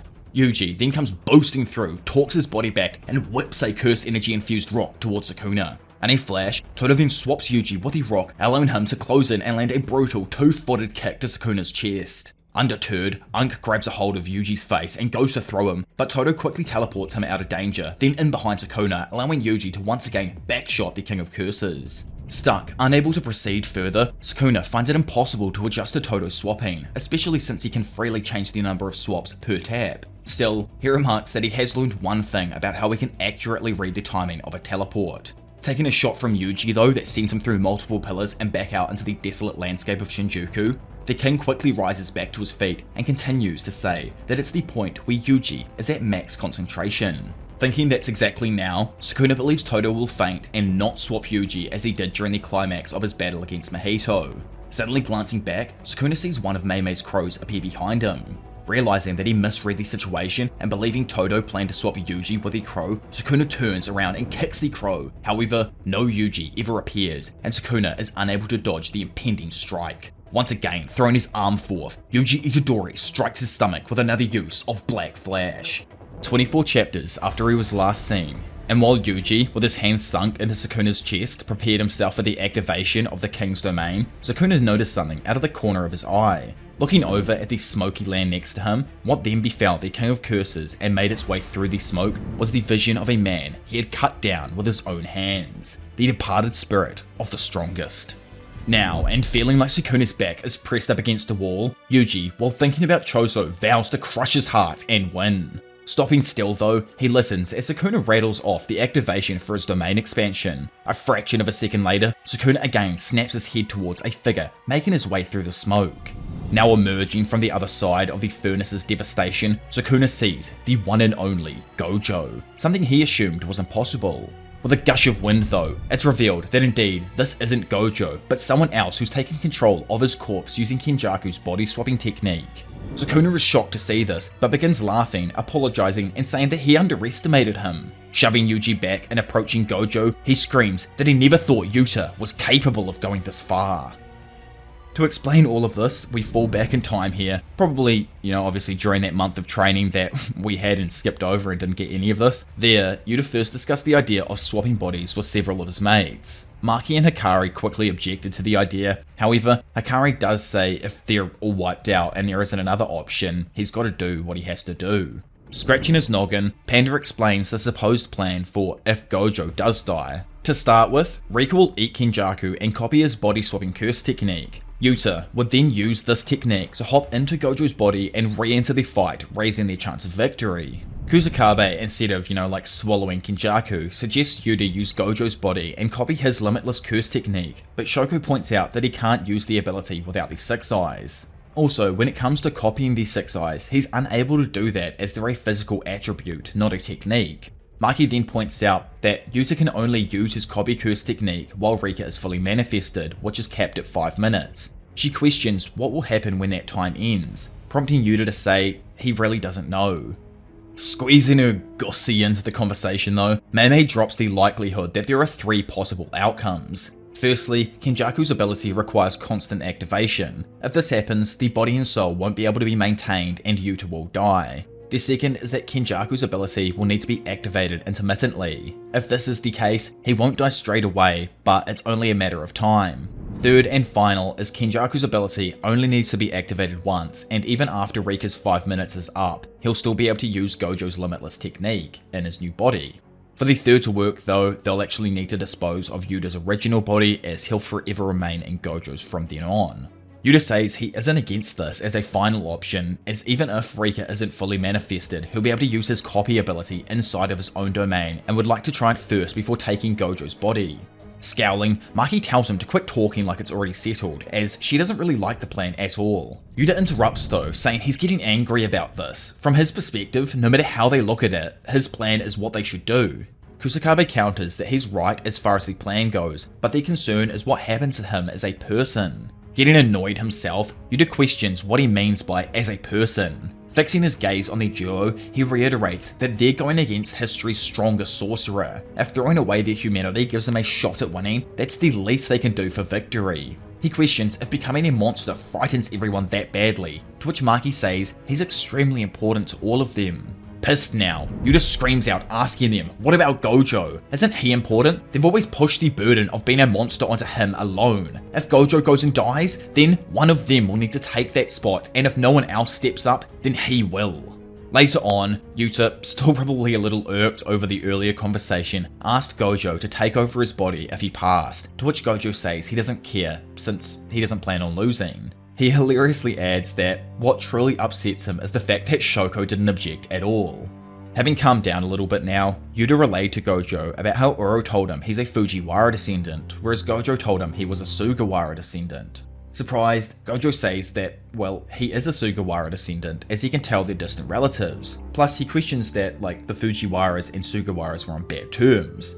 Not too sure even himself about this, Yuta says Uru may have just been confused. However, Gojo poses the idea that maybe both of them were right. Glancing at his student, he guesses that Yuta may have been even more blessed than him, and it'd be extremely lame if he didn't capitalize on it. First things first though, he reminds Yuta to take care of his sloppy curse energy control. Honestly, that there is kinda cute from Dajo. I wonder if we'll ever see more of him being, a so-called teacher and doing more of this in a few flashbacks with, perhaps Yuji. I know he didn't really swap with Yuji, but it would be nice to see him in that 19 days or that month period, just teaching Yuji a few more things before he goes off and passes on. Anyways, Gojo, after bumping into Maki, Panda, and Inumaki, tells the group that they can all head back now, but they refuse.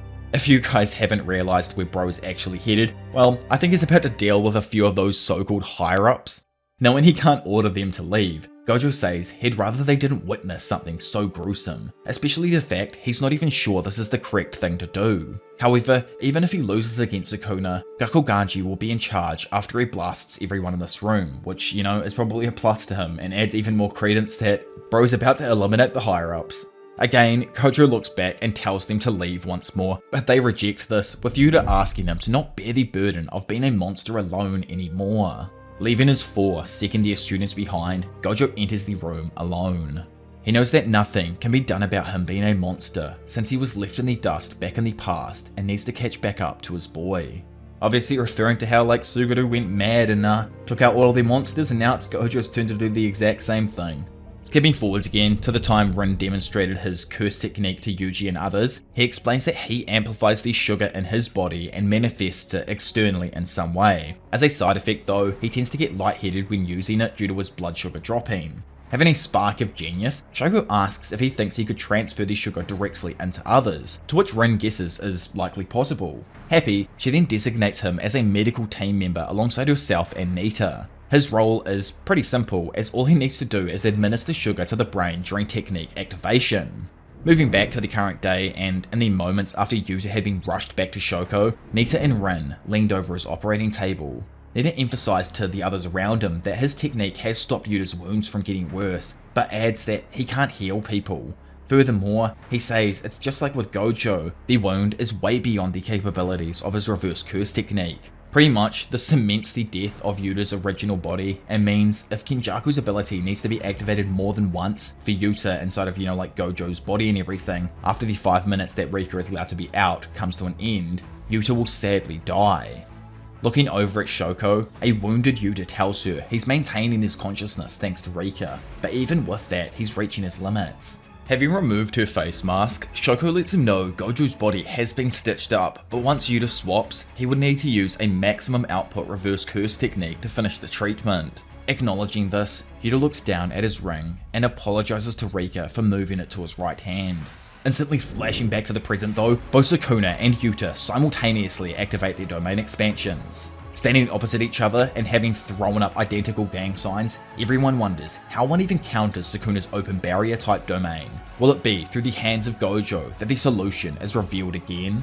In a flash, both Unlimited Void and Malevolent Shrine clash. From the outside, it's shown that Yuta, like Gojo, managed to expand his domain over Sukuna's, then shrink its size down drastically. From inside the domain, Yuta relays how Gojo originally worked out a countermeasure against Sukuna's domain called a Shrunken Barrier. For exactly 3 minutes, it's possible to withstand the effects of Malevolent Shrine beating down on the barrier from the outside. He's sure his switch training with Gojo allowed him to elevate his barrier techniques, and with Sukuna's current fatigue taken into account, he thinks he'll be able to maintain the domain for 3 minutes, like Gojo did. Sadly though, and I don't even know why bro thought this was gonna work. After all, Sukuna was able to rid himself of Yuta's own previously imposed 99-second time limit by restricting his domain's effective range to the outer line of Yuta's domain. Facing him down though, Yuta resolves himself to deal enough damage to Sukuna within the next 3 minutes that he drops his domain. On the other hand, Sukuna smiling notes that he doesn't need 3 minutes. Instead, he'll destroy Unlimited Void and expand his effective range to slaughter everyone.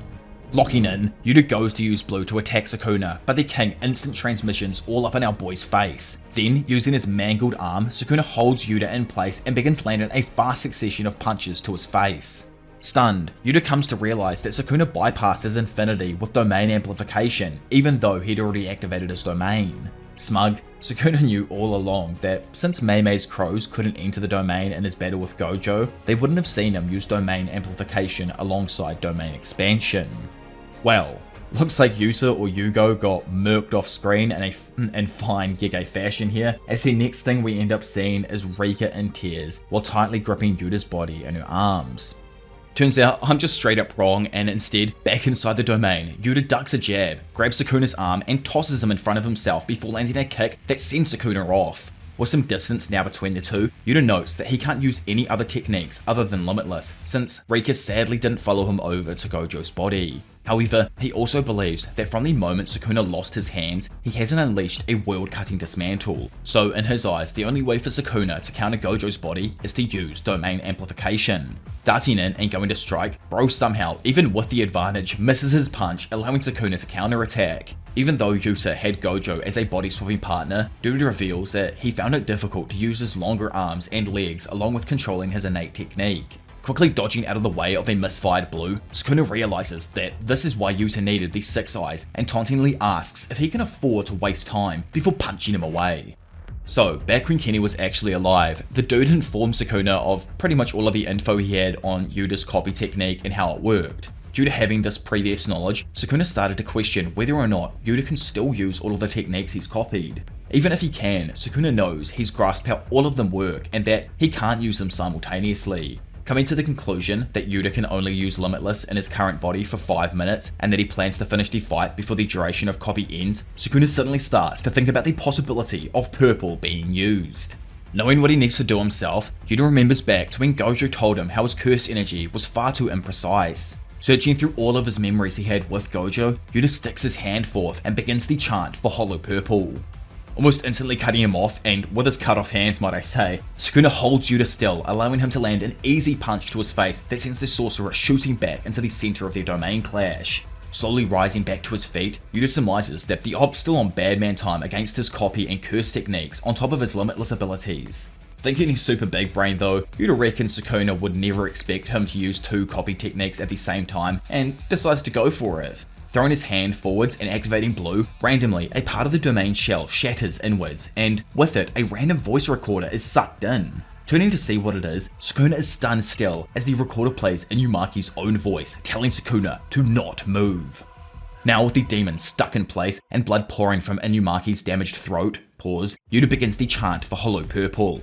As one of the series' most prolific chants are slowly read out, Sukuna realizes that the curse speech command came from the actual user, not Yuta.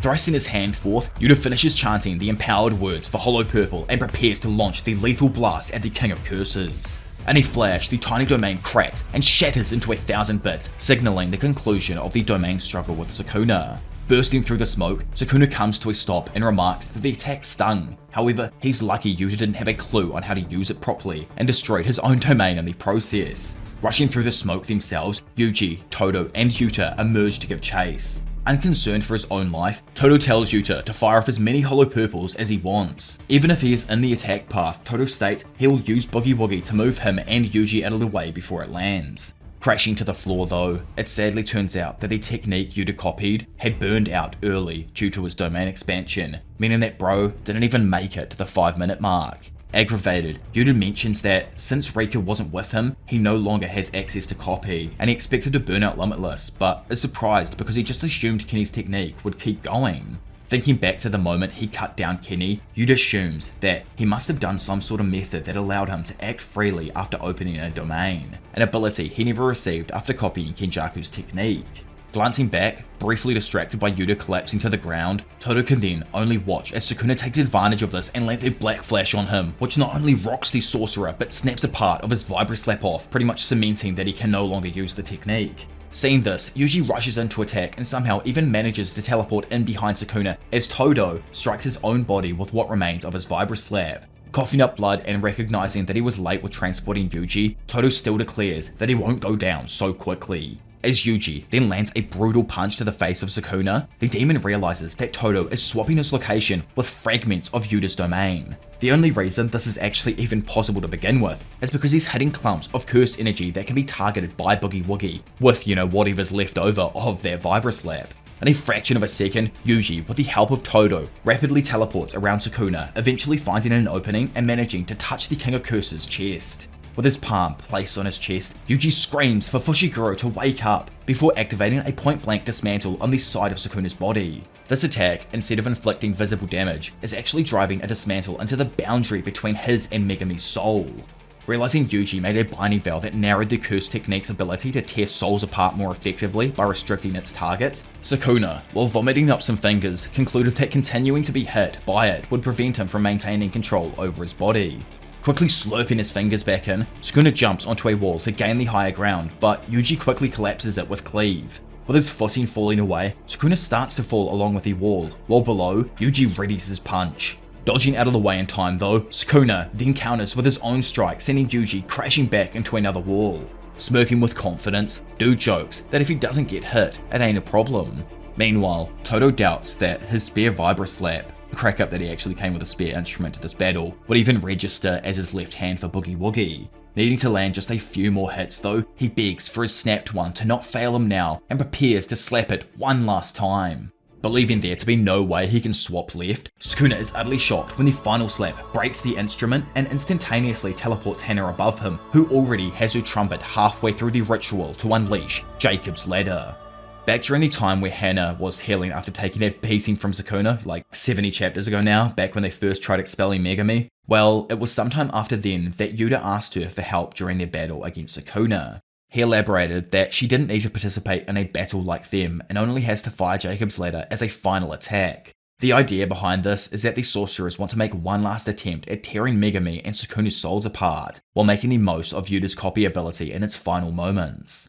Clarifying what he means, Yuta thinks the average person always focuses on what techniques he's copied and how many he's got stored away without expecting the original user to make an appearance. Kinda like he just did with Inumaki's curse speech, it's even more effective after his opponent figures out the conditions for his copy to work, since most of the time they assume he's stolen it and killed the original user. However, the true strength of copy in Yuta's eyes is that it's possible to hold two of the same attacks in your hand.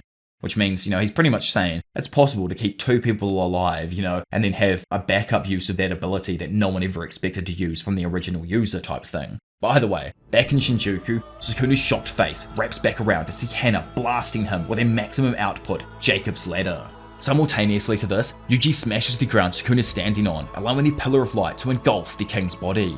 Darting up the rubble around him, Hana looks down to notice Sukuna quickly closing in on her. When it comes to Yuji and Todo, well, unlike the sure hit Jacob's Ladder in Yuta's domain that targeted Sukuna because of obviously how domains work, Hana's light will now also affect Todo and Yuji. And during the purifying light, Sukuna is adamant that if he continues to race up the pillar, he can reach Angel without anyone interfering.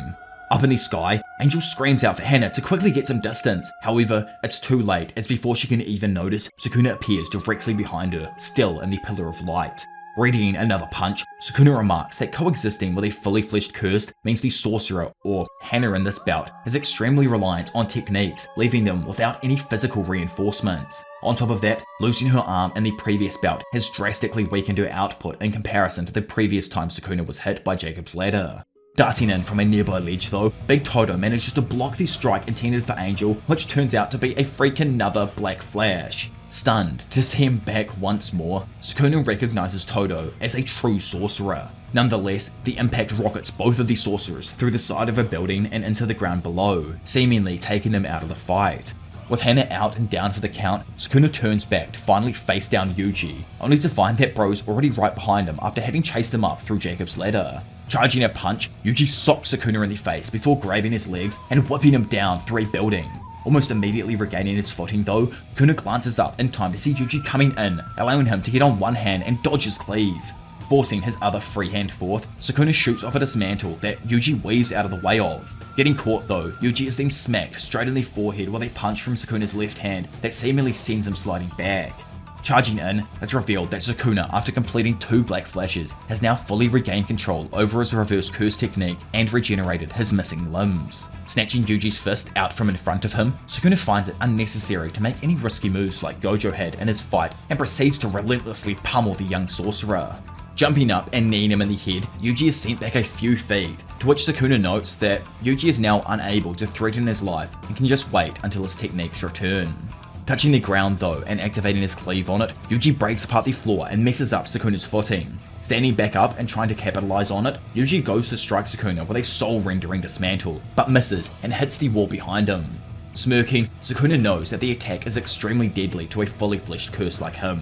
However, as he smacks Yuji in the face once more, thinks it doesn't matter if Yuji can't even land his hits. Suddenly, bringing the king back to reality, his eyes widen at the sight of something people thought impossible.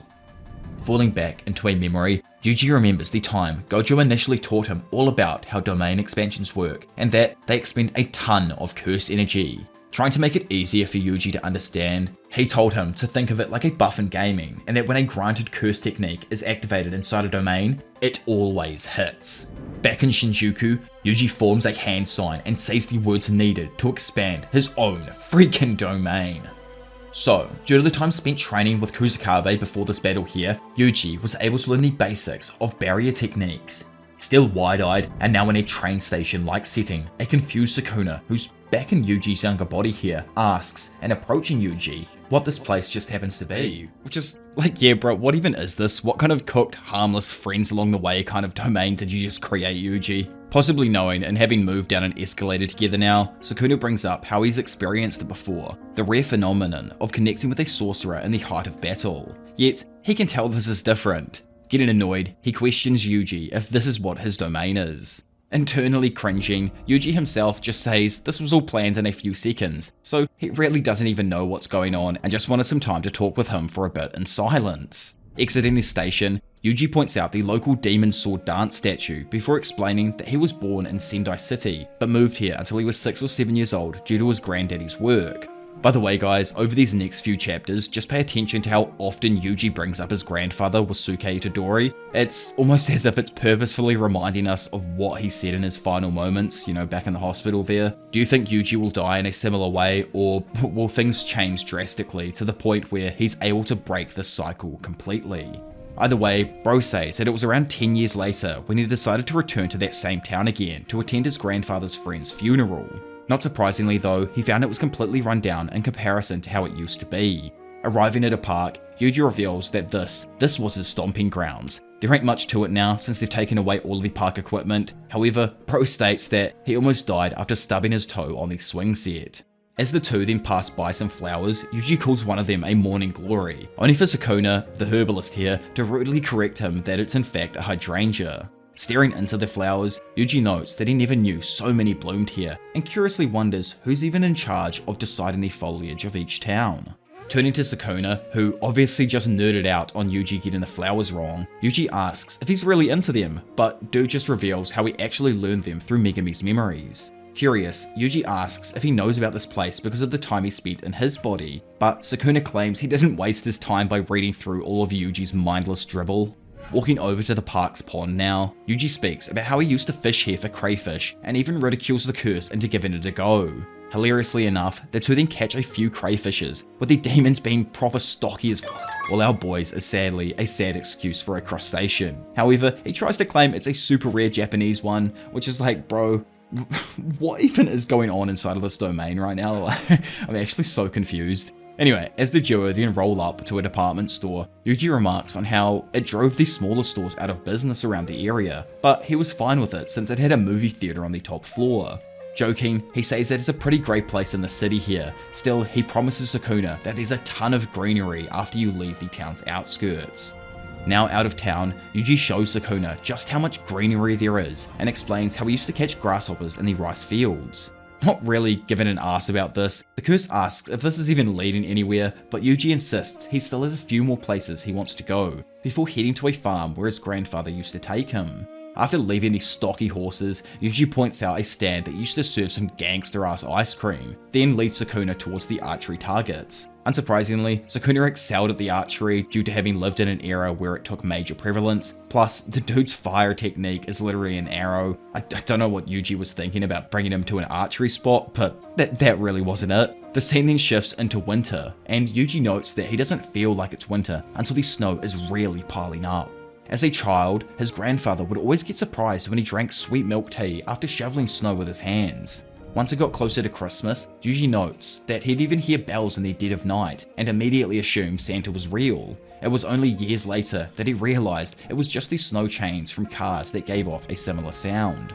Annoyed by Yuji's monologue, Sukuna interrupts him and says he's had enough. Looking down though, Yuji says he's pretty much showed him everything he wanted to. Cutting him off again, Sukuna, disgusted by the endless monologue, demands he tell him what he really wants to say. Void of emotion now, Yuji says he thought that he should have lived to fulfill his role as he initially understood it. He thought that if he died, then he'd be able to consider it a proper death, but now that doesn't even feel entirely right to him. Walking a dog, raising a family, dude says that any sort of role is fine to him. Even if you don't have that, even if you're sick in bed or spent your entire life with absolutely no connections, he now believes that the value of life lies in the small fragments of memories that are adrift in those who remember the deceased, rather than the memories of their role. Mentally strengthened by this belief, Yuji says he never had anything to do with the way someone died. He just couldn't forgive those who acted as if lives were worthless. Telling the curse that he absolutely loathes him. Bro states that humans aren't just tools born with a set role. To be honest, he's not really sure himself whether humans are fundamentally good or evil, and he points out that he very well could be making the wrong decision here. Still, he felt like he needed to show Sukuna the humanity of someone other than himself, of someone he sees absolutely zero value in. Pretty much, Yuji is dissing Sukuna, saying how he's finna show him the value of life through him, someone he absolutely gives no shit about. Since day one, Sukuna has never addressed Yuji as Yuji Itadori, or shown him the respect he can sometimes show to other people. Either way, and understanding this himself, Sukuna says he doesn't feel a damn thing. All of this barking and constantly going on and on, yet the curse states it stirs nothing inside of him. Dumbfounded by his cowardice, Sukuna questions if this is all his rage and hatred towards him has amounted up to. Suddenly going wide-eyed, Sukuna comes to the realization something ain't right and asks if Yuji happens to be pitying him right now. Is this his way of showing compassion?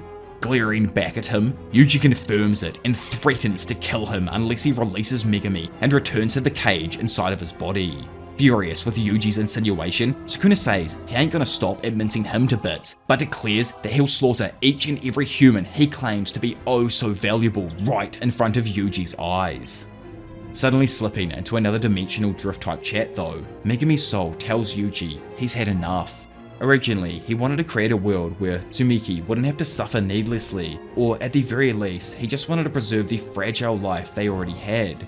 Eating meals from home, watching her leave with a great man, possibly even one like Yuji, that would have been true happiness for Megumi. However, he says he's had enough.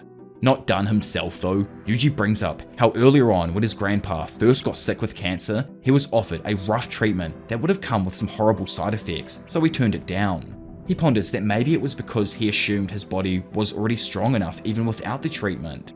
Ever since coming to Jujutsu High though, he's been flooded with a series of intrusive thoughts, and when he thinks about his current situation lasting forever, he finds himself able to empathize with his grandpa or anyone who faces such helpless situations, and that's why he's unable to tell Megumi to keep on living here.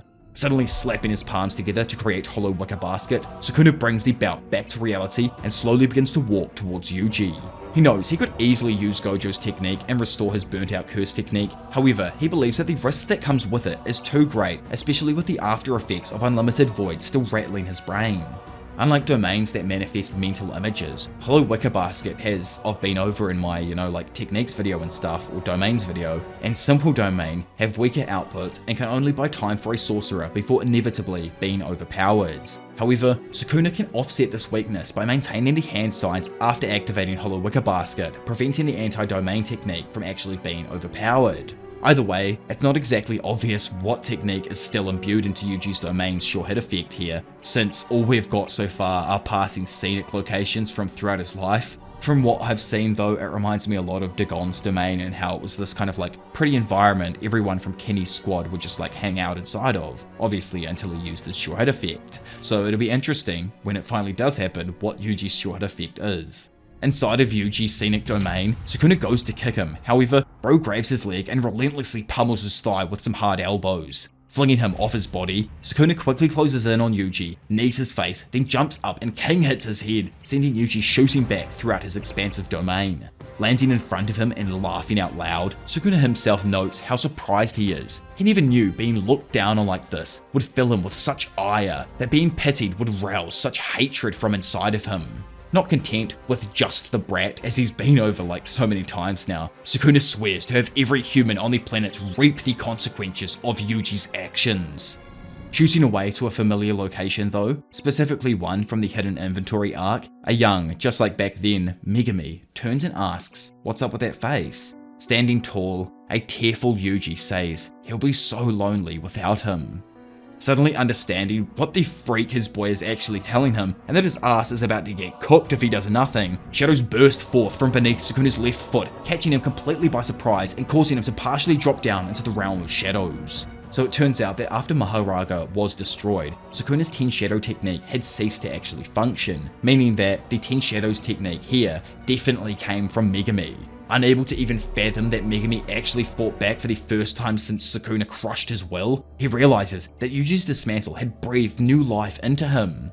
Capitalizing on the slip-up, Yuji lands a fat right hook to Sukuna's face, sending him flying into a tree. Knowing that Megumi helped him for the first time in ages, Yuji smiles before eyeing his prey and charging at Sukuna through the snow. Getting in close, Yuji then lands a flurry of ruthless punches before quickly jumping back and kicking up some snow that obscures him slightly. Diving back in, he grabs Sukuna by his thick-ass dome, to which the curse does the same, and simultaneously, both absolute freaks of nature repeatedly punch each other's heads, until, eventually, the king gives in first. Physically shaken by the beating, Sukuna points out how Yuji's consecutive soul-rendering strikes cannot be healed with reverse curse technique, and that next, he'll attack his hollow wicker basket and shatter it. Suddenly, flying slashes slash apart the claw-like gauntlet on Yuji's left arm, revealing his actual arm underneath. Swinging again, our boy misses and notes that the demons obviously just use Gojo's recovery method. Whipping up his hands to activate his domain expansion, Sukuna's eyes suddenly widen as he realizes the armor Yuji had been wearing was covering 2 missing fingers on his left hand. In an unknown location elsewhere, at the top of a spiraling staircase, one of Sukuna's fingers is suspended in the air via wires. Flashing back to the month now where everyone underwent replacement training, Yuta here in Gojo's body asked Gojo, who's now in Yuta's body just to confuse us all a little bit, to give them Sukuna's last finger so that Rika could ingest it and copy the shrine technique, only for him to disapprove of the idea. Gojo stated that it would meet the conditions for Yuta's technique, but it's only a 12th of Sukuna's power. If he also wanted to just analyze the shrine and its techniques as well, then that sole finger wouldn't be enough. Gojo instead believed that they should actually keep the last finger to not lose their connection with Sukuna. He then suggested another way for Yuta to copy the shrine, however, we ain't exactly important enough to know what's happening yet, and we skip away from there. Sometime later, we find Yuta discussing the conditions of his technique with Yuji, Mei Mei, and Wee Wee. So, in order to copy a curse technique, Reika needs to consume a part of the owner's original body. Depending on the technique he's copying and how many times he wants to use it, Reika needs to consume a part that's more vital to a sorcerer in order to copy a stronger technique. However, Yuka can circumvent this condition by limiting the number of times he uses the technique with a binding vow. Yuji wondered if it was possible for Yuta to copy Gojo's limitless technique without murking him, since he could just use reverse curse technique to regenerate the missing body parts. Shutting him down, Yuta reveals that a consumed body part that is then regenerated would cease to meet the requirements of copy, so it wouldn't actually work. Inumaki and Hana only allowed him to actually use their arms since they couldn't be healed with modern medicine or a reverse curse technique, while Charles himself actually had to lose a rib for Yuta to copy his G War Staff. Mei Mei then quietly cautioned Yuta against revealing this information to Yuji, worried about the possible resonance between him and Sukuna, which honestly I think is kind of crack up. I feel like this hasn't been brought up in ages. I wonder if it even has an effect now, especially after like Yuji and Sukuna have swapped bodies and he's over in Megumi's now. I kind of doubt so, but they also didn't mention the whole like Todo thing as well, so it very well could, but I don't know, dude's in a different body now. Either way, Yuta assured her that he will only put his plan into motion right before they fight Sukuna and give Yuji a minimum amount of necessary information. He reasoned that even if Yuji and Sukuna's resonance could detect physical changes, the curse wouldn't be able to detect Yuji's thoughts, since Yuji isn't even able to read Sukuna's thoughts himself. On top of that, he thinks that if everything is messed up after Gojo's fight, then it's unlikely they'll get found out. More than anything though, he doesn't want to make Yuji lose his composure before a massive fight. Looking at his boy, he says that even if he can't use this mantle now, Sukuna's technique is etched into his body. Gojo himself confirmed it with his 6 eyes. Obviously, the entire reason they're saying that is because, you know, Yuta needed to take the fingers, and at that point, obviously, Yuji hadn't been able to use Sukuna's technique, so Yuta's kind of just saying that, like, Gojo's already confirmed you have it with the 6 eyes, so let me take your fingers, bro, and I'm gonna mess him up with, like, your technique. Anyway, flashing back to the present, Sukuna notices that Yuji is missing 2 fingers on his left hand. From memory, Sukuna knows that he only removed the pinky finger when he transferred his body over to Megumi. However, the cuts on his hand don't look like a fresh wound. Suddenly, he recalls Yuta's words about not being able to retrieve his last finger, and comes to the conclusion that it was actually a big bluff. In reality, Yuta never used his finger to copy the shrine. He used 2 of Yuji's and placed a binding vow on them that the technique would only be used once. Either way, and over at the secret location that held Sukuna's last finger, Gakuganji and Urahime overlook the cursed object. The Kyoto High principal states that the special grade finger is able to withstand any attack. However, he wonders if it can negate a cursed technique. Urahime points out that it's a binding vow that's placed on the finger. If they stop focusing on destroying it and instead try to force a curse technique through it, then maybe that can create an opening. Though, she does say she's kind of worried about something else. After all, it's only been an hour since she woke back up. In a twist that honestly hit me harder than one of Sukuna's back shots, Nobara Kugasaki, after 141 chapters, like half of the damn story, since being presumed dead, makes her return, now adorned with an eye patch and a nail already in hand. Letting the carpentry skills loose, Nobara sends the nail towards the finger and imbues it with her curse energy. Hammering down, she strikes the nail through the finger into the doll and activates resonance on it. Back inside Yuji's domain, Sukuna's body explodes from the inside and multiple nails are sent bursting out of his chest. Recognizing Nobara's technique, a panicking Sukuna realizes that this is really freaking bad. Because of her attack, his technique was disrupted, preventing him from expanding his domain and now subjecting him to Yuji's domain's inevitable sure-hit effect.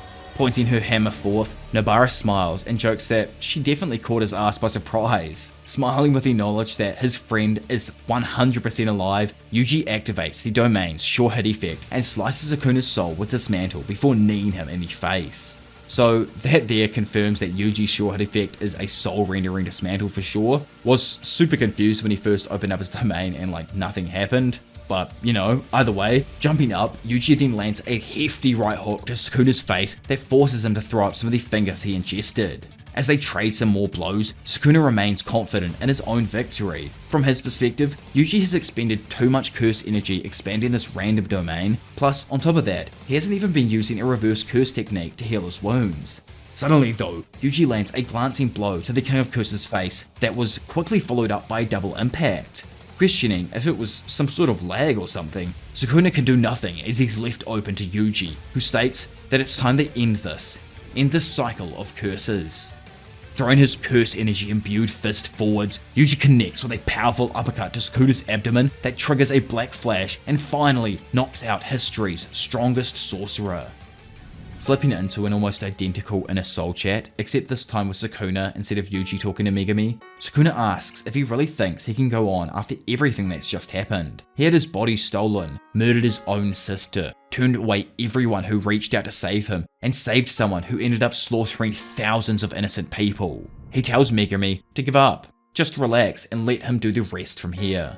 Wondering why he sounds so desperate though, Megumi asks if it's because there's only one more of his fingers left. Due to how he initially turned himself into a cursed object, dude knows that it means if Yuji doesn't take care when splitting the souls, then Sukuna will die. Plus, on top of that, Nobara's resonance isn't good for him at all. Threatening him, he says that if these fingers all vanish, that lone finger won't have enough of a connection to rebuild his soul, so surely he also fears the possibility of death.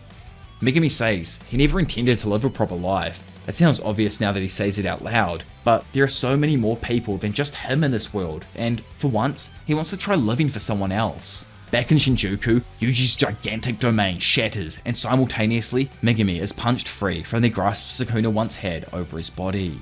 As the curse sees Megumi fall out, he screams out in terror and tries to re-swallow him. However, it's no use as his body quickly starts to disintegrate. Barely able to even catch his breath, the pathetic blob stares wide-eyed back as Yuji towers over him.